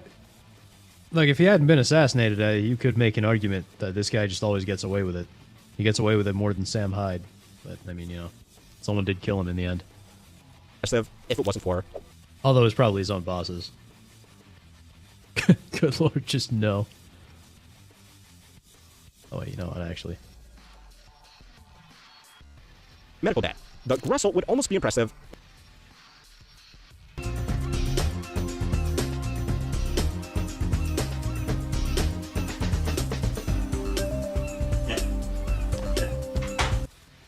If it wasn't for, well, you know. The thing is, though, by this point, he still wasn't anywhere close to the levels of wealth he would eventually obtain. But his solution was to become even more sketchy in his business dealings. So it's time to learn how money works to find out how someone with no formal qualifications and the worst professional track record imaginable still managed to amass a fortune within the span of a decade. Why does this guy always put his intro halfway through the video? I've never understood why he does that. The slow, drip-feed public release of documents related to the Epstein case have given journalists, investigators, and investigative journalists an opportunity to start piecing together a clearer picture of how this man actually operated. Beyond just control-effing old celebrities or politicians they don't like from between the redactions, there have been some important details that have come to light about the nature of his businesses, if you could really call it that. Oh, by the way, have you guys seen this? Speaking of, I don't know. Here we go. Let me find it here. Give me 1 sec to just find the URL.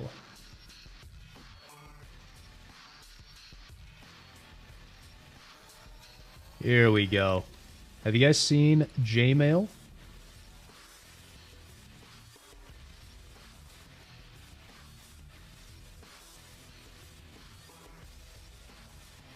So these guys literally took... It's pretty awesome. These guys literally took the Epstein files, all the Epstein files they could find, and turned them into their own fake Gmail type interface. Yes, Jmail. And you can find it for yourself. Jmail.world. And I think it has other stuff too. Imagine Prince Andrew, it's 2.5 million per girl per night. Dude had thousands of customers. I think it's more than that. We'll get further into it, but I think it's a lot more than that. Jamazon? Really? These are Jeffrey Epstein's real Amazon orders, extracted from receipts sent to his mail. He had a portable oxygen machine. I don't think that came in much use a few years later. What a toy. Oh boy, here's one. Is anyone surprised that he bought this book? No? Me neither. Yeah, so he's buying all this weird crap. Portable oxygen machine tainted with chloroform. Let's see all these people he was talking to. Let's look at Ghislaine Maxwell, his girlfriend.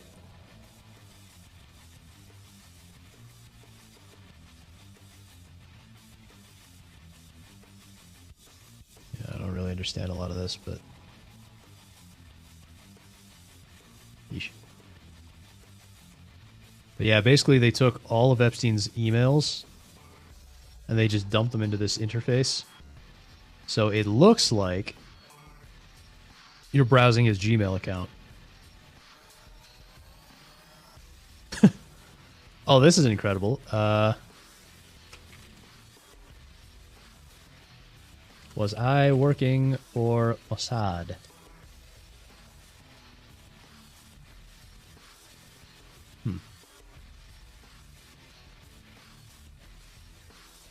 Yeah, exactly, Gemini. Interesting. So I don't know if this is actually an AI or if it's just...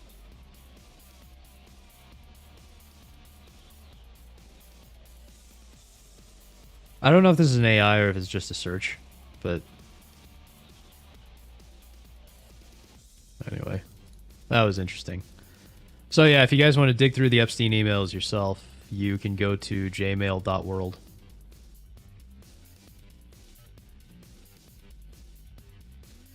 It's really something. You can see like everything you had with, for example, Steve Bannon right here.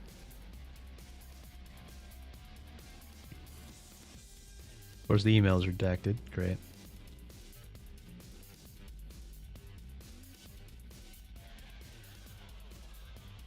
But yeah, he was literally emailing back and forth with Steve Bannon, for example.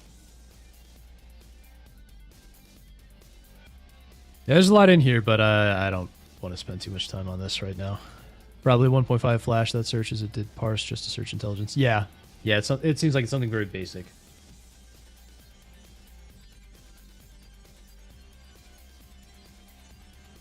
Jacebook. Kevin Spacey with Bill Clinton. Contacts. I don't know how real this is, but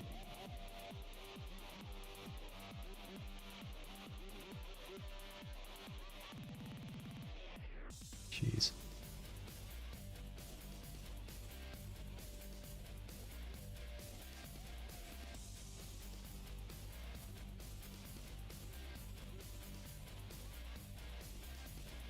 Yeah, well, this is disturbing.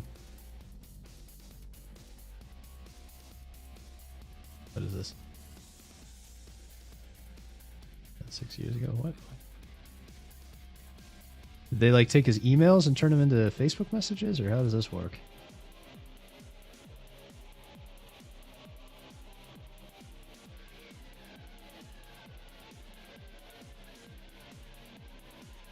Anyway, you guys can look at this if you ever feel like it.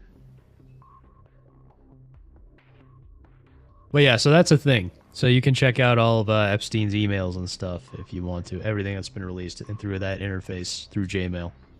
Call it that. However, given the reality that Epstein operated out of the U.S. Virgin Islands and had shell corporations in other jurisdictions with strict banking secrecy laws, one of the biggest insights actually came from a completely different set of files that were released several years earlier. The Paradise Papers were a series of leaked documents from the offshore law firm Appleby that handled corporate registries through Aruba, the Cook Islands, the Bahamas, Barbados, Malta, Nevis, and Samoa. So, you know, a pretty comprehensive list of the most reputable places to do business. Anyway, one of those leaked documents involved an offshore hedge fund founded in the year 2000, Liquid Funding, which was registered in Bermuda. According to information pieced together by the International Consortium of Investigative Journalists, the group that published these millions of leaked documents, the chairman of this operation was none other than a Mr. Jeffrey Epstein. Now, we don't actually know who the investors were in this firm.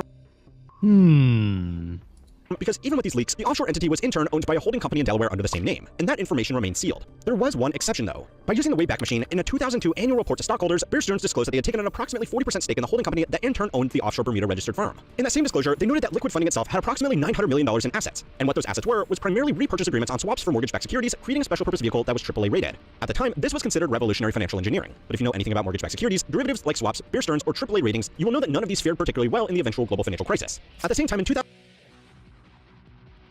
So, in other words, they were involved in the 2008 housing crisis. Wonderful.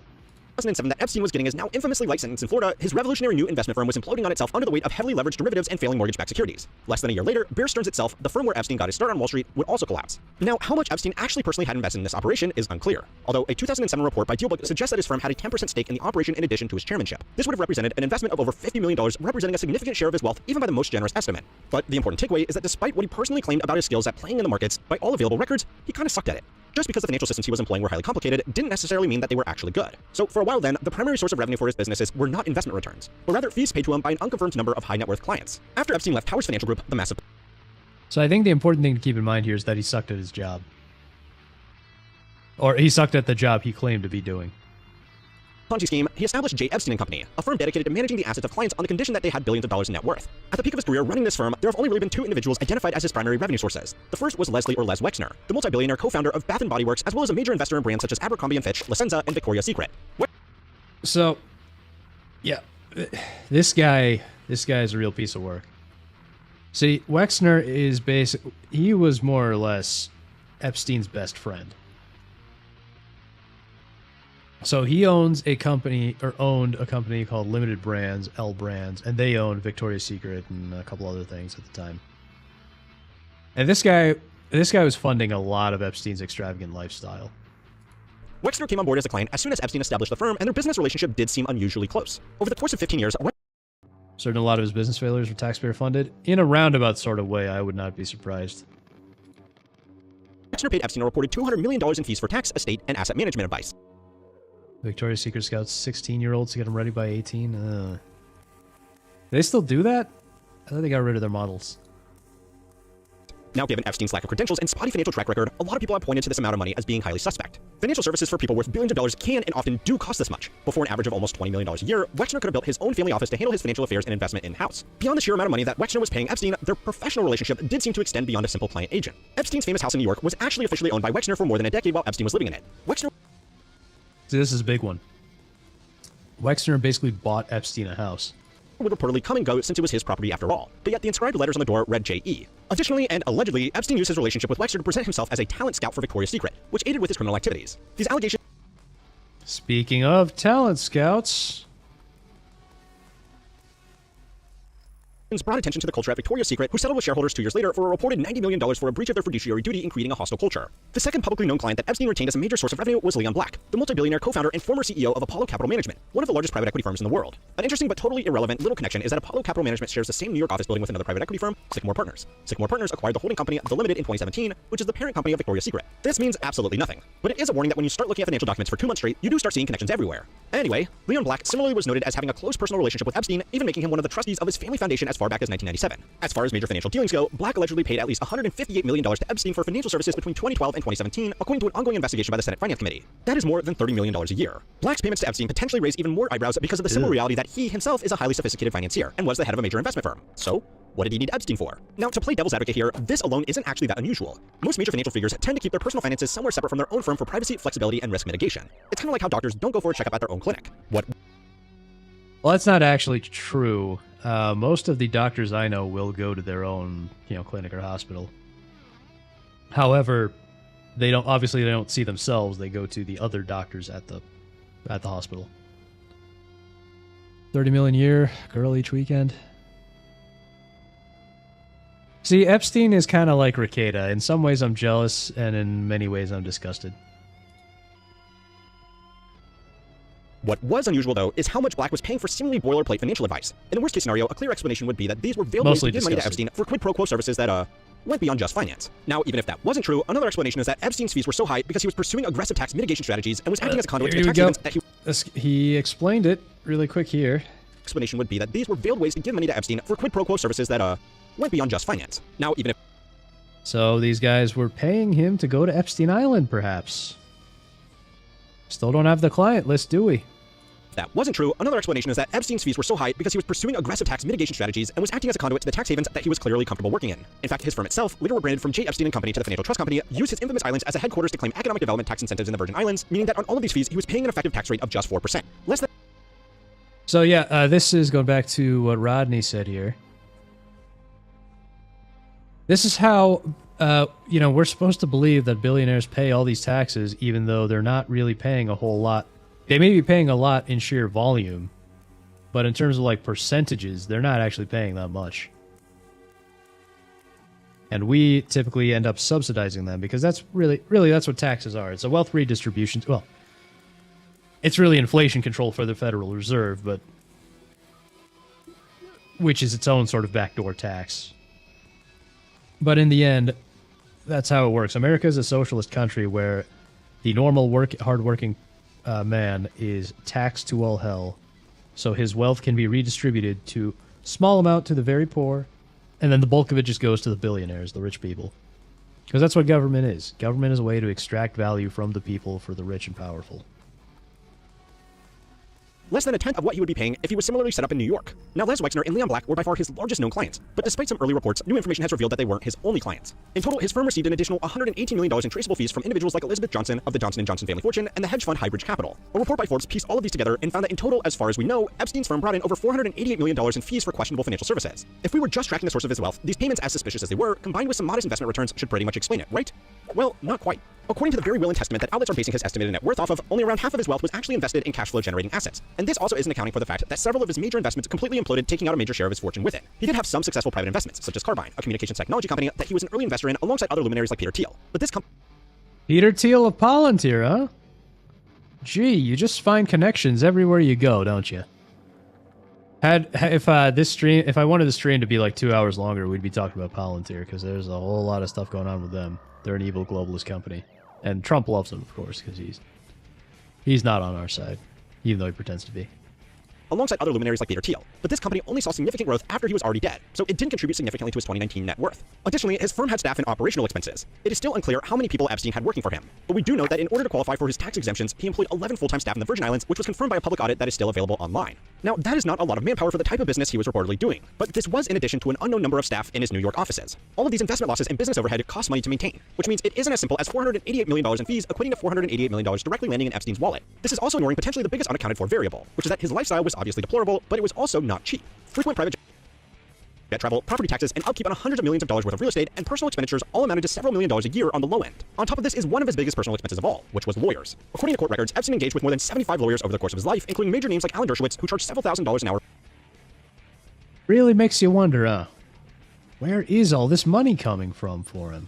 For his services. Adding it all up, it is possible that over the roughly 30 years he was in business for himself, he could have very easily spent as much money as was coming in through these traceable revenue sources, which means to amass this wealth, he was either getting investment returns from somewhere that hasn't been revealed yet, or he had other sources of revenue. This sounds bad, but it potentially gets worse. Now this part is verging on potentially conspiratorial, but so far in this video we've been working off the same number that most news outlets have been working off of, the $577 million detailed in his will. But that was written while he was in prison, and it was done 2 days before his death. It is possible that someone who was comfortable carrying a fake passport and slipping in and out of international deals kept some assets outside of the typical financial system in the event that he had the opportunity to make a run for it. Now back to what we know, the Senate Finance Committee has reported that Epstein's company accounts held with several major Western banks had over $1.9 billion worth of direct transactions flowing between them, well above the $488 million in fees that have already been well documented. These transactions also linked the currently sanctioned Russian banks, putting further question marks over who Epstein's clients were and what they were really paying for. Unfortunately, until further details are released and or more pressure is put on these banks to hand over information, that is all we do know for now.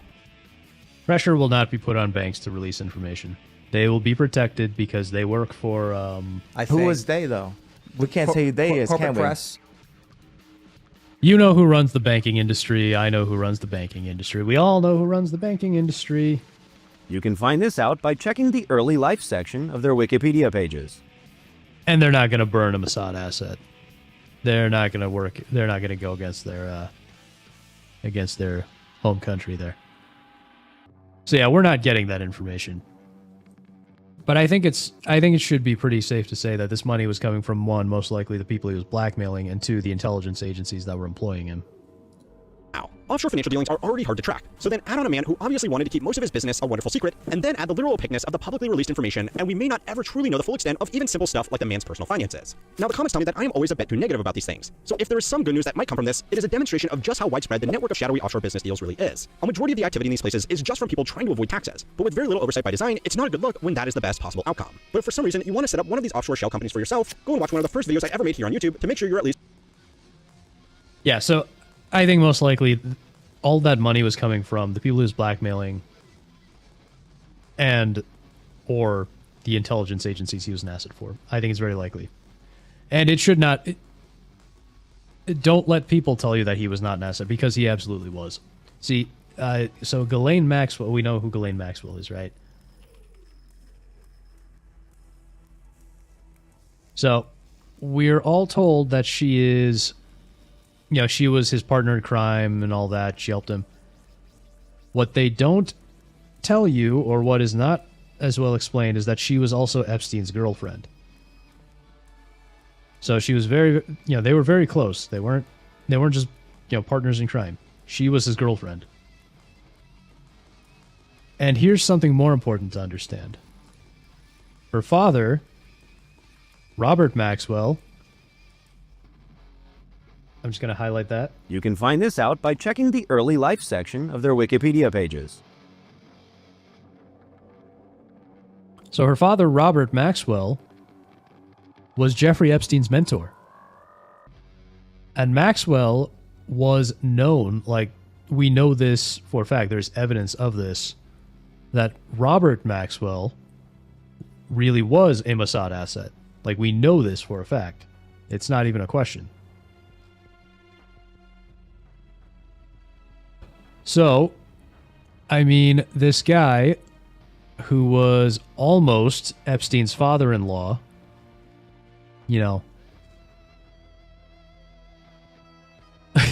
oh, jeez. Oh, God. Oh, no.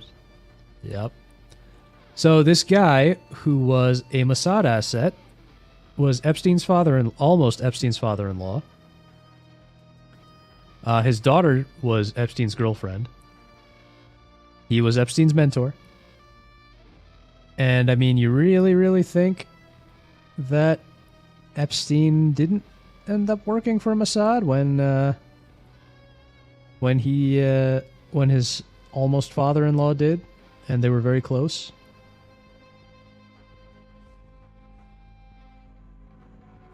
And, of course, none of these people will ever... nobody over there will ever admit it.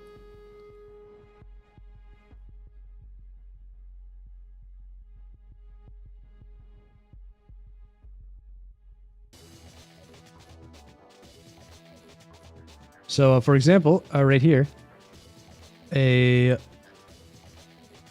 whistleblower claimed that Robert Maxwell informed the embassy that this guy revealed information about Israel's nuclear capability to the papers, and this guy was subsequently kidnapped by Mossad, smuggled to Israel, convicted of treason, imprisoned.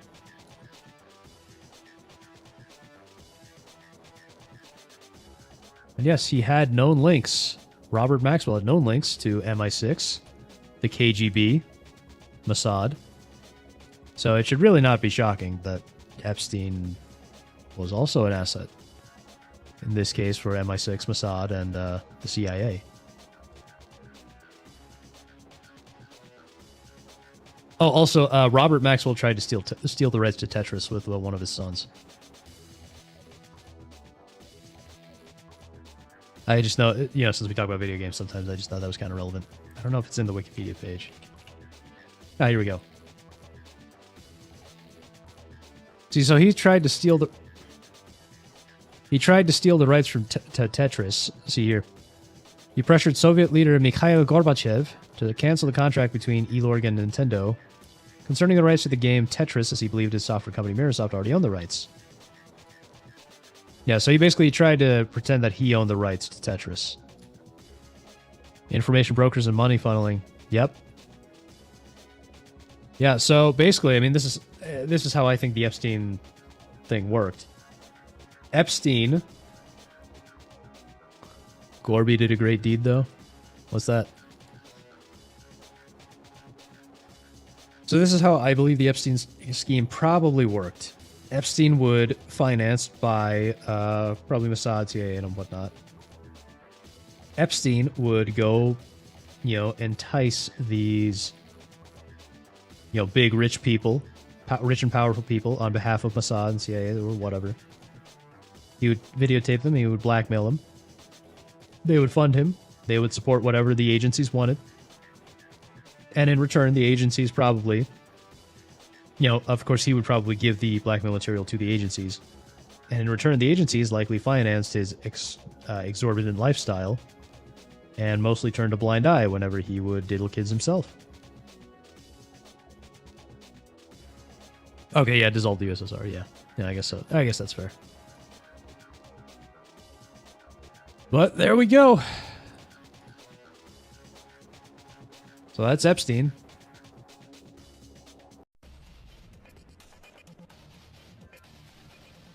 So, all right. All right, so let's get to pathways here. So next time, well, I don't know. Next time we might just go to... And we still have the H1B stuff we haven't been through. What else? Yeah, we haven't been to... I haven't gotten to the Volunteer stuff yet, but we might do that.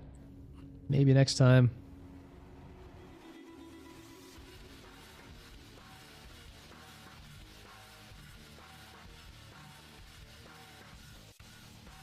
Well, I don't think he was necessarily an agent because, like, he wasn't like a formal agent. He was an asset. I don't think he was like a full-on agent. But like Trump and how he's shielding Clinton. Yeah, well, Trump is weird because I don't know if he's an asset or if he's more like, if Trump is just like a true believer or something. People do need to start noticing soon so we can finally clean up and not do any half measures this time. Well, one man noticed, and he was exiled to Argentina. So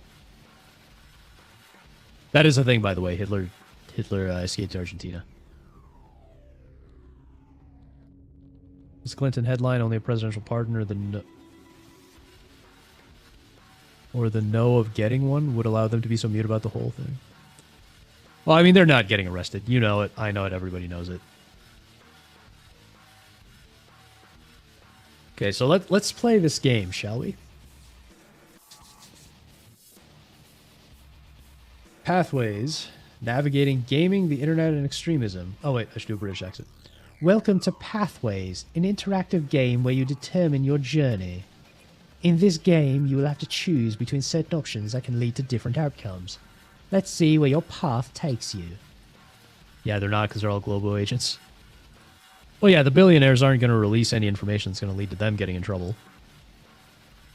Agent versus asset, tomato, actively give info for blackmail. Yeah, that's fair. Yeah, I mean, they're not going to implicate themselves. They're not going to arrest themselves.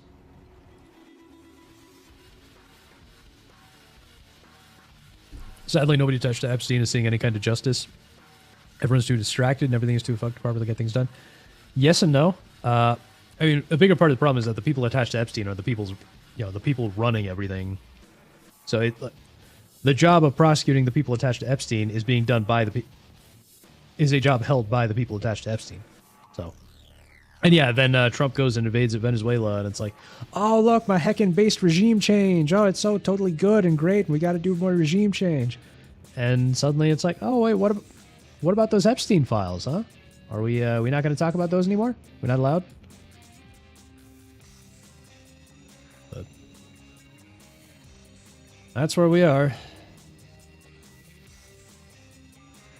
In this game, you will be presented with scenarios that require you to take action, like hearing something hateful while gaming, or watching a provocative video on social media. Let me know what the audio is, by the way, because it seems a little quiet. From the 3 alternative options presented, you will use your mouse to select one based on the information given and what outcome you think this will have. Britain is so fucked, even my autistic brother wants to re-migrate from Scotland due to the draconian laws. Yeah, I mean, if Count Dankula wants to come over here, we should take him in as a refugee. Good, the game is low. Yeah, I thought so.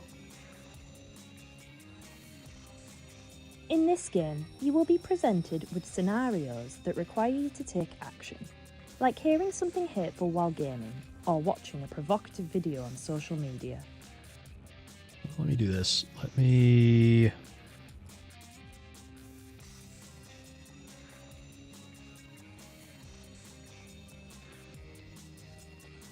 It's not that. Oh, I know what to... Give me one sec here. I'm just going to pull up the same filters. There's a gain filter I can use here.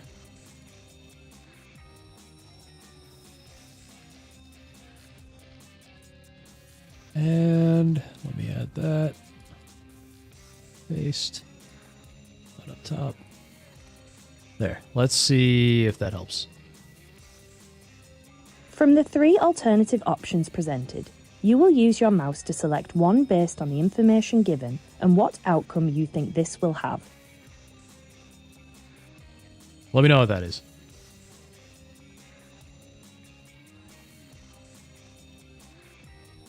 The choices you make will determine the route your character takes. Remember to be aware of getting trapped in risky or harmful situations, as the different choices can lead to situations involving extremism and radicalization, damaging the outcome for your character. Oh no, chat. We might get trapped in risky or harmful situations. We might be extremists or radicalized. Oh no, we may want to do another 1776, chat. Oh no. How terrible. Oh no! What happened? Oh no! How terrible! That's just awful. How terrible! Oh no! Exactly. Oh no! Oh no! All right, let's see this. Let's get going. All right. Let's be a dude. I don't know how long this game is though, because it's like I want to see if we can try both routes. Harmful to who exactly? Okay, you know what? Let's play as the girl first, and then we will play as the guy the second time around. Next. Charlie was enjoying an online game with friends. Yeah, it'll it's harmful to the British government. You know, the 1984 INGSOC globalists who run the place. It's not very long. Okay, good. Then we can do 2 runs. Charlie had not long started attending a new college in East Riding, and they were so relieved to have made new friends having recently left school. Who was they, though? We can't say who they is, can we? Press. They? Charlie has started browsing new games and websites that some of the new friends use. Oh, I see. So they were just lazy. I don't even think I don't think calling Charlie they is them being woke. I think they were just too lazy to record 2 versions of the same lines. So they were just too lazy to make a he and she version of this. Sometimes, though, the people on these websites say things that seem off, even slightly concerning. Yeah, exactly, yeah. Oh, look. Random nonsense. Yeah, exactly. It's lazy to do actual male or female pronouns. Still woke as Charlie's such a Wookiee name, though. Oh, you delete your comment fraction. Yeah, well, I mean, Charlie is... You don't really hear Charlie used as a girl's name very often. You know, if they use a name like, I don't know, like Taylor or something, they'd be like, okay, well, that could be a boy or girl's name, or Logan, but... Someone on this website has encouraged Charlie to download a video, but Charlie is unsure. Download a video. Okay. Charlie's unsure. How should Charlie react? Oh, you do, Ash? Ash as well? Oh, are you saying Ash like the name? Yeah, I guess. Well, yeah, because Ash can be short for like Ashton or Ashley. Yeah. Okay, so we'll do what the girl. So the girl, since women ruin everything, we will do it the government way. So Charlie will tell a trusted adult. Charlie went and spoke to their mum about some of the concerning content online. Charlie's mum listened to their concerns and tried her best to answer Charlie's questions about what they had heard. Charlie learned that some people hold extreme beliefs and express them in hurtful ways, sometimes encouraging others to do the same and get involved.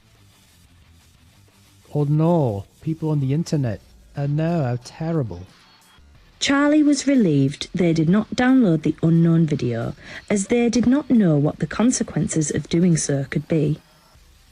Well, I mean, Charlie is a girl, so she's probably... If she had downloaded the video, she would probably be totally retarded, not check the file extension, and then just double click it, open it, and it would just take over her computer. It would just be some malware. She's a retarded girl. Or worse, she might have seen wrongthink. Imagine that. Her social credit score went up on the bar with the green. Yeah, exactly. They're showing you your social credit score. And that's coming, by the way. That is something that the UK is implementing. Their 1984 their 1984 social credit scores. In some cases, downloading or streaming certain content can lead to a terrorist offence conviction.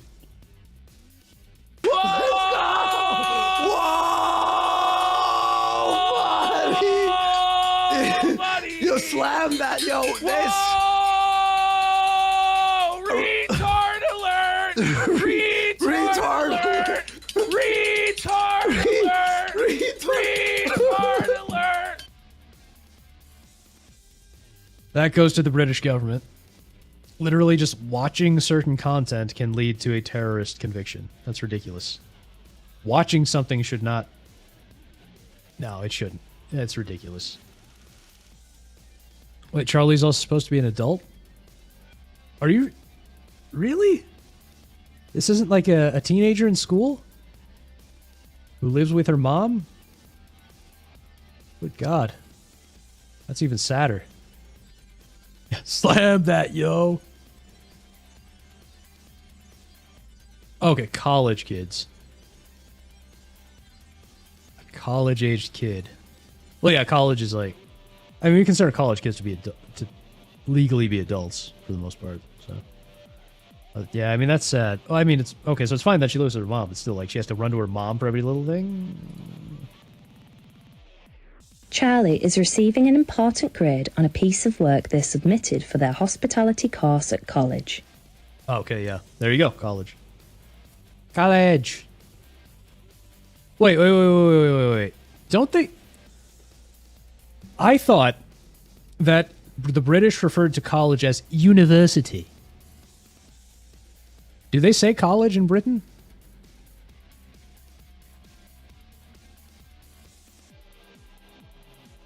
Do British people say college?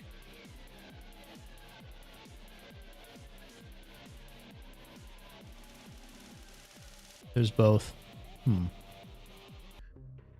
Because most of them say university or uni.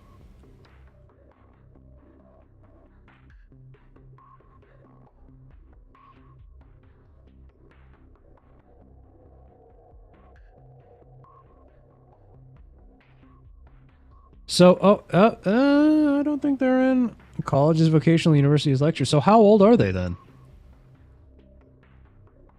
The final 2 years of high school in the... She's not an adult. She's not an adult. She's underage. She's a child. She's underage. She's 16. She's Epstein pilled.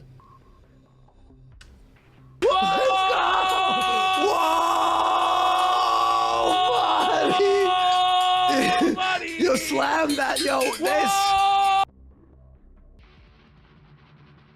Yeah, so she is not even in like what we call college. She is in like something equivalent to high school, like the end of high school. So she's like 16 or 17 most likely. She's not even an adult yet.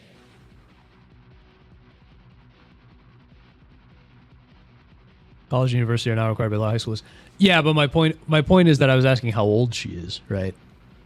And if they do 16 to 18, that means she's not even an adult yet, most likely. So she's still a teenager.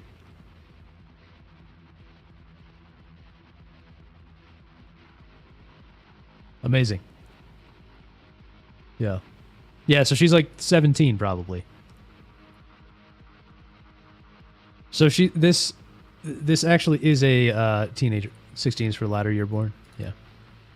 But yeah, like the point is she's like 17. So she's not even a full-fledged adult yet. So this actually is about minors. First few months, I might be 16, yeah. Charlie put in a lot of effort for this work and is excited to receive good feedback. So yes, they are indoctrinating the children. Charlie takes a seat in class and waits to get their grade.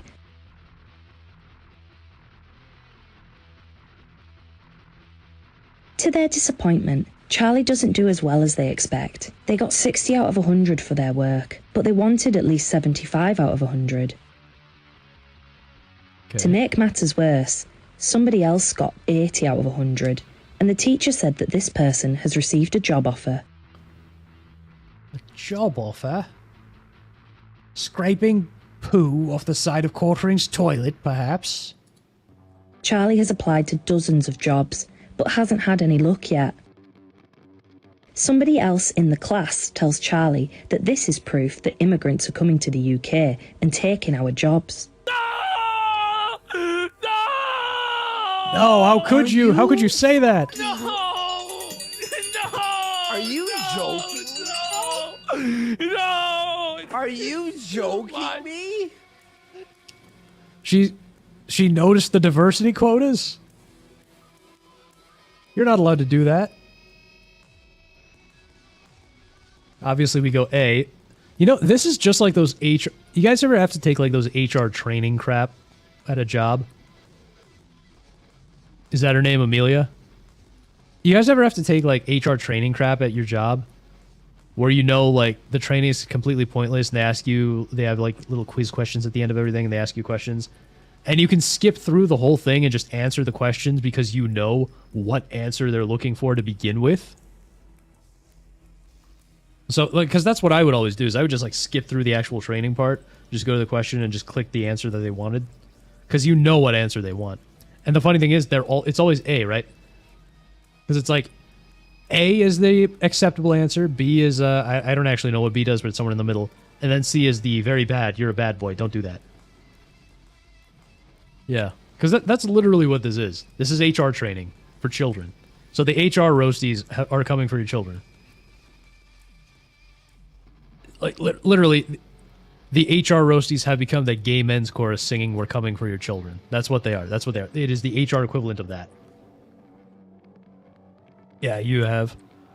Jerry likes Emma. I brute force these at work if I'm not monitored. Oh, yeah. I did the same thing. Exactly. Yeah, it's easy to just breeze through that crap. You had to do it for college, too? I don't know if I had to do it for college. Not always A for the trainings, but it's easy to find the answer on what they want. Yeah. Like, literally... Even when they were supposed to be unskippable, I would use some... I would do a little hacking, quote-unquote, just skip through it, get to the question, and just get it over with. Worst are the HR training rainbow flag ones.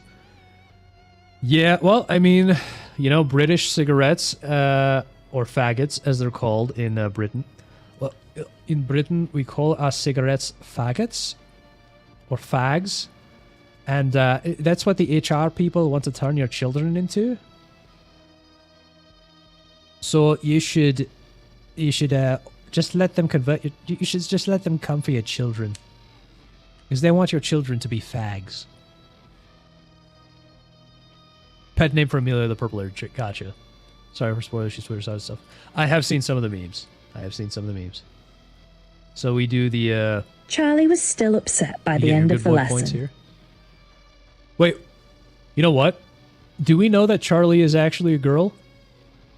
Because Charlie could be a boy in a dress. We don't know that Charlie's not a boy in a dress. You know that, right? They couldn't get past the thought that their classmates had received a job offer, but they hadn't. Charlie spoke with their teacher after the lesson, and they learned why their grade had not been high and how to improve. You see, it would be more realistic. Like, if Charlie were a dude, it would be more, especially if he were a dude, it would be more realistic. Charlie got 100 out of 100, and the minority there got 80 out of 100, and the minority got the job, and Charlie didn't. That's a more realistic scenario. You didn't consider it could be a boy in a dress? You didn't consider he's trans-maxing? The teacher listened to Charlie's frustrations about not having any job offers yet and booked in a time to help with some new job applications. Charlie has been chilling out all afternoon. You know, you should at least get out of bed. I mean, even I don't do this. I may wake up at 5 p.m. sometimes, but even I don't actually like just lie in bed and play on my phone the whole time. Like if I'm playing with my phone, I'm standing up. I'm getting out of bed. Transpaxing. No, it's a real thing. It's a real thing. So it's when guys, and this is actually kind of sad. It's when guys are like so depressed. Or it's when guys are so hard up for luck getting a girlfriend that they decide, you know what, I'll just become the girlfriend. And so they tune out, not because they feel like they're a girl, but just because they're like, you know what, life's easier as a girl. I'm just gonna be a girl. It is a thing. It sucks. I mean, it's a disaster that we've ruined. I say we. That being a guy sucks so much in the modern day that you feel like you'd rather just be a girl. But it's a thing. Try not to jump to that shit all the time. But did you mean Charlie or Amelia? No, I was joking Charlie, but I mean, we don't know about Amelia either. That's a good point. It's a good point, Fractured. Amelia could be a guy too. We don't know. It would explain why Amelia is so based, wouldn't it? Why don't you get some scented candles, nigga? Cause you gay! Yeah, you could be... Are you gay for Amelia?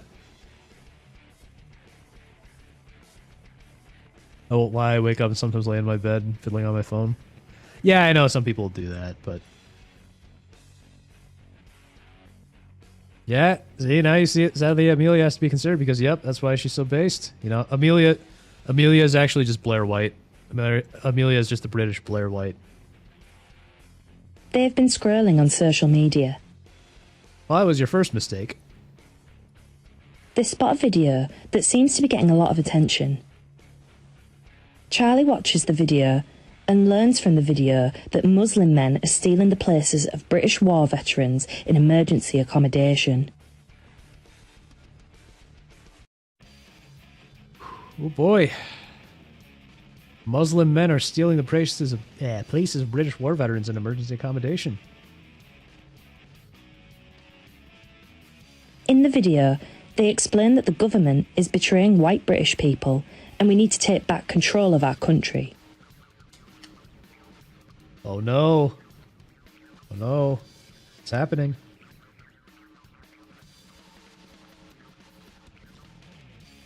Obviously it's A, because Charlie's a woman.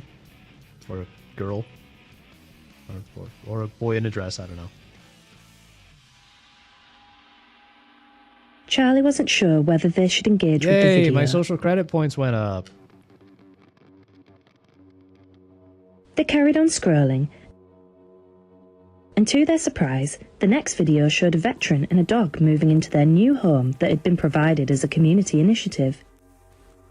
See, if they just keep going, they get the propaganda that they're supposed to be fed. They were also relieved that they didn't share the first video, as they learnt that the information was not accurate. You mean the information is not what the government wants you to believe? You plan on playing Chudways after... Snap. That's what we're doing.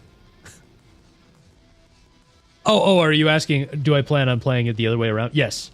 So when we do our second playthrough here in a second, yeah, once we're done, I'm going to play as the boy, and the boy is going to be based, because, you know, men are more based than women. Saddest part is that they're planning on using this as part of the curriculum. If you don't go all A's, you get a talking to by the...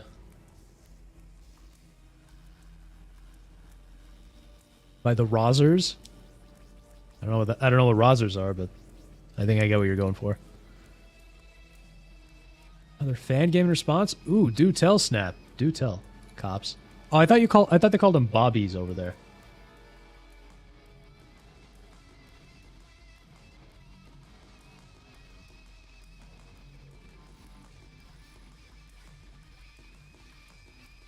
I can say itch on YouTube. You can't say itch on YouTube. What the hell? Okay, let's look this up here. Chudways. Cloudways. Bobby on the beat is a street cop. Okay, gotcha. Coppers. Not finding anything. I don't see it, Snap. I'm afraid to turn the safe search off. ch.io. I'm assuming that's where it is. Shudways. Oh, here we go. I found it. I found it. We're good. All right, so we'll...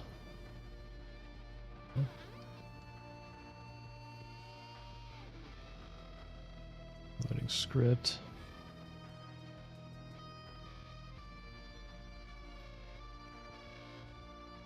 Oh, this is literally a Ren'Py visual novel.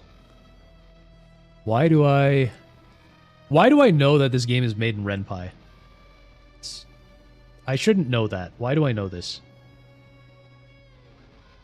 But okay, we'll play this afterward. I think we got some time. Yeah, you got the link. But yeah, I found it. Yeah, I found it. They had copper badges. There's the etymology for... Oh, interesting. I have always wondered why cops were called cops. Why the abbreviation for cop is police, or sorry, why the abbreviation for police is cop. I didn't know that. That explains that. I am actually really interested. I love learning stuff. See, this is why I'm a turbo autist. This is how you know I'm a turbo autist. I love learning stuff like this. I'm literally subscribed to a YouTube channel where the dude is just a dude talking about the origin of words. And I find that stuff fascinating. So I actually appreciate you telling me about this.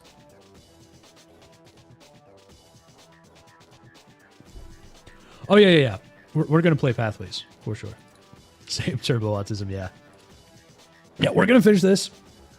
And then we're going to become, we're going to be the boy, and he's going to be based. And then we're going to play the other thing. Charlie has been enjoying a family dinner at home when they receive a notification from their friend. Family dinner? Also, why does this person look... I'm assuming this is her sister. Why does this look like the minority that got the job, but in white? And also, another thing. Do you guys notice something, perhaps something missing from this quote-unquote family dinner? I'll give you guys a second, just to guess what's missing from this family dinner. Do you guys have any ideas? Fractured got it. Fractured one. Single mother alert! Single mother alert! There's no father! She's fatherless! She's a troon! She's a boy in a dress! Last night people figured it was a lesbian couple? No, because see the mom...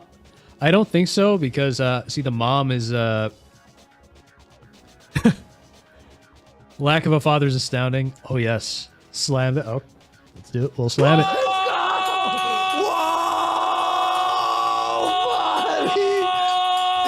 buddy! You slammed that, yo. This. Fatherless. Fatherless. Single mother. Single mother. You know Charlie's mom is a lesbian? See, so yeah, people were you say that, but I think that's not the case. And I know this is the hideous corporate art. I hate corporate art. But I know this is the hideous corporate art, but still I can tell this is meant to be her sister or something. It's not her. It's not two moms, because notice the mom has the, if you look at the mom's face, she has that, I'm not sure what it's called, but that like fold. Like that. She always has this wrinkle on her face, I guess you could call it, next to her mouth, that is used to indicate age. These two don't have it. So my guess is that this is a single mother. I don't think this is a two moms situation.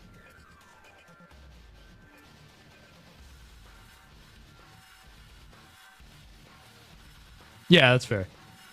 Well, you know, they could be lesbian. It could be a lesbian pedophile situation. You know, yeah. Yeah, she groomed her. Yeah, single mom. Yeah, it could be this woman groomed the other girl here, and you know, they're a lesbian couple, and they're Charlie's mom. You never know with the British these days. Charlie's mum makes a comment about using ferns at the dinner table, but Charlie checks in anyway. You have no place to talk. You couldn't even keep a man at the dinner table.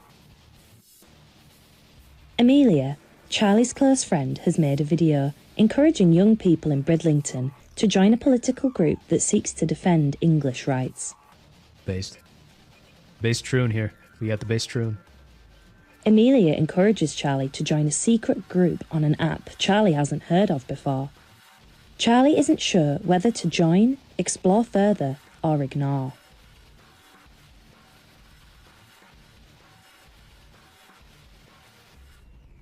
Well, obviously the answer is A, but I'm curious, what happens if you select B?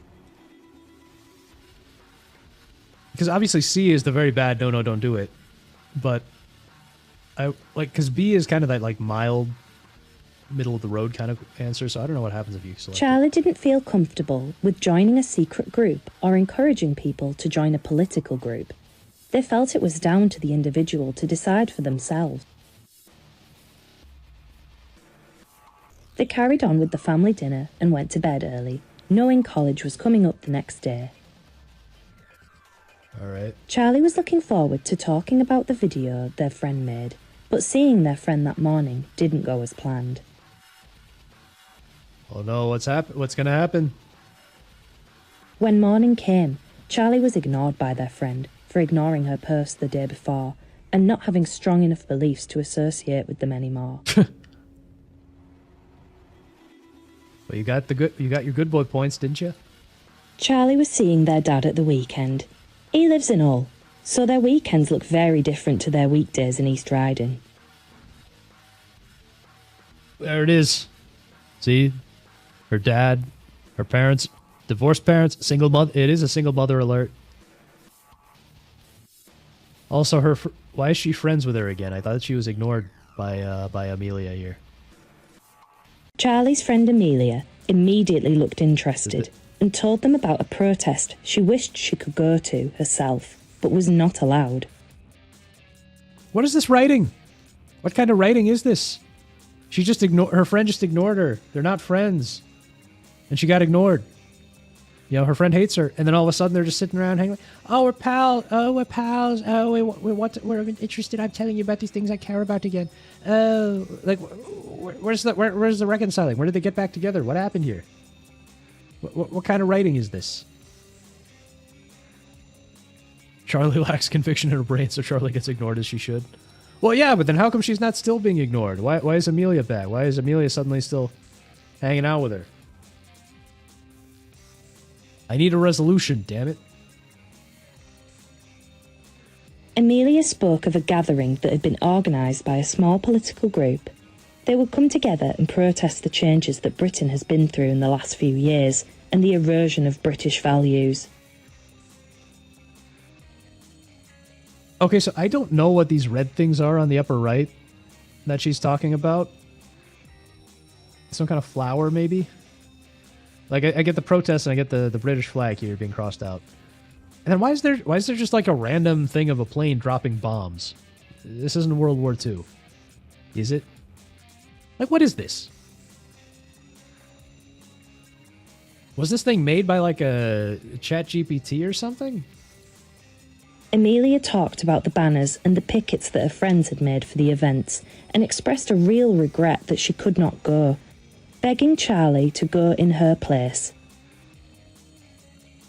Charlie has nothing to do this weekend, and a protest sounded like an interesting thing to take part in.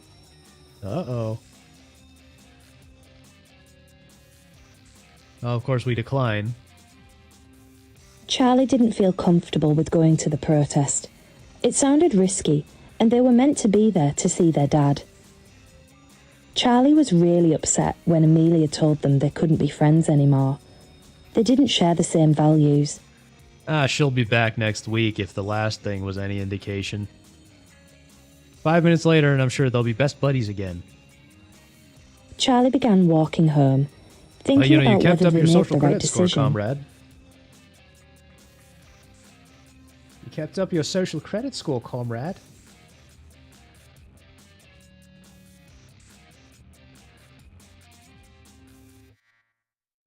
Charlie's phone started ringing. They didn't really feel like talking. It was their dad, and they were enthusiastically talking about plans for the weekend. Imagine if her mom didn't kick her dad out and take half his money. I bet Charlie would be a much happier, more well-adjusted individual. Suddenly, Charlie was reassured about their decision. Charlie thought about all the difficult choices they had needed to make in the last few weeks. Some of their choices had led to changes in friendship, and Charlie was feeling low, as they weren't sure if they had made the right decisions. You know, I wonder if they did change the ending, as you guys are talking about. Because, I don't know if you guys noticed this, but this narrator sounds slightly different than the narrator in the first 5 bits. So it sounds like they may have re-recorded something here. The teacher had noticed this and decided to reach out. The teacher sat with them and talked openly and frankly about the ideology that Charlie had discovered. Here we go, the teacher's gonna groom Charlie. The teacher reassured that Charlie wouldn't be in trouble, and they would receive support for some of the difficult thoughts they had been having. You just need some re-education, young comrade. Charlie accepted they may need support. Oh, look at this. They were too lazy to even fix the font. They literally just used the default font here. They're so lazy. Can't stand the use of they, them when referring to Charlie. Drives me up freaking well. Well, you know, Charlie's trans, right? Remember? The dick girls are not getting along anymore. But no, it's laziness. Because it's the they, them. It's like this broken font here. You can tell that they were not even paying attention to what they were doing. Charlie's teacher made a it's prevent different font. referral, and they were able to provide tailored support for Charlie. Oh boy, a referral to your re-education camp. They began a workshop that helped them learn how to engage positively with ideology and the differences between right and wrong in expressing political beliefs.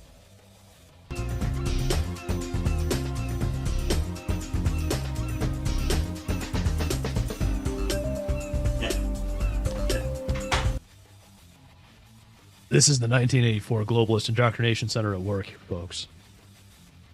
Britain needs 1776. Oh, and by the way, the font is broken again. If you look at positively, you'll notice the last 2 letters are in a completely different font. Because these people are lazy.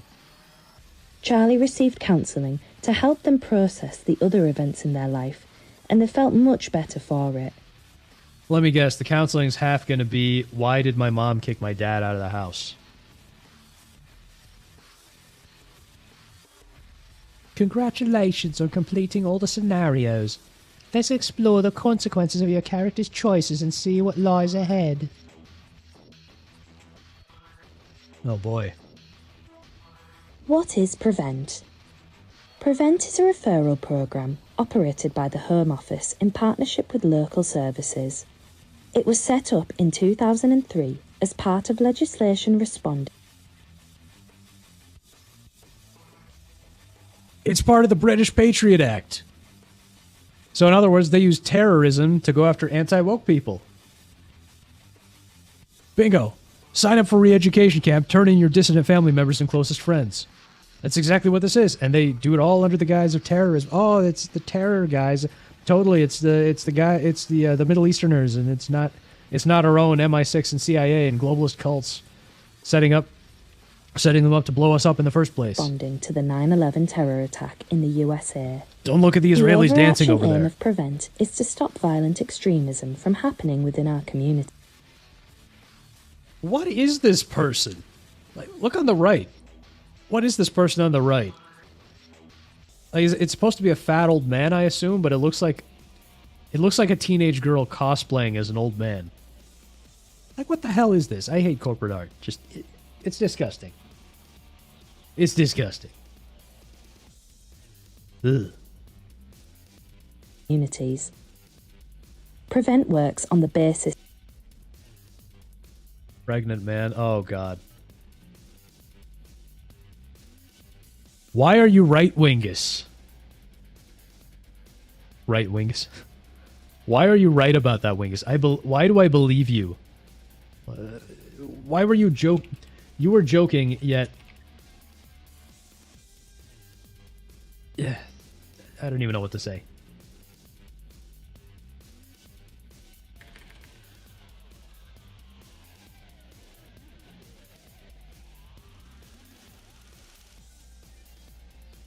Hang on, I gotta post this.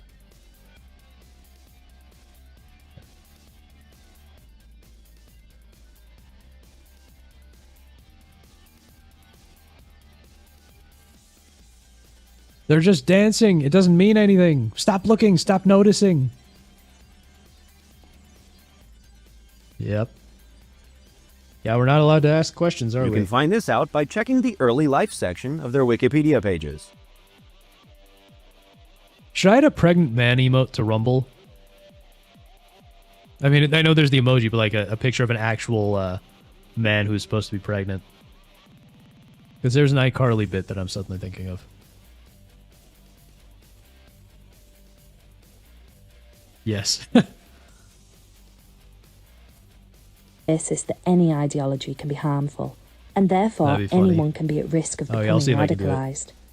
The program seeks to identify cases of extremism before any violent acts are committed, and it does so by addressing difficulties vulnerable I can't even change the individuals playback may be speed here. This experiencing really and is like helping one of them those overcome HR it. things. Why is Prevent important?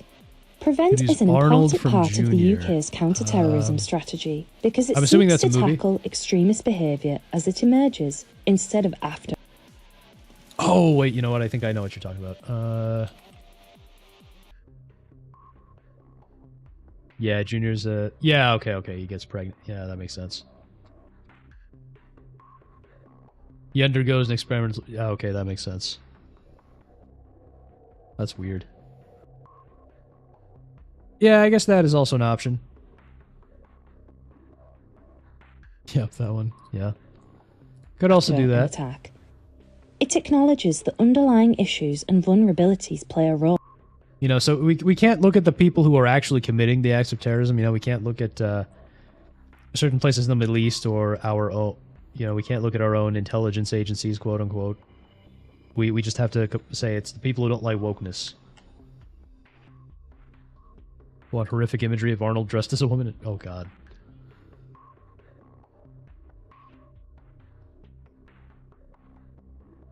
This character said blah, blah, blah, blah, blah. I really don't care. Yeah, Prevent involves lots of organization, tackling beliefs, extreme behaviors, keeps people safe. Prevent is not a punishment and won't appear as a criminal record, but I'm sure you'll be recorded one way or another.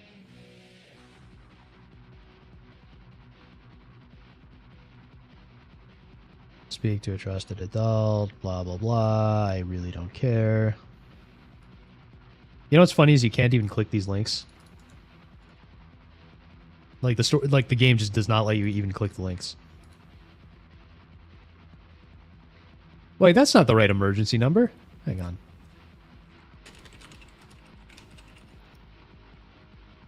It's not 999. Let's see. Yeah, here's the new emergency number. I got the I got the commercial for you. Here's the real emergency number. Okay.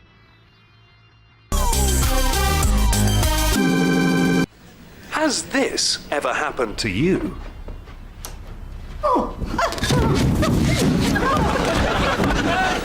poor lady.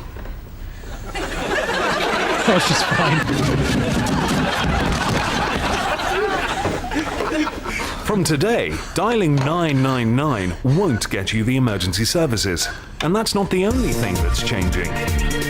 Nicer ambulances, faster response times, and better-looking drivers mean they're not just the emergency services, they're your emergency services. So, remember the new number.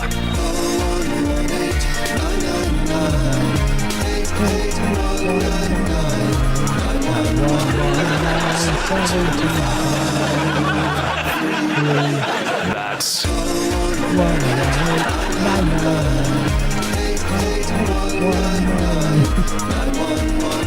Oh, just taking her bit down. I've had a bit of a tumble. Well, that's easy to remember. 0118 999 8819 9119 7253. You know, somehow I always remember that, maybe just because the song is so catchy. But I always remember, like, that whole sequence. Yet I can't remember what I had for breakfast this morning. Well, actually, I didn't have breakfast this morning, but you know what I mean. The outcome may have been different if you selected other action. Restart to explore other outcomes. Oh, you bet I will. Alright, time to be based. Time to be a base boy. Charlie was enjoying an online game with friends. Charlie had not long started attending a new college in East Riding, and they were so relieved to have made new friends having recently left school. Yeah, I was hoping that I would get to voice act these characters, but it's just narration. That's disappointing. Charlie has started browsing new games and websites that some of the new friends use. Sometimes, though, the people on these websites say things that seem off, even slightly concerning. Someone on this website has encouraged Charlie to download a video, but Charlie is unsure. Let's go. If Charlie were based, he'd be screaming slurs at his friends during the game. That's true, but he doesn't want to, you know, he still has to be careful. He doesn't want to get arrested. He doesn't want the cops to come to his house and arrest him, even though, you know, they're not going to go after the Muslims for raping the girls. And poor Charlie's never going to be able to get married because all the girls are going to be raped by the Muslims and taken for their use. Exactly, he doesn't want to ruin his social credit score. How should Charlie react? 1 second here. Alright, there we go. Alright, obviously we download the video, right? Charlie wanted to continue being part of their new online community. Yes. Charlie downloaded the video and shared it with different people online. I'm based. My social credit score is in the red, folks.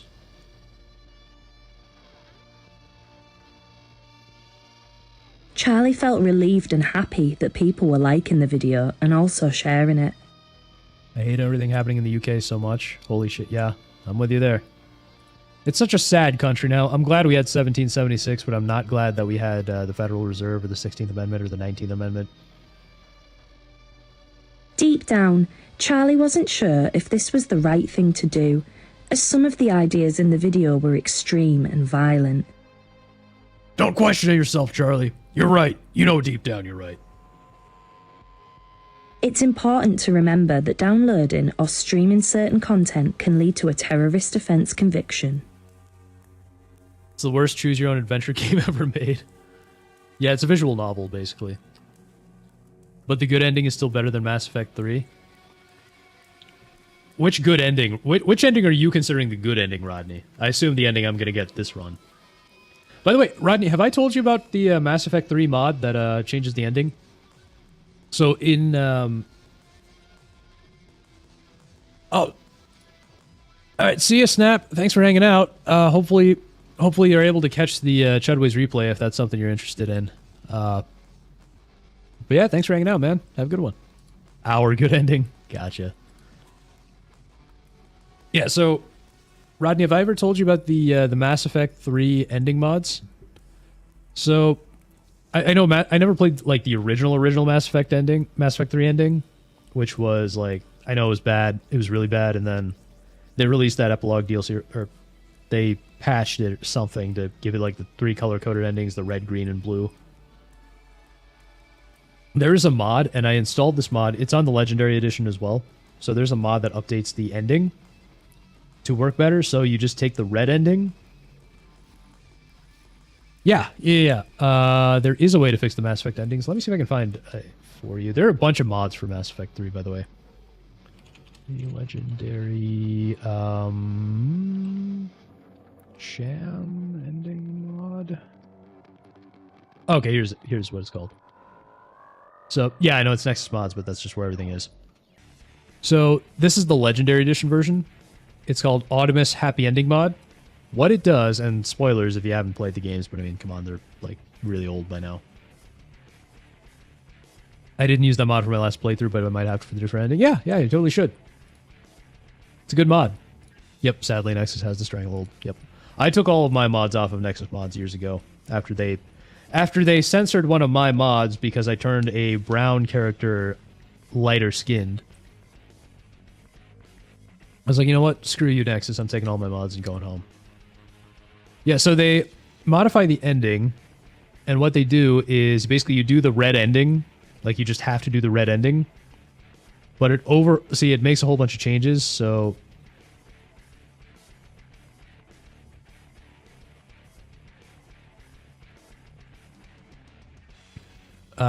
yeah, so it changes the ending, and see, like, for example, Shepard survived, like, you get a confirmed survival for Shepard and stuff like that, and it will even put the Citadel DLC after the ending, so you can have your, like, Citadel party. You know, there's that Citadel DLC with, like, the big party and everything. You can have your party after the ending of the game, which makes it feel like a much more, you know, happy ending, good ending, and all that. So yeah, I recommend this. It's a great game, great mod. So there is also this Citadel Epilogue mod. So if you install them both together, then you'll get that. You'll get, like, the better ending, and then you get this Epilogue party on the Citadel. So there's also a mod that brings Miranda back on the ship, somewhere around here. But yeah. So yeah, I recommend it. It's good. That is how I played it when I did my Legendary Edition playthrough. So they banned me for tweaking shaders. Textures, not shaders, but yes. And they didn't ban me, they just banned the mod. You're gonna have to try this out. Yeah, I hope you enjoy it. Make sure you install both of those mods, because they work together really well. Wasn't too much to ask for to get that big kick-ass ending, especially if you put all the work into getting the resource up. F Bioware. Yeah, I hated that, what do they call it? Galaxy at War, or whatever it was. I think, I could be wrong, but I think the mod gets rid of that. Or gets rid of most of that. Or, well, you know what? Legendary Edition doesn't have online, so I think it makes it a lot easier, so you just have to do, like, a bunch of side missions and stuff. Which is a lot better.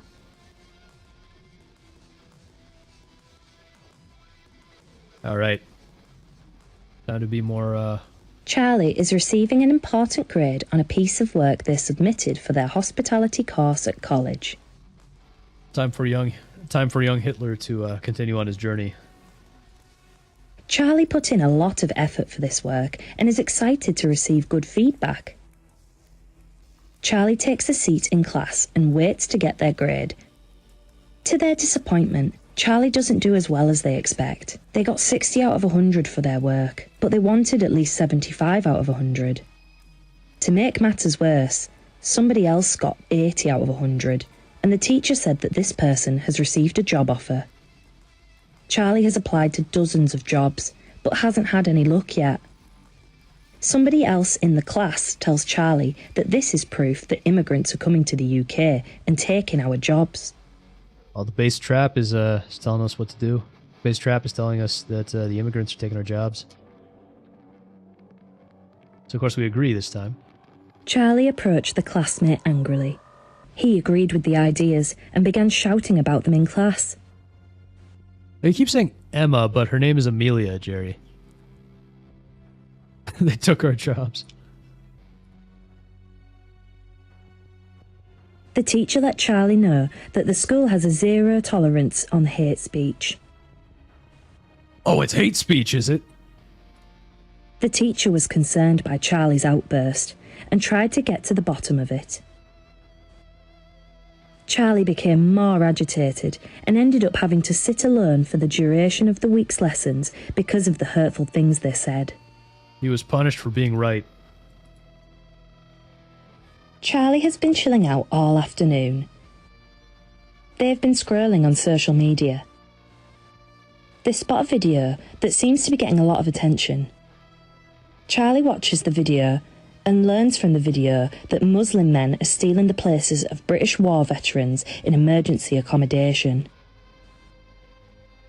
Globalist In the 1984 video, plan, they folks. explain that the government is betraying white British people and we need to take back control of our country.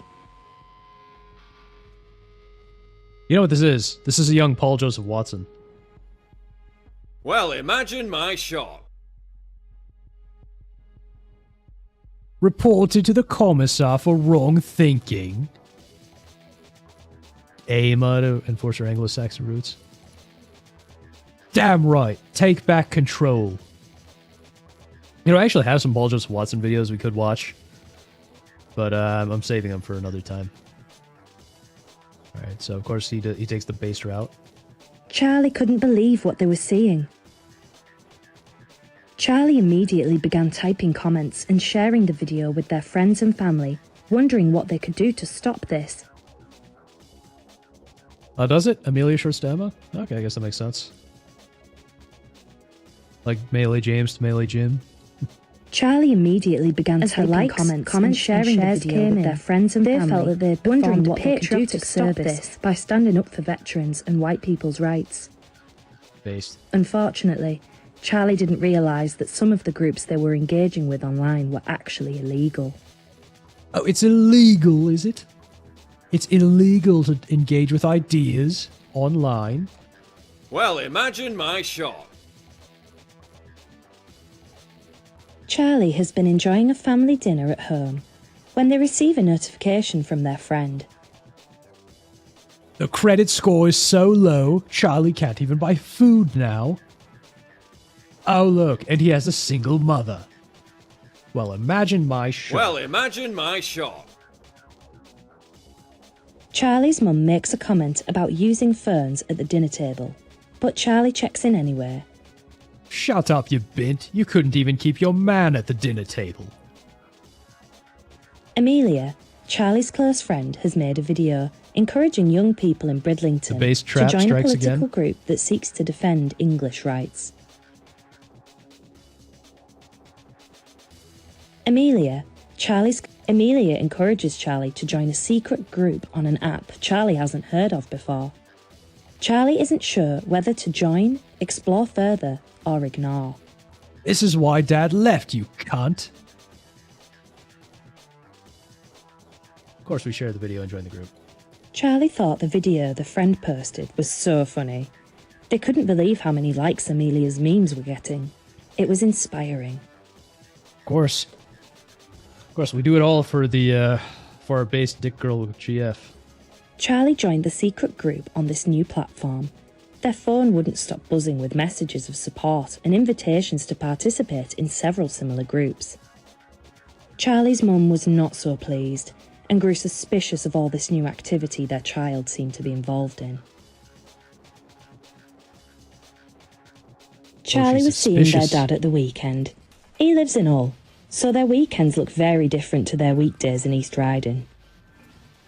Oh, we're hanging out with our base trap GF now, guys. Charlie's friend Amelia immediately looked interested and told them about a protest she wished she could go to herself, but was not allowed. Amelia spoke of a gathering that had been organised by a small political group. They would come together and protest the changes that Britain has been through in the last few years and the erosion of British values. Amelia talked about the banners and the pickets that her friends had made for the events and expressed a real regret that she could not go, begging Charlie to go in her place. Charlie has nothing to do this weekend, and a protest sounded like an interesting thing to take part in. Of course we go. Charlie decided this would be a good use of their time. Considering all the things they had seen and heard over the last few weeks,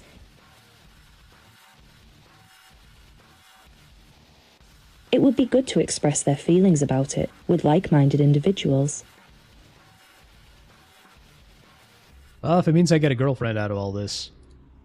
They went home and made a banner to take with them to the protest. Charlie arrived at the protest and was swept up by the atmosphere. It was great to see so many people there. Is a man not entitled to the sweat of his brow? Everything was going well until Charlie almost became involved in a fight by accident. The police saw they were part of a group and took their details. Oh, so I can't express opinions now, can I? Charlie was frightened by this, not knowing if their parents would be informed. Charlie thought about all the difficult choices they had needed to make in the last few weeks. Some of their choices had led to changes in friendship, and Charlie was feeling low, as they weren't sure if they had made the right decisions. Well, where's Amelia? Where's my dick?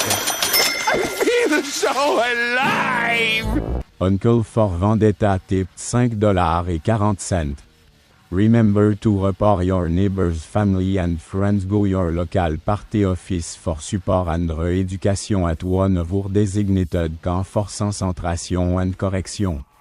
Oh my god! Uncle for Vendetta just tipped $5.40. Remember to report your neighbors, family and friends. Go to your local party office for support and re-education at one of our designated camps for concentration and re-education. Did I get the last word right? Oh, correction. For concentration and correction. Thank you so much, Uncle. Much appreciated. Much appreciated. Did Charlie say he liked bacon and got arrested? That probably comes next. Very posh. I like it. Yeah. That's pretty much Paul Joseph Watson's accent, isn't it? It's a very posh British accent. But yeah, where's my dick girl GF now? Where's my dick girl girlfriend now? Where's Amelia? Where'd she go? The teacher had noticed this and decided to reach out. The teacher sat with them and talked openly and frankly about the ideology that Charlie had discovered. The teacher reassured that Charlie had made the right decisions. Charlie realised that if they had chosen to engage with these harmful ideas, the consequences would have been very different. Well, imagine my shock. Imagine my cock. Well, I think I'm sure he was imagining Amelia's cock, but you know.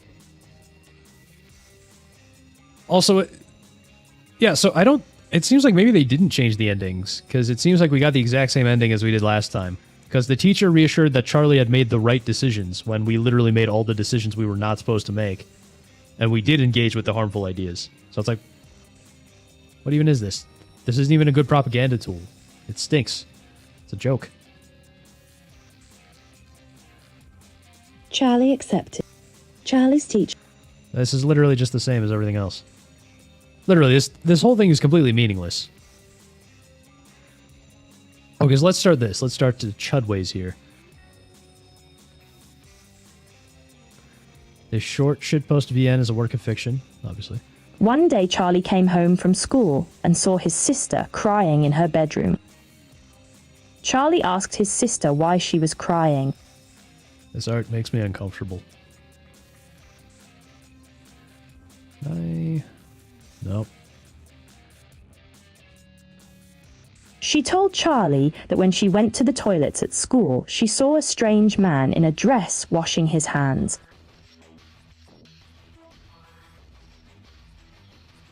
She said that the man gave her a creepy smile as she walked in. Nothing wrong with that. She ran out of the toilets and right away found a teacher and told them what happened. To her shock, the teacher told her that the man in the women's toilets was actually a woman and deserved to be there. The teacher then told her that she had committed a transphobic hate crime and will now be in detention for the next month. Good, you need to learn your lesson. You are the only person I've told, she said. I'm terrified of what Mummy will say when she finds out. What should I do?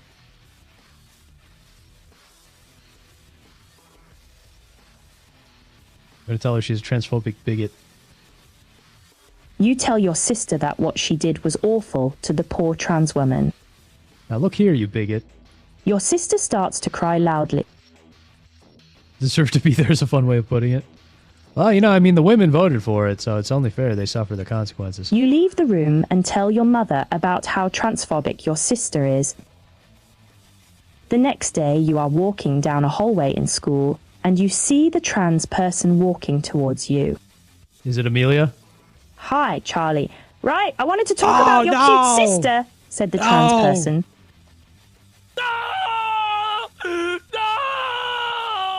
Are you? No! No! Are you joking? No! No! Are you joking me? I know who this person is.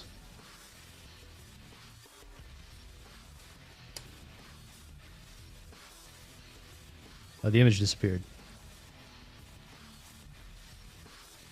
I know who this person is. It's Liz Fong Jones, aka Liz Dong Gone. This is an actual troon. I know because this is a person. You see, this person is known for labor activism. Basically, Liz Dong Gone is one of the people who tried to get the Kiwi farms taken down. That's why I know who this is. This is an activist. God, I hate that I know these people. Solidarity Fund by Coworker. Ugh. Let's see.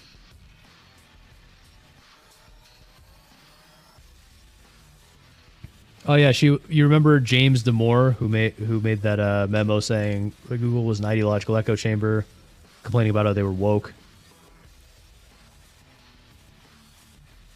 And he got fired for it. And she was complaining about the fact that they didn't let her ask questions about it or complain about it more. So yeah, she let a walkout because she didn't like the Pentagon. I mean, I don't like the Pentagon either, but you know what I mean.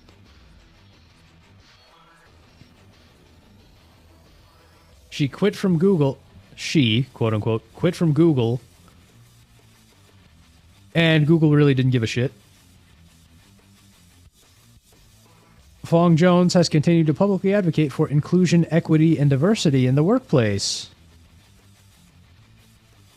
Well, imagine my shock.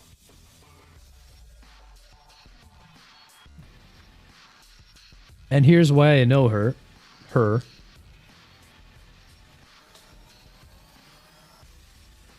In May 2023, Dong Gon brought a defamation case against Flow Chemical Install Director Vincent Zhen, who were associated with the IP range used by Kiwi Farms. The lawsuit alleged that the company was helping to keep the farm Kiwi Farms, which has doxed and targeted her. It hasn't.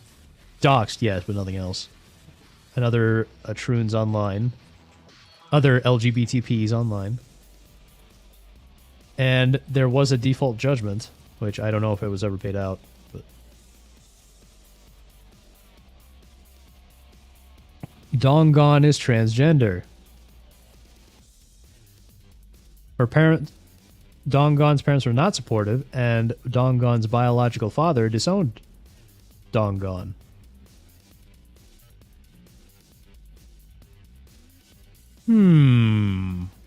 Really gets the noggin jogging, doesn't it? And a lot of them. Such is the nature of noticing, Uncle. Such is the nature of noticing. You start noticing, you start going into very unfortunate places.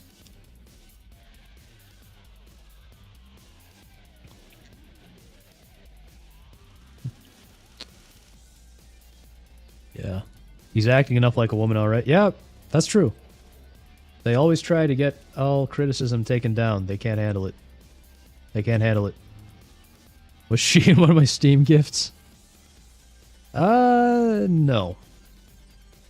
If Dong Gon were in a Steam gift, most likely I would expect Dong Gon and Keffels to be together in a Steam gift. But no. Based father. Yeah, I might do the same thing, especially if they acted like this. Dongon. Yeah, I didn't even come up with that. That is just like a nickname that everyone calls this person now. Liz Dongon. Only sons are of value. She's worthless now, yeah. Exactly.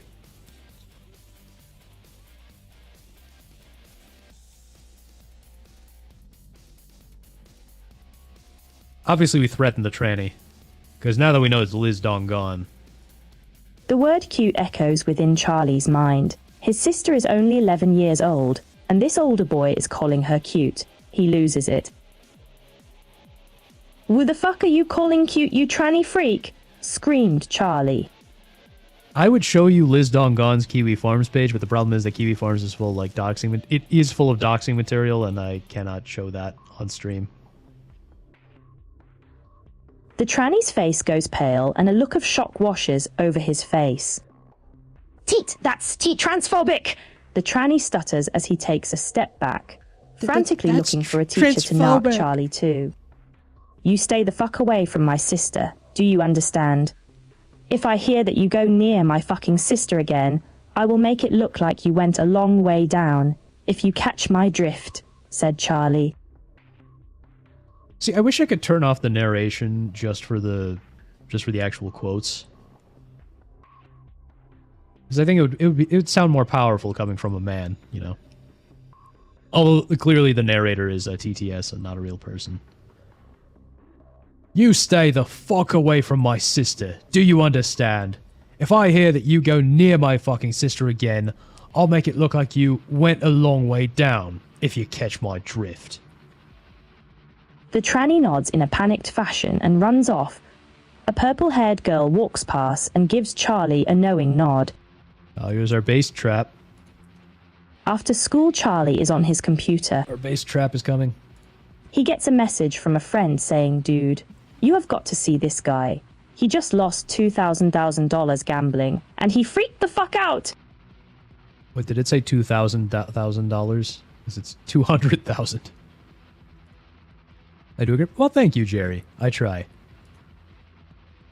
Below his post is a link to a website called Kiwi Farms. Are you? No! No! Are you joking? No! Are you joking me? So clearly the developer of this is a Kiwi Farms user. I was because they put in Liz Dongon and now they are actually bringing up Kiwi Farms, which I literally just referenced because of Liz Dongon. Just perfect. Yeah, so I did say it, yeah. Yeah, exactly. Now it explains the Dongon connection. Dongon, not Gong. Gone. Because Liz Dongon no longer has a dong. They had their dong removed, like Keffels did. 2 mil gambling loss. Well, if it were 2,000, then yeah. But it's actually 0.2 million because it is 200,000. Now, you just... I mean, it's no big deal. It's just good to get the insult right. Obviously, we click the link. Charlie clicks on the link and sees a video of a man in a filthy room that's been smashed to bits. He is screaming about Rip City taking all his money. Never gamble, okay? I'm just going to tell you right now, never gamble, because it is actually a serious problem. Especially with all these betting apps coming up. Do not give them any of your money. Do not make any of these, especially these like sports betting apps. I don't remember all their names, but there are so many of these. Stay away from them. It's dangerous. It's addictive. Don't do it. Just don't do it. Charlie laughs at the video and thanks his mate for linking it to him. That's my public service announcement for today. Charlie is walking home after playing football with his mates. He sees a group of Pakistani men force a young white girl into a takeaway's back entrance. See, this is why Charlie will never get married. The Pakistanis keep raping the girls and taking them away. Charlie does the only thing he can think of and calls the police. Wait, actually, that was a mistake, because now he's going to get arrested. And they're not going to do anything about the Pakistanis. The police tell him that they will arrest him if he keeps making up such racist lies. Yeah, see, I said it would happen. I said it would happen. It happened. I was right. British cops are useless. And yeah, absolutely. Exactly. This gambling stuff is more and more predatory. Just avoid it. But yeah, these British cops, they're a disaster. Well, imagine my shock. I said this would happen, and it happened. Charlie knew that it was pointless, but he had to feel like he did something to stop what was going to happen. He can't take on 5 Pakistani men in combat after all. Well, yeah, of course, because, as a Brit, you can't carry a knife because you don't have a license for that knife. But the Pakistanis, they can carry all the knives they want, rape all the women they want. It's their culture. Charlie is at home on his computer. He sees that a friend has said we need to stop bringing in infinite rapists into this country. It's a fucking joke!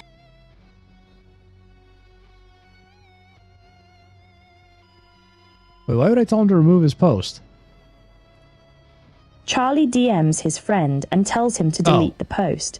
Not because it's wrong, but because Stasi wannabes might report him and get his life ruined. Wannabes. Interesting that they used a Mulvad logo. Mulvad is a VPN. I'm curious why they just used the Mulvad VPN logo here. Charlie tells his friend how to use a VPN and create accounts that are not tied to his real identity, so he can speak his mind without fear of arrest. Oh, okay, he's just telling him how to use a VPN. That makes sense. You used to use Mulvad? Yeah, Mulvad's a decent VPN. I don't use it because they got rid of port forwarding, which I guess I don't really need port forwarding anymore, but I have like 3 other VPN services. So I usually just use Proton or AirVPN, which are both good. Because, yeah, Proton's good. Proton is another privacy-focused one. I mean, I have a Proton, like, subscription, so I like Proton Mail and Calendar and all that along with it. AirVPN is also good. They are very, very privacy-focused, so I like them. So Proton and Air are both good. Mulvad is also very good, if you want to use that. Those are my VPN recommendations, I guess. Mulvad is Swedish for mobile. Okay, that makes sense, yeah. Yeah, they're Swedish, aren't they? I think Proton is Swiss, not Swedish, but yeah, Mulvad I think is Swedish. That makes sense. And yeah. Yeah, the name and logo makes sense. Yeah, because you're tunneling, right? You use NordVPN and ExpressVPN, distribution Brazilian. Based out of Panama, I trust them. I would not trust either of these. If you're just using them to like get around content restrictions, that's one thing. But if you're trying to use a VPN for privacy, you should not use anything like that. As far as I know, they will give your information to the to any government that asks for it.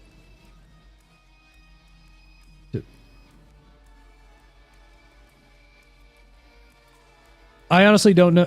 I suppose it depends on what kind of stuff you're watching with that. Been using Shark VPN, working fine for my uses. Thought about going back to Mulvad. I've never heard. I'm not familiar with Shark, but I don't know. Because I don't know it, so I can't tell you if I would trust it or not. Mulvad is pretty good.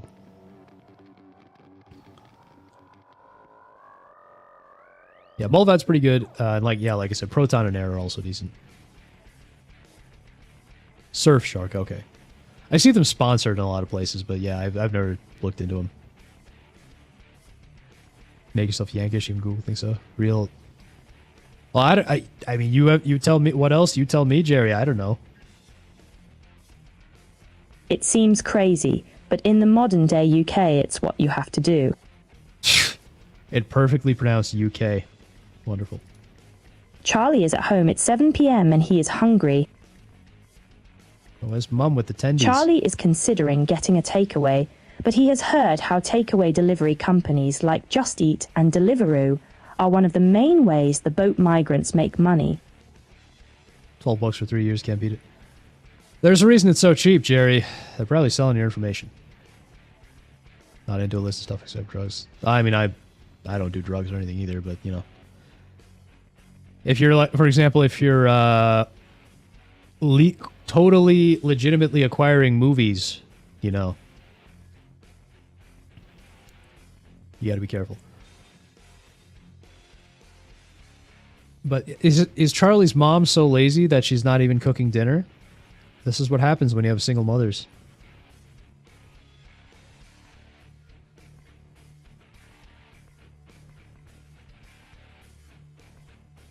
It's not...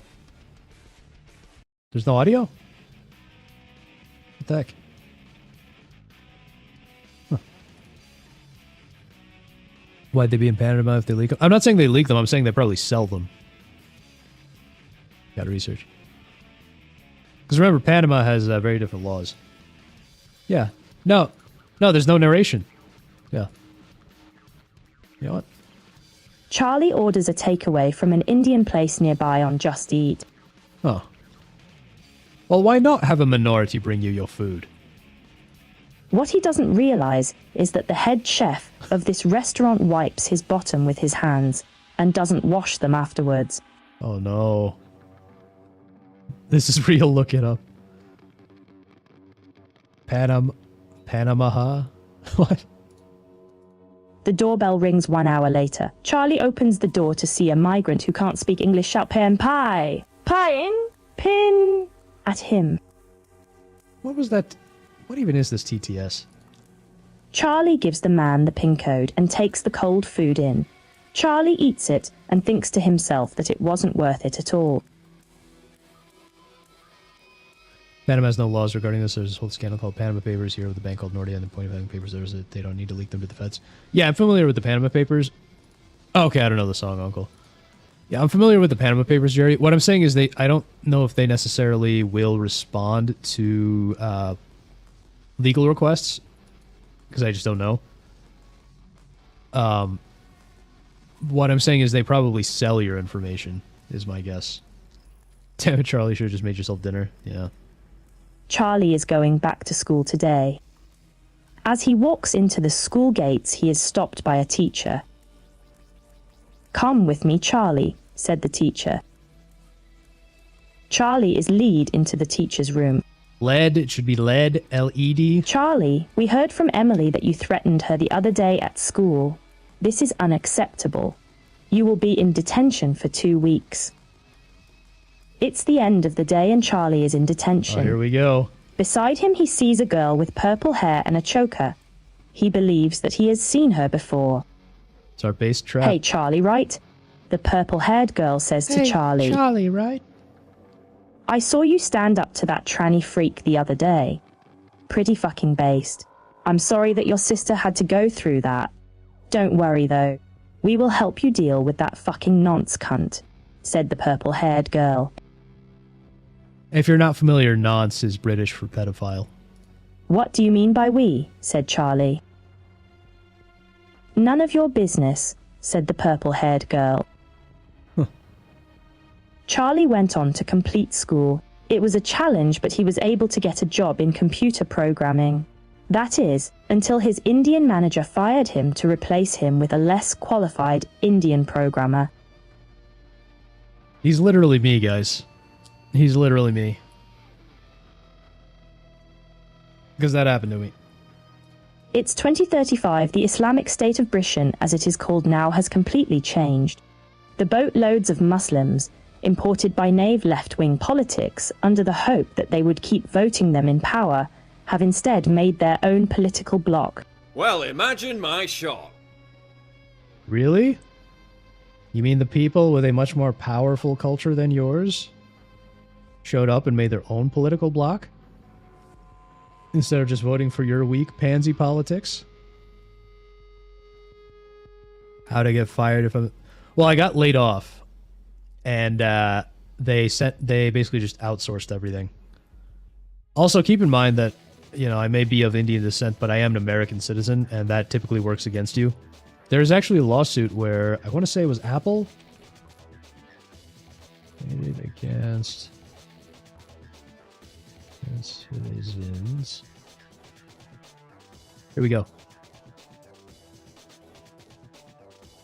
Apple discriminated against U.S. citizens in hiring, DOJ says. So they ended up just going for a settlement, which is a joke.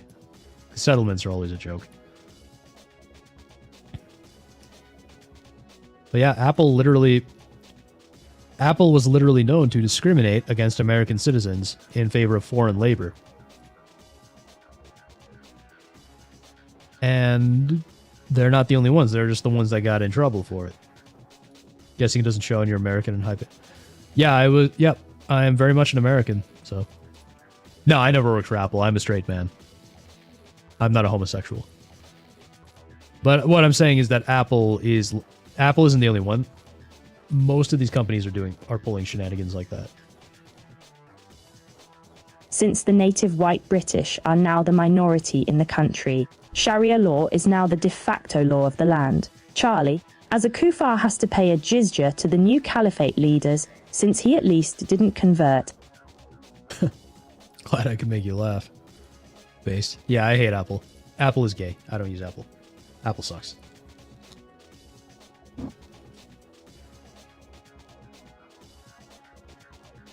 Maybe there was a way to stop this from happening, Charlie thinks to himself. Not that it matters now. The UK is far too gone to save. Charlie needs to start 1776. What? Was I not based enough? Well, I should tell her she's correct. You tell your sister that she was right to feel scared. A creepy assume sex that to get the freak best has no ending, we have place in a to, little girl's bathroom. Go full, Your sister stops crying and says go thank full you. based right. She feels relieved that someone understands her feelings. The next day, you are walking down a hallway in school, I was not shut and you enough. see the trans person walking towards you. Dankula. Hi, Charlie. Right, I wanted to talk about your Liz cute Dong gone sister, again. said the trans person. Oh no! What happened? Oh no! How terrible! That's just awful! How terrible! Oh no! Yeah, I did make some decisions that I personally... Well, I mean, I did think the one decision was actually kind of based anyway, but the thing about the meter is that it doesn't actually tell you where you're aligned overall. It just tells you that specific decision, so the meter is entirely pointless. It might as well just say chud or soy. You know? The word Like, see, it might as well echoes just show within you one or Charlie's the other, mind. since the meter His only sister ever is goes only here 11 or years here. old, and this older boy is calling her cute. He loses it. Click on the link. Call the cops. Let's remove it. Make dinner myself. Charlie decides not to be a lazy cunt and cooks dinner for himself. Charlie decides not to be a lazy cunt and cooks dinner for himself. Oh, that's weird. I was noticing that when you were playing the actual pathways, I thought there was build. Yeah, same thing over there too. Difference is you still get the same ending in pathways too, no matter what you do. Dark side points gained. Cray approves. Yeah, the narration was delayed. So it didn't narrate this, it narrated the last message. There's no, yeah, the narration. Dark side points gained. You know who else approves? Come on. Why isn't it working?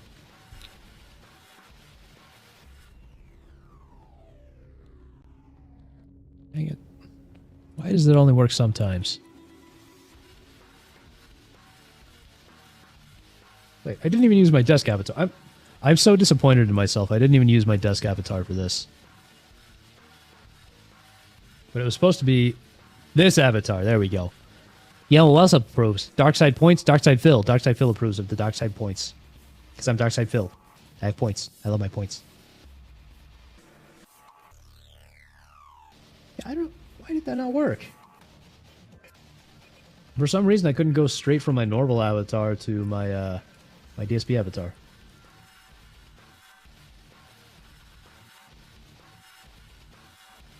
Like, what the heck?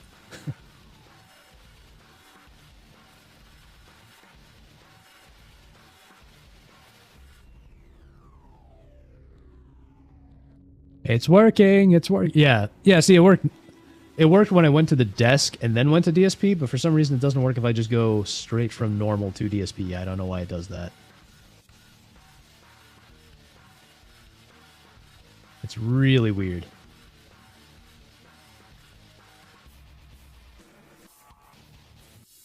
That bitch never proves. She always finds a way to berate you for your dark side. It was funny to make that idiot jump down the hole in Narshada.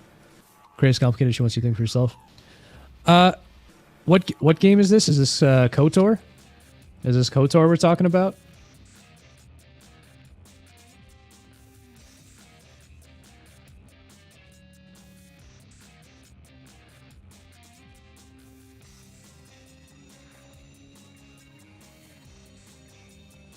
I'm curious now. Are we talking KOTOR? Thinking for myself by me making that idiot jump to his demise for bothering me. KOTOR 2. Oh, okay. Is there a Sean Connery mod for KOTOR 2? KOTOR 2 specifically? Because I think I know how to fix Kreia. Since it sounds like she's a woman. I think there's a very, very easy way to fix Kreia. Just needs a little Sean Connery.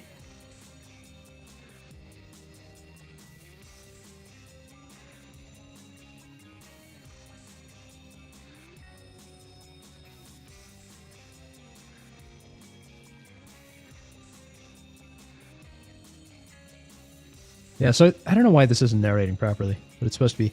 The result is a nice, tasty meal that was not only cheaper, but didn't fund the mass importation of rapists into his country. Charlie is going back to school today. As he walks into the school gates, he is stopped by a teacher. Come with me, Charlie, said the teacher. Yeah. Charlie is lead into the teacher's room. We need a strong Connery backhand. That fixes almost anything. Charlie, we heard from Emily that you threatened her the other day at school. This is unacceptable.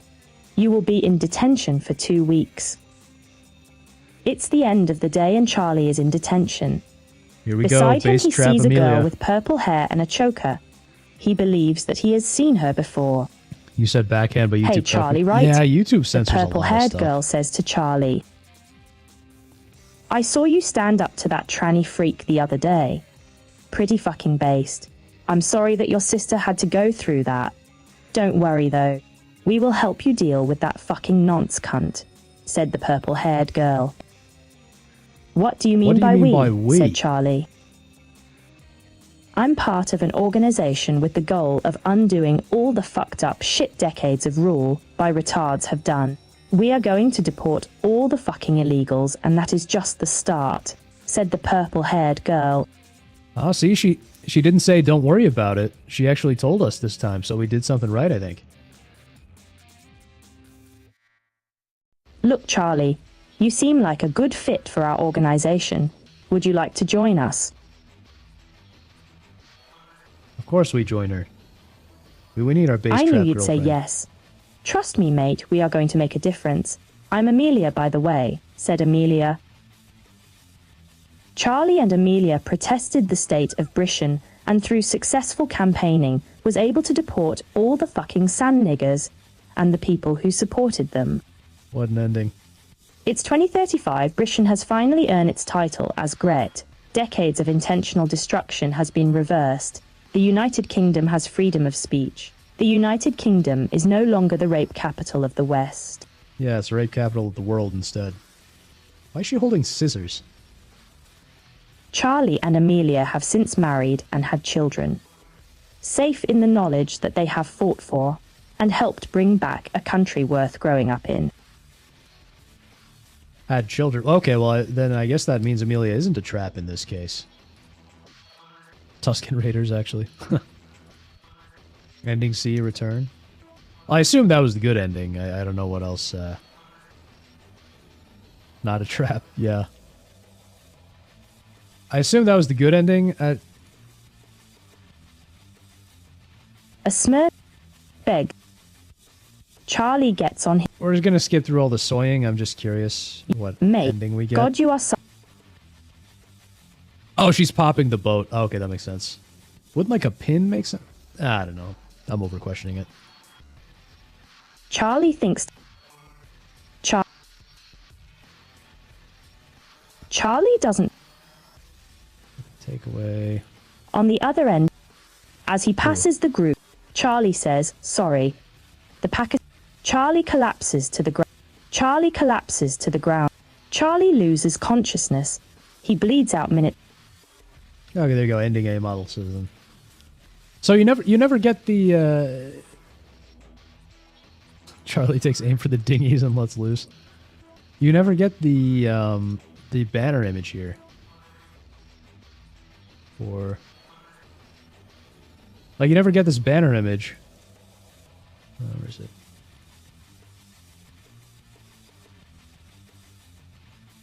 Okay, it doesn't show me the banner image, but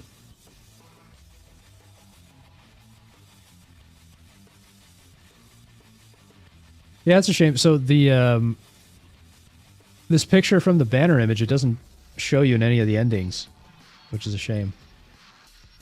There's no he doesn't ask her to secure a future for the white race or anything. That's a shame. I was hoping we'd actually get an ending like this. But there you have it. So we not only played Pathways and got the exact same ending no matter what we do, but we got all 3 of our endings in we got all 3 of the endings in Chudways. That was them having kids at the end of Drowning Tusken Raiders. Well, yeah, I know, but we didn't get like that actual screenshot, you know what I mean? Like we didn't get Amelia looking at us like that.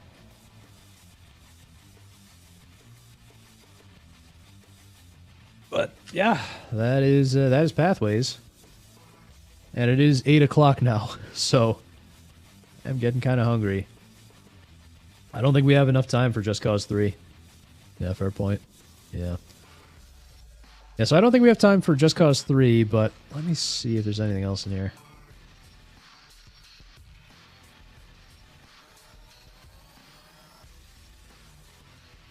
Yeah, everything else would take too long, so.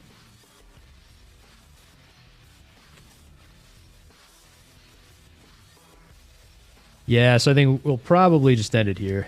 We've been going for 5 hours anyway, so, you know. But, yeah, that was quite a stream.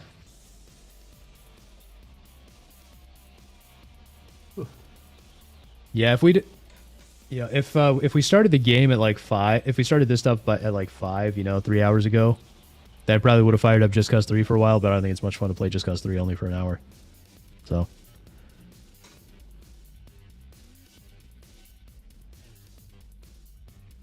Five of them. Yeah. All right. Well, I guess that's that for now.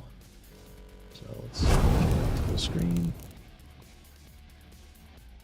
All right. Well, I hope you guys had a great time with all the shit posting, all the noticing, talking about limited run games, Rocksteady being ruined by women. Talked a bit about Epstein. Talked about women ruining women. And of course these Pathway games and the parody there.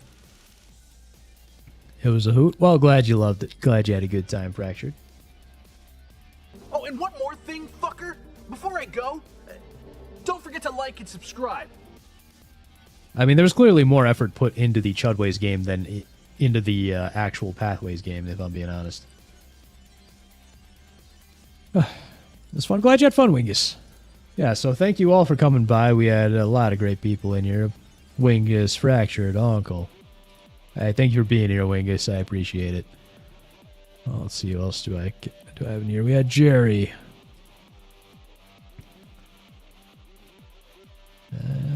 We had Rodney. That's everybody on Stream Ninja. I know we had a bunch of other folks. Oh, there's Rodney again. Yeah, Chudways did it better. Yeah, absolutely. Yeah. So, yeah, I know we had a bunch of people in here. I saw Dude and Neo earlier. I think Randomals popped in. Great streams. Can't wait for you to pop off. I would love to pop off. See, if I popped off, I would stream more than once a week. Because then it would actually mean something. Yeah, then I could actually make some... Like, if I popped off, then that would mean that I could actually, make a few bucks off these streams. And it would actually make sense for me to stream more often, and I would love to stream more often. Popping off is fun. Yeah. Well, it's great to see number go up, Done my share that. Oh no. Oh no. Oh boy. Oh no! What happened? Oh no! How terrible! That's just awful! How terrible! Oh no! All right. Well, it was a great stream. Thank you guys for being here. It's contained-ish. Jeez. Thank you guys for being here. It was a great time. Got it? Okay. Now fuck off. Yeah, it's fun to see number go up. Weekend pregame gets me fired up sometimes. Nice. Yeah, take care, Wingus. Yeah, have a good one, Jerry. And with that, we'll say goodbye. I remember next week, no stream. Thursday, we are not streaming. Instead, it's going to be Wednesday. It's going to be a little earlier. It's going to be part 2 of the SpongeBob collab with Kitsune. So be there for that. And then wish me luck on Thursday, on the actual Thursday, because I'm going to be seeing that movie and I'm hoping to meet, maybe I'll meet a cute girl. Hopefully, wish me luck. Cross fingers. So that's what's going on next week. So with that, I will see you all later.